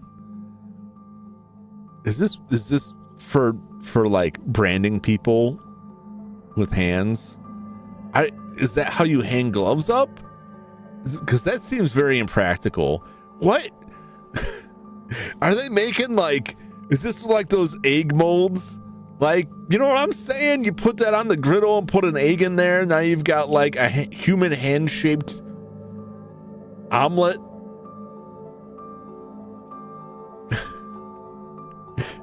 I can't think of any use for these that doesn't horrify me. Like, heat these up on a stove and then smack someone with them. You know what I'm saying? Just leave like a cartoony smack pattern burned into their flesh.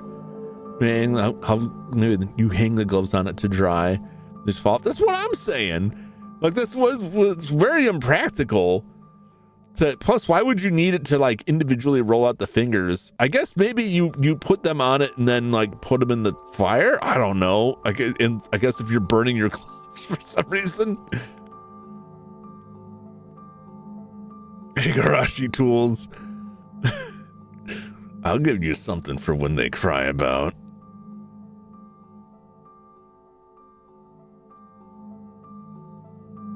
All right. Is there prep here? Okay. All right, I can. That's not right. All right. Yep, let me select it. But wait a minute. Freshly chopped wild garlic. No. No, what do you mean? Like, wild garlic is still like a garlic bulb, like normal garlic. Why would you just chop up like the leaf?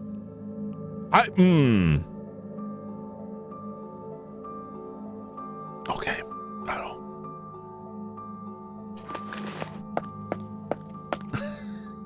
To shreds, you say? Why? I don't understand why you would do it that way.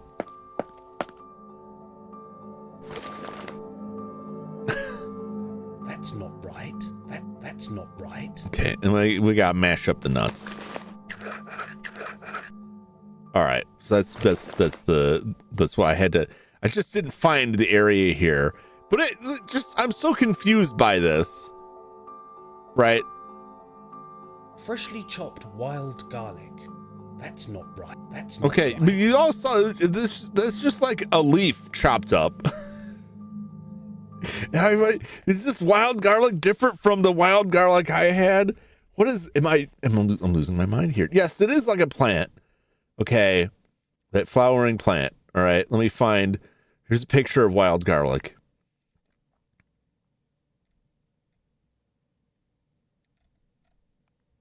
Okay, let me find a better photograph. I can have you look at this photograph of wild garlic.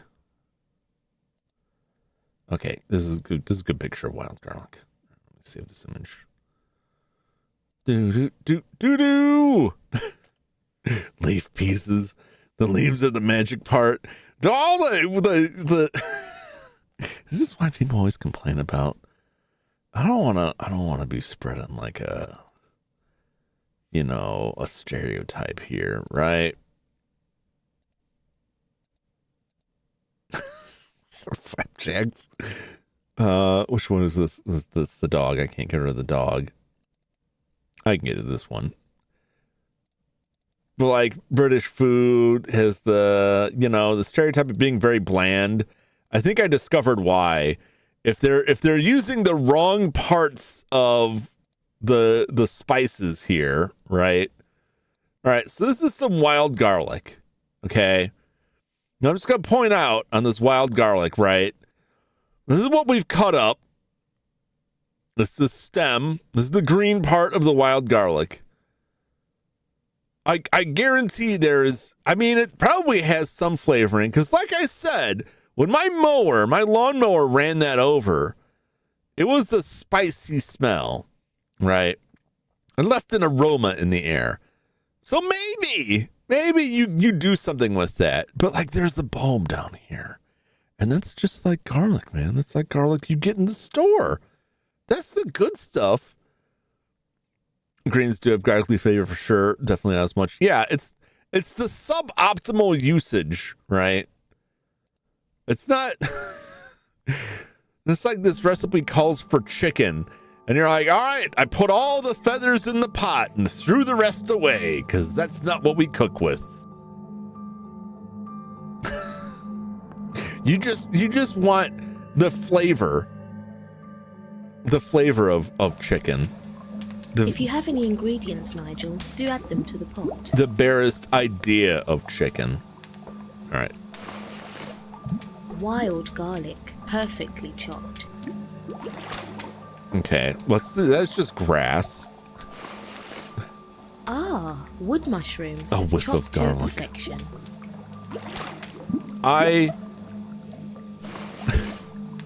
I'm going on a tangent here. Freshly trimmed.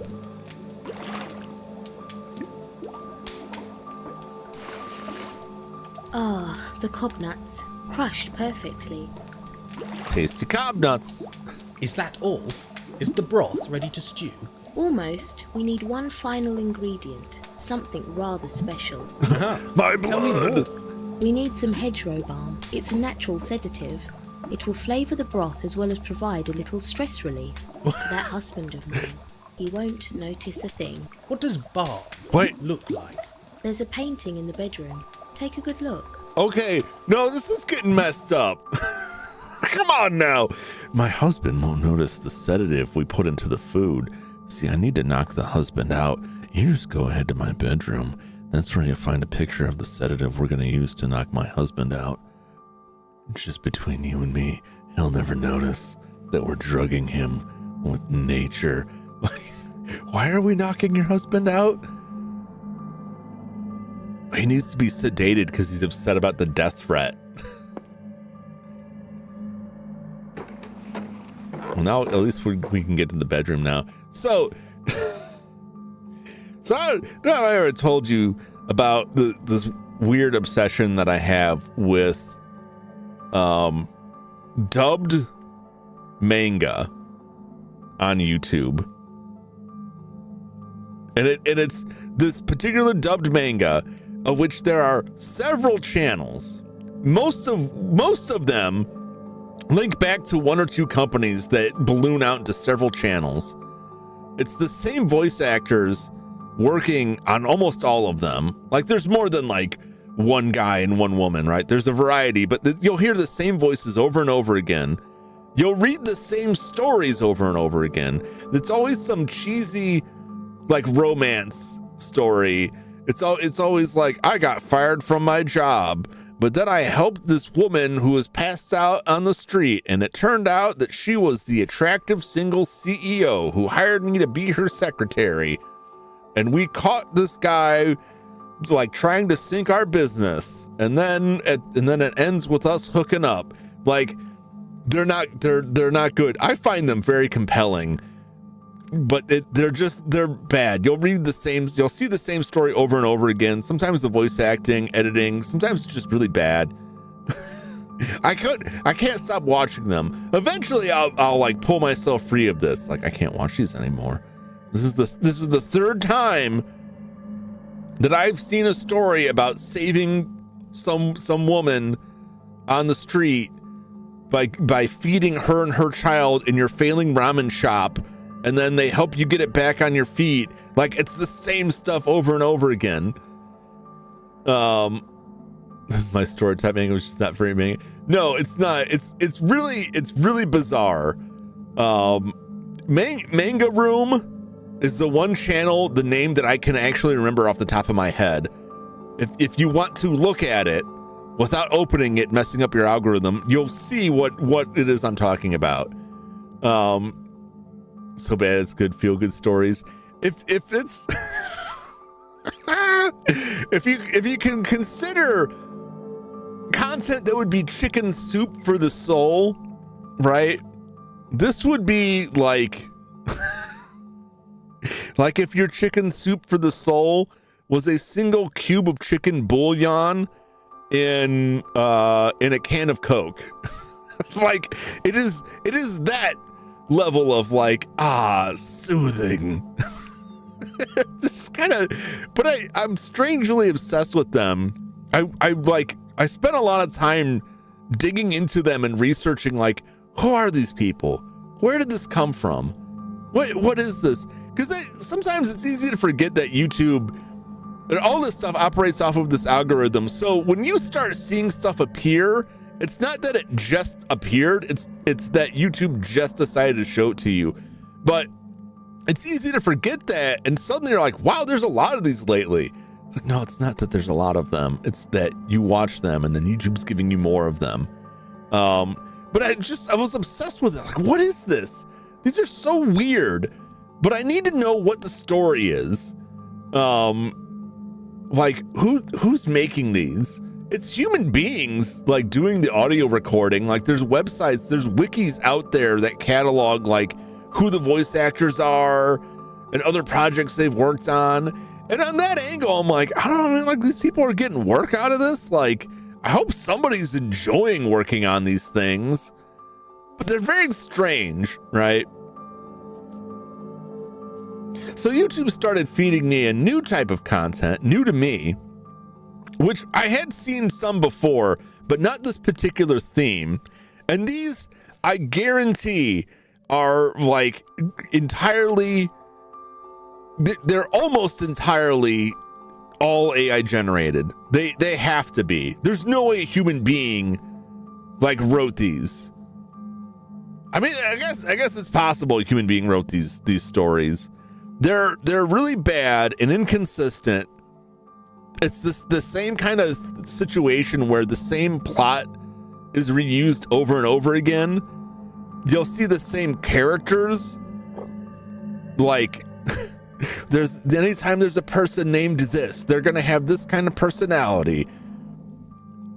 Like the same stuff happening over and over again with small subtle variations, but there'll always be issues where, like, someone will say that they, like, the story will be like, I live at home, and then later on they'll talk about being in their apartment, and then later on they'll talk about, like, needing permission to be in their friend's apartment, even though they previously said it was their apartment.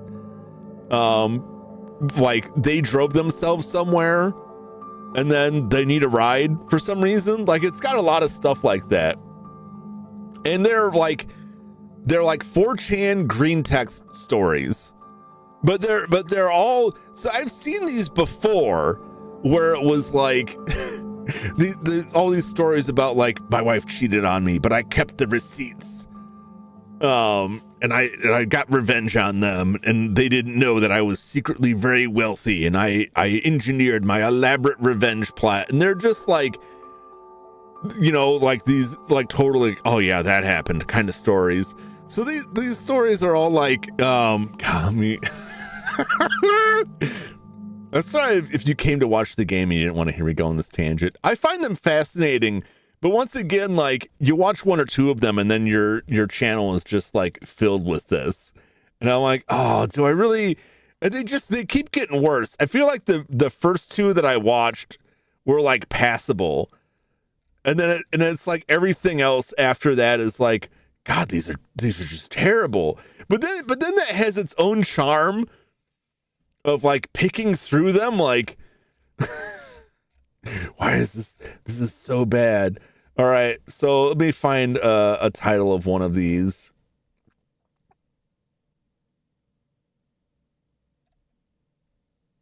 Yeah, they're all labeled 4chan green text stories. Again, several different channels. It's generally just scrolling green text that's being dictated by an AI voice that often mispronounces things, puts the wrong inflection on things, stops in the middle of a sentence, and then picks it up again. Like it's a lot of like it's very badly done. It feels like a 1,000,000-year-old AI. Like, wow, they're not even using the good stuff on this. I even saw one where there was a person, a human being's voice at the beginning added on that I swear is just added on to try to evade YouTube, like kicking them off for mass uploading AI content by having a human being go, just to confirm a human being is running this channel. Anyway, here's a story about this, and then proceeds to like this AI written, AI read story. Now I guarantee they're if they're not AI written, they're mass produced by someone, but I don't know why you would have a human being do this. AI could do this.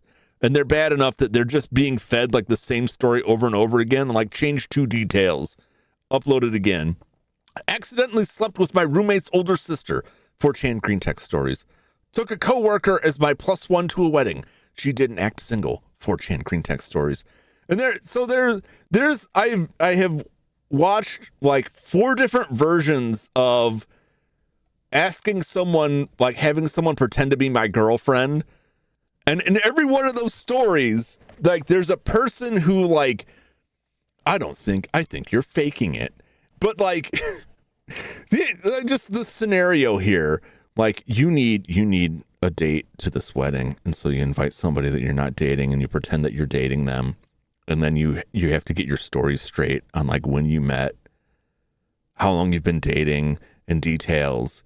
And they're like grilling you like it's the most serious thing in the world. Like there's someone there who's just like absolutely grilling you, trying to dig into whether or not you're actually dating.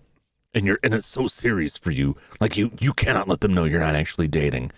And you manage to convince everyone there, but this person is still sure you're not actually dating. And so like a month later, they invite you out to dinner and they blindside you on the spot by asking you 1,000,000 questions that you wouldn't know. But by now you are actually dating. And I'm like, realistically, if any normal human being was in that situation and you got through this family get together you had to get to and everyone thought this girlfriend was real, and then your douchebag brother invited you out to dinner and was like grilling you, wouldn't you just be like, well, you know, it's none of your business. I don't have to prove anything to you. But they always, no, you always got to prove it to them. You always got to produce the receipts. It's the same kind of writing stuff that is like pure AI, where they're like, you know, this thing, everything. And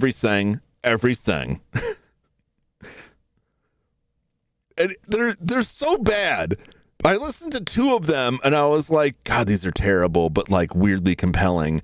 And then I've been stuck every day. There's like one other one that pops up on the feed, and I'm like, I'll give it a shot. I'll give this a shot. And I swear they're just getting worse. I swear they're just feeding off of each other. Their shit on AI. There's nothing. That's the only thing it's good for. But it's not even like it doesn't. The AI is just like pure conjecture. Like it's definitely AI voiced. There's no. This is the kind of stuff I talk about where like nobody's listening to this to go through and be like, that was kind of weird. I should probably change that. They're just like out the door, get it on the channel. But I can't stop myself. I have not. Like, there's not a single one of these that I haven't watched all the way to the end. So I'm like feeding them. I'm absolutely feeding them views. I know they're terrible, but like they've won. So I'm like, what is this? When I worked at a university, one of my favorite pastimes at work was when the student-run newspaper would come out. And then I would just sit there with a red pen and like rip it to shreds because it was so badly edited. And I absolutely delighted in that. And that's how I feel like going through these things, like taking mental notes that I'm like, wait a minute. You were just talking about your car earlier and you drove to work, but now you're going to walk your coworker to the train because their car broke down. But you never mentioned how you got home or back to work the next day. Did your car just stop existing? It has that lava lamp quality of AI generated stuff where like the details are fluid and rarely retained from one section to the next. They're so bad. They're so bad. It's like a downgrade because the manga stuff has some hand-drawn stuff to it and like actual human beings doing voices for now anyway. This stuff is just like, wow. Wow, these stories are, it's like the main character always talks the same. It's like always written in the same voice. It's the same person over and over again.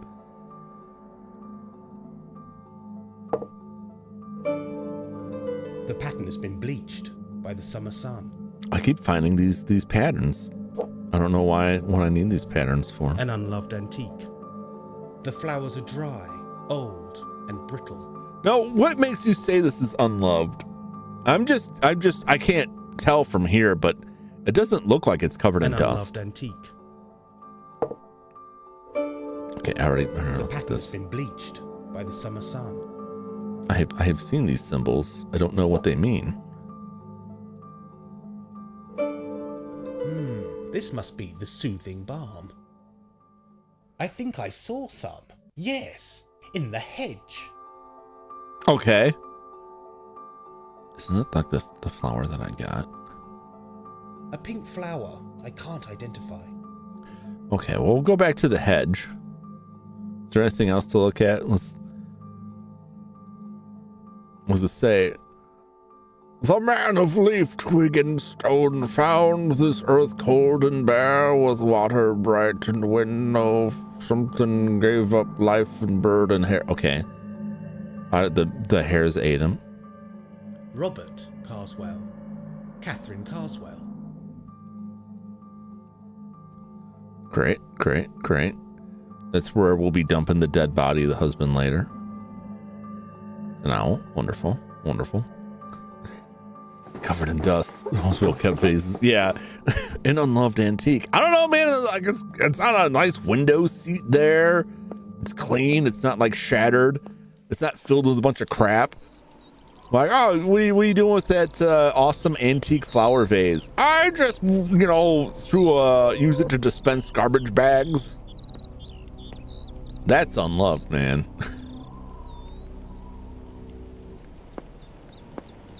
Yeah, I don't know. I hate this stuff because like it completely annihilates my algorithm. You know what I'm saying? Like,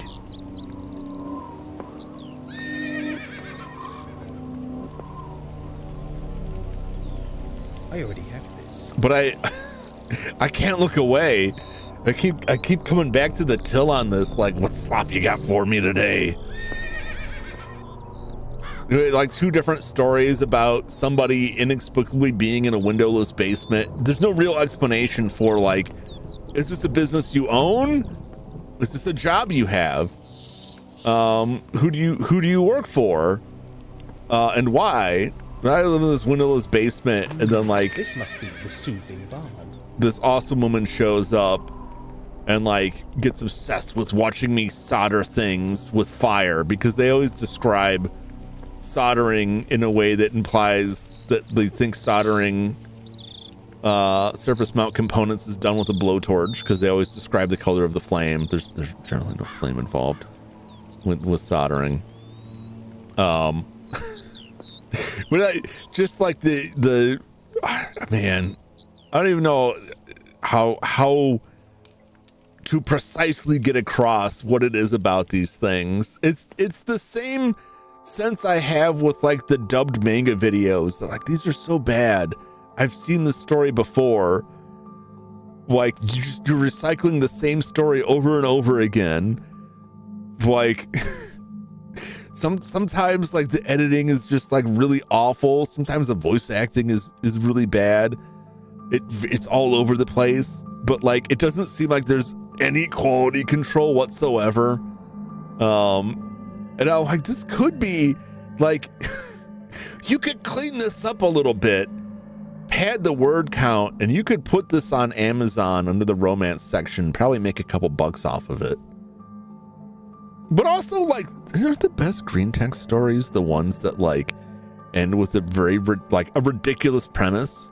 Like, a completely outlandish premise, or the whole thing is just one long-ass setup to a really terrible pun?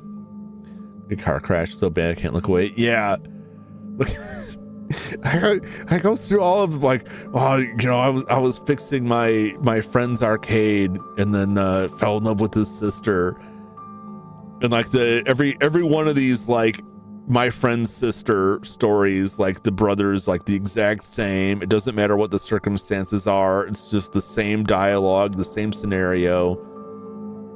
One of them was, like, the woman that came into the arcade that, like, fell in love with the guy was, like, 7'5", and it was like a big deal that they were so gigantic, and they were, like, lifting the person up, and I'm like, this is a very particular fetish they're targeting here.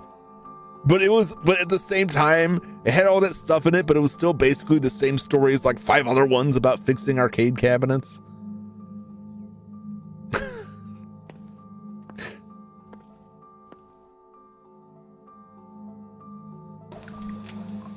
If you have any ingredients, Nigel, do add them to the pot. They just remind me, like, plot-wise of, like, Hedgerow balm leaves for Catherine Carswell. they just remind me of, like, the do I need to? No, I just throw the leaf in there. There, it's ready to stew. Okay. It'll need a good 2 hours in this stove. Like, bad, like, Exhausted, put your feet up 90s, by the hearth, and I'll put the like, kettle on. rom-com type storylines. Like, I swear I've seen these movies before. Some grade A Reddit fan fiction type weird. Yep. But that's the other thing. It's so funny to me that the format is like 4chan green text, but these are absolutely like a story that was written on Reddit. Not to get into the whole, like, Reddit versus 4chan nonsense. This is absolutely a story that would have been written and delivered on Reddit that has been reformatted into a green text that would never have gotten anywhere on 4chan.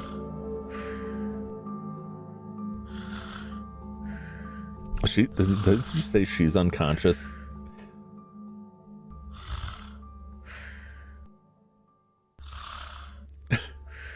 she's out. Okay. Now, you know, we gotta look at her on this one. Okay, where is he? Is he out? Is he out in the shed? She's faking. She's not asleep. Which is this is its own, like, weird ass scenario here.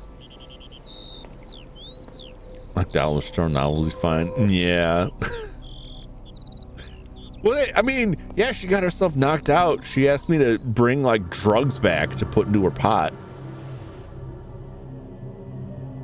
I'm gonna grab these sticks. I'm gonna get these sticks and rob him.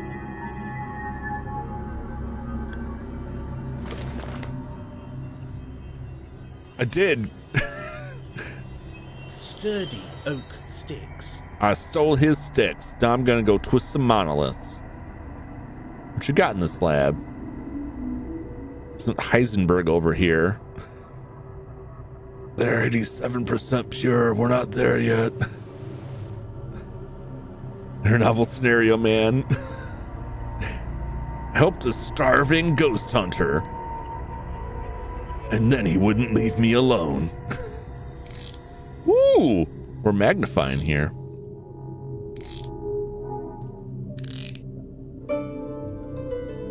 Is it blood? No, more like fruit stains. Yes, or tumbled berries. Yeah, that's what they all say. Look at this creepy face over here. He's screaming. Oh! Oh! There's the eye, there's the eye, there's the mouth. Do you guys see faces everywhere? Because I do.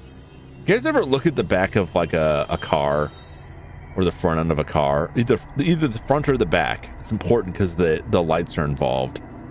And see a face. Sometimes driving behind trucks on the highway, and I can just like, my mind just locks into like, there's a face right there. That's an angry yelling face.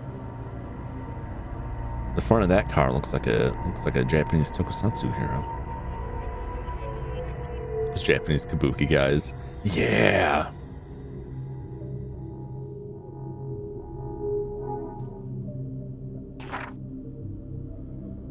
I found some sturdy oak poles at the end of the lane. They know not belong to that scarecrow of a farmer, so I did not feel guilty when I stole them for myself. They fit most snugly in the holes. Almost as though the holes were made for them. Or were they made for the holes? This is my hole, said the twig. I belong here. Oh wait, it said something else about the stones. The millstones appear to be able to turn on the spot. Round slabs between the monoliths are very much like the rounded stones you would find in a mill, but are decorated with archaic scripture. Okay. Yeah, I've already figured out you can turn them. Twisting them, turn them. Mirror parts of the ears. Yes, yes, yes. I found another stone this morning in the deeper corner of the carrion wood. It was wonderful atmosphere. May Day approaches, so all the wood was of bud, sap, and leaf. Once again, the circular stone features a geometric pattern, which must be of some significance, yet I can none the wiser. Yet, if Catherine can leave me to my work, I may be able to crack the enigma. I will sharpen the chisel. I didn't need to sharpen the chisel. What are you doing? What are you doing? What are you chiseling, man? Interesting geology is never hard to find in this region of India. Nearby forests known locally as the carrion wood has roots burrowing deep into a natural earthen mound. This huge hill is broken by stony outcrops of architectural debris. I imagine many men here lived and died near the hill, leaving clues to who they were and what they were doing. Evidence of metal and stone ages, iron deposits, bronze, tin, copper.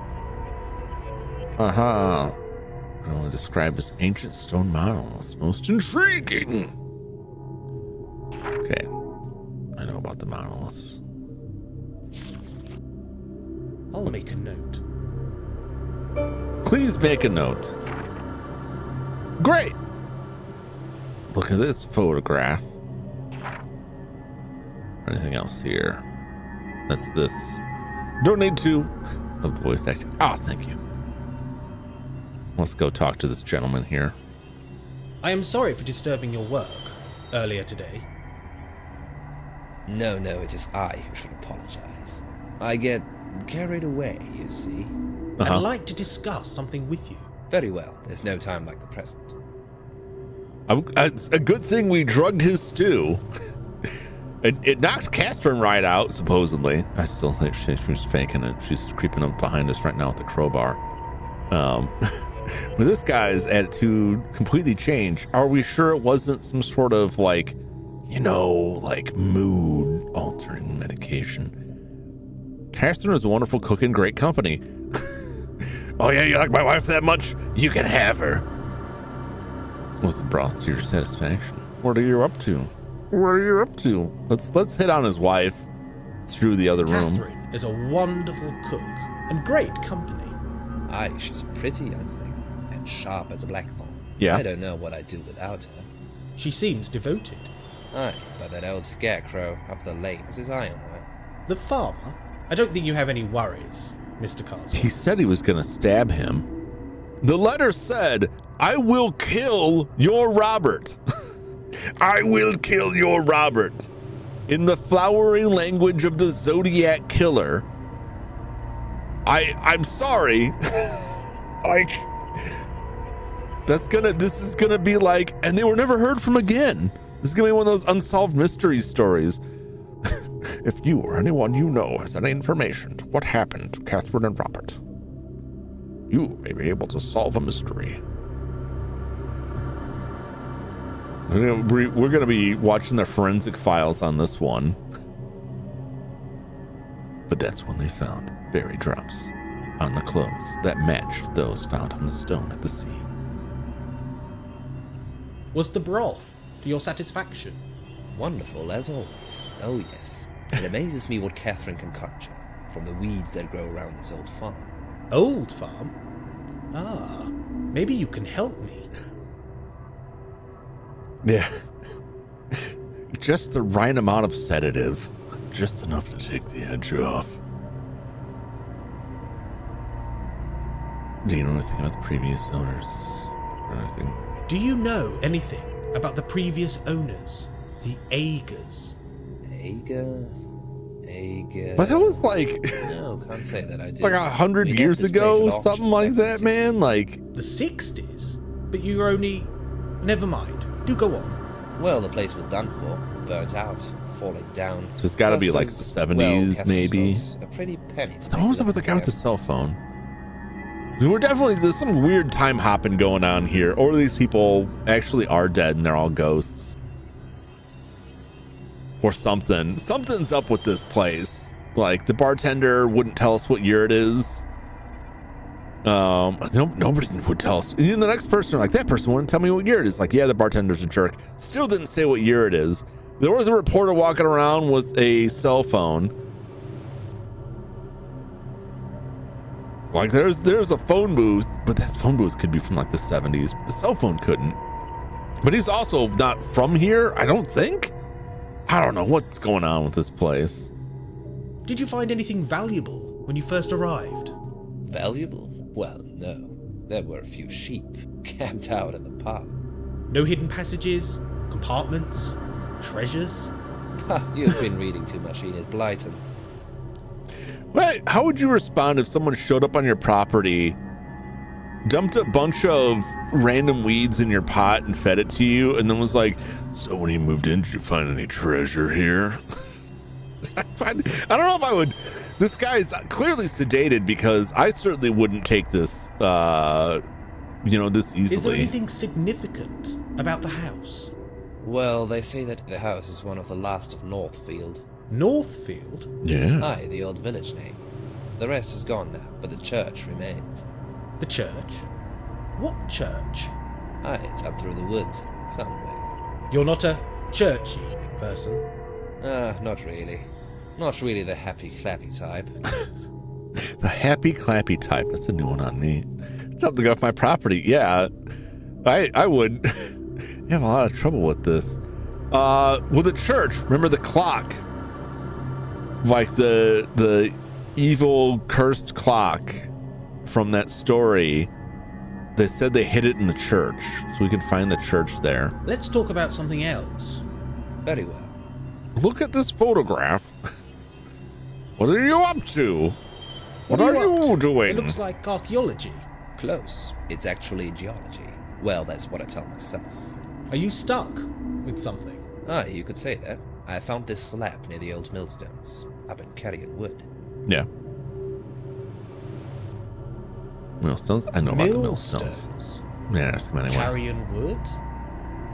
Aye, the woods down the lake. Carrie Underwood? At the summit, there's a series of, well, I don't rightly know what they are. We call them millstones, seen as their turn and all. They're monoliths. That's what you call a monolith. One of the stones has been destroyed. That'd be me, I'm afraid. Got a little carried away with my geology. Chipping away, the whole blasted thing collapsed. What did you think was going to happen when you jammed?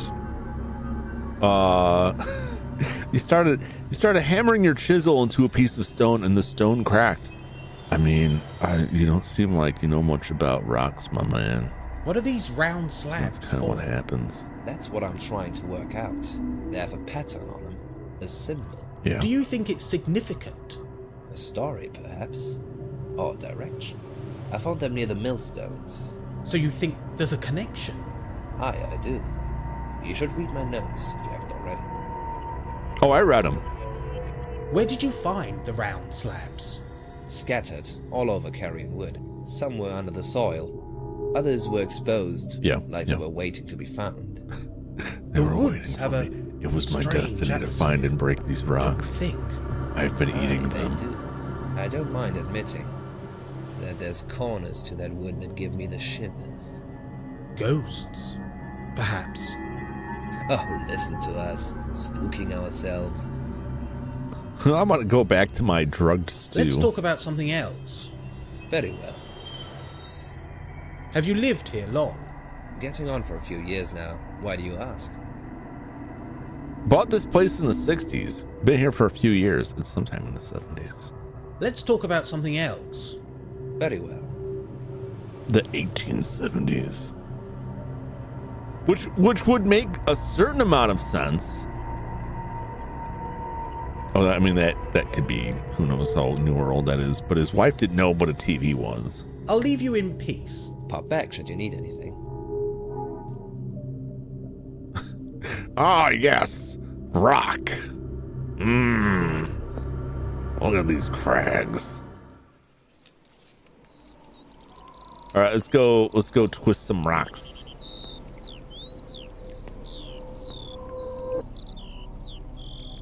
Nah, I don't need to check out on Catherine. She's fine. If she can't handle her stews, then she shouldn't be eating so much of it, you know? You don't like, sedate the stew and then be like, oh, I shouldn't have put all that Novocaine in my chicken soup.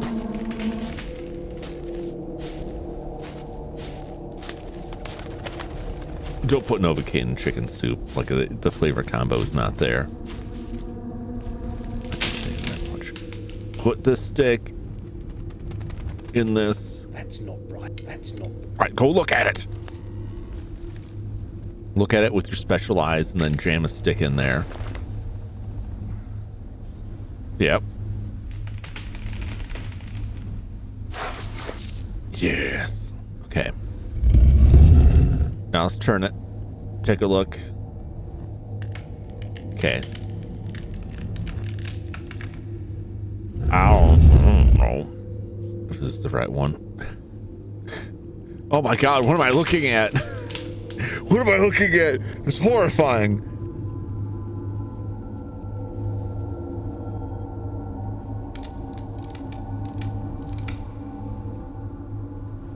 I'm looking at another monolith. That's what I'm looking at. Okay.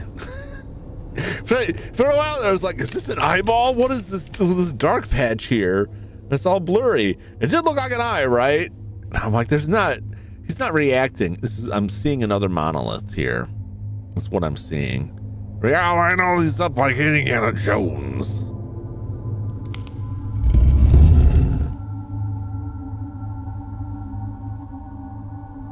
Okay. Right. Do we want it to be at the other monolith?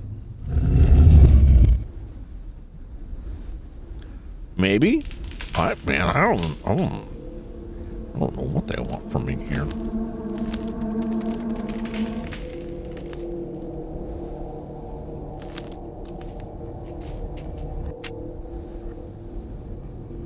I'm looking at. Is this the same kind of?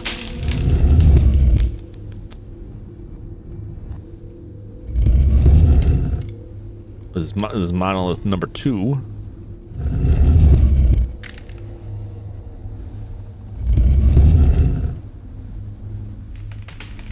That kind of looks like something. I don't know. They're marked with numbers, but I don't think the things that I found were marked with numbers. I have Sauron. I have Moron. Moron, the dumb lord.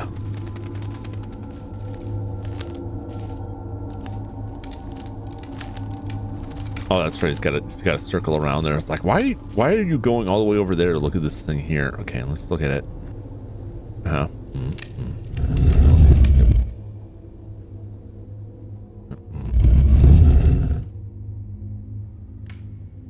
Gotcha.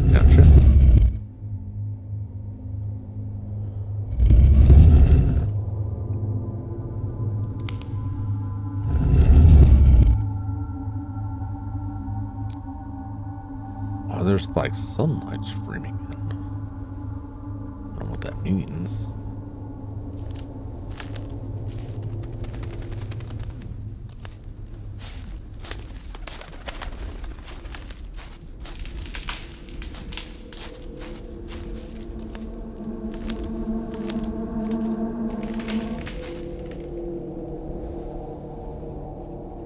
Well, he didn't have like a catalog of like I found those symbols and it went ding ding ding ding. But he didn't like mark down like, oh, I found these things here.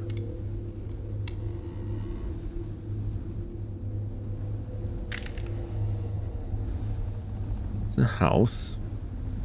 I don't know what this is. That certainly looks like blood to me.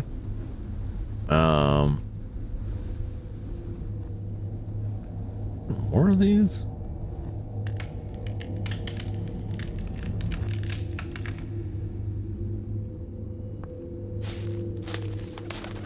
I'm confused. He was made when Grandma was a teen. Or telling me stories of Uncle calling at a radio with pictures of moving people. They didn't believe until 4 years later the company started selling them in the stores. Yeah, that I can believe. I can see that.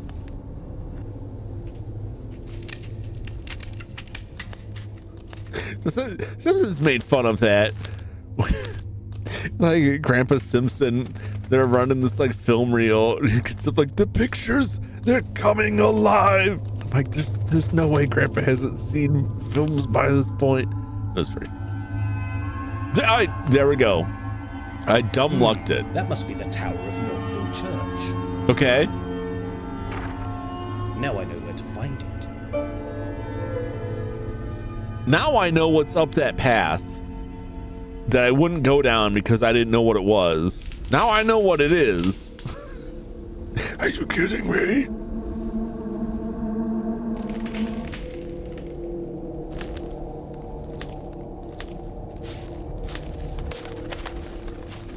What will we have? What will our generation have? I should say generations, because what little bit I know about people's ages, like we are not all in the same alphabet. There. There's someone out there. That's that same person coughing. Consult the Simpsons for the answers. I'm just wondering like what could possibly come next that would be like, whoa, I don't believe it. I think like solid holograms is about the only thing that I'd be like, whoa, it can't be real. Carswell's Catherine and Robert were an odd couple. There was something strange about them. Why did Catherine tell me to avoid the train tracks? I found a church, Northfield Church, hidden away in the Carry-On Woods. It's a foreboding kind of place, steeped in ancient history, death in the legend of the country. A perfect place to practice my ghost hunting skills. A nighttime return may also be revealing. What destroyed the village of Northfield, Age? What connections did the Eggers have to the Northfield and Saxton? They live there. Gain someone's trust to enable a nighttime return to ghost hunt. You just go make a nighttime visit to Catherine. She seems down. Observe supernatural activity with a night vision camera. Try to record a couple of EVPs. Are there hidden messages? Photograph paranormal activity. There must be something. What it do? Boo. Save the cheerleader. Save the future. I don't need to make a bunch of different saves, I don't imagine. But I'm out of time for today. I'm out of time.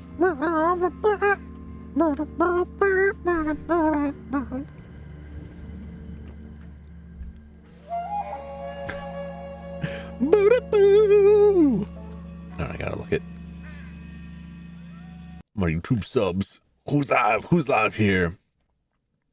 That's gonna be it for today. I saw Basement Brothers, Mr. Jakes did a review of Kyoto Xanadu.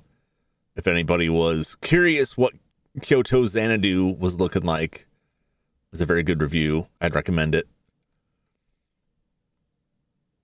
Hey, it's Joshua. It's Joshua. He was just here, and now he's there on his stream. Let's say hi to Joshua. He's still on that Star Force Legacy. One last trip, Mega Man Star Force Legacy collection. He's been doing like the post grind for a while, but I'm curious. Joshua was very, very cool. The media alchemist, very talented artist. He's been sharing some of his pixel work and stuff he's been doing in my Discord. Does he have a Discord? I don't know if he does.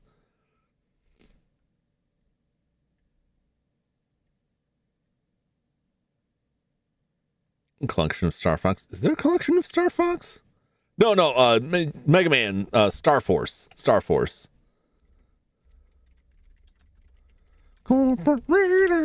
Now, just don't tell anybody about the foot armpit monster, particularly where Joshua's here. He knows the tale. We don't need to talk about that anymore.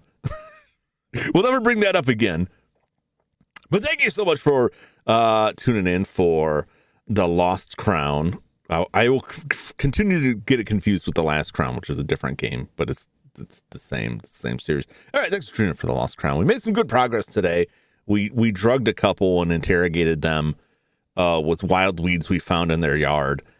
I don't know what's going on. It's very strange. I'm still extremely confused about what is happening here. We're just kind of bumbling around in some sort of weird time loop or something.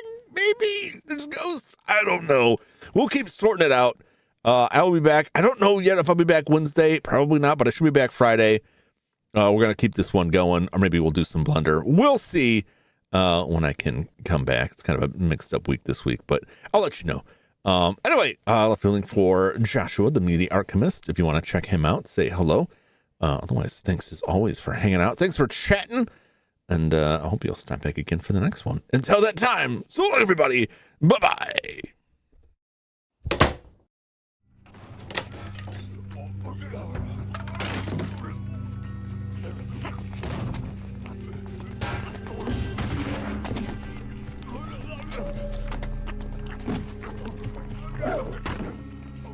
Boo-da-boo.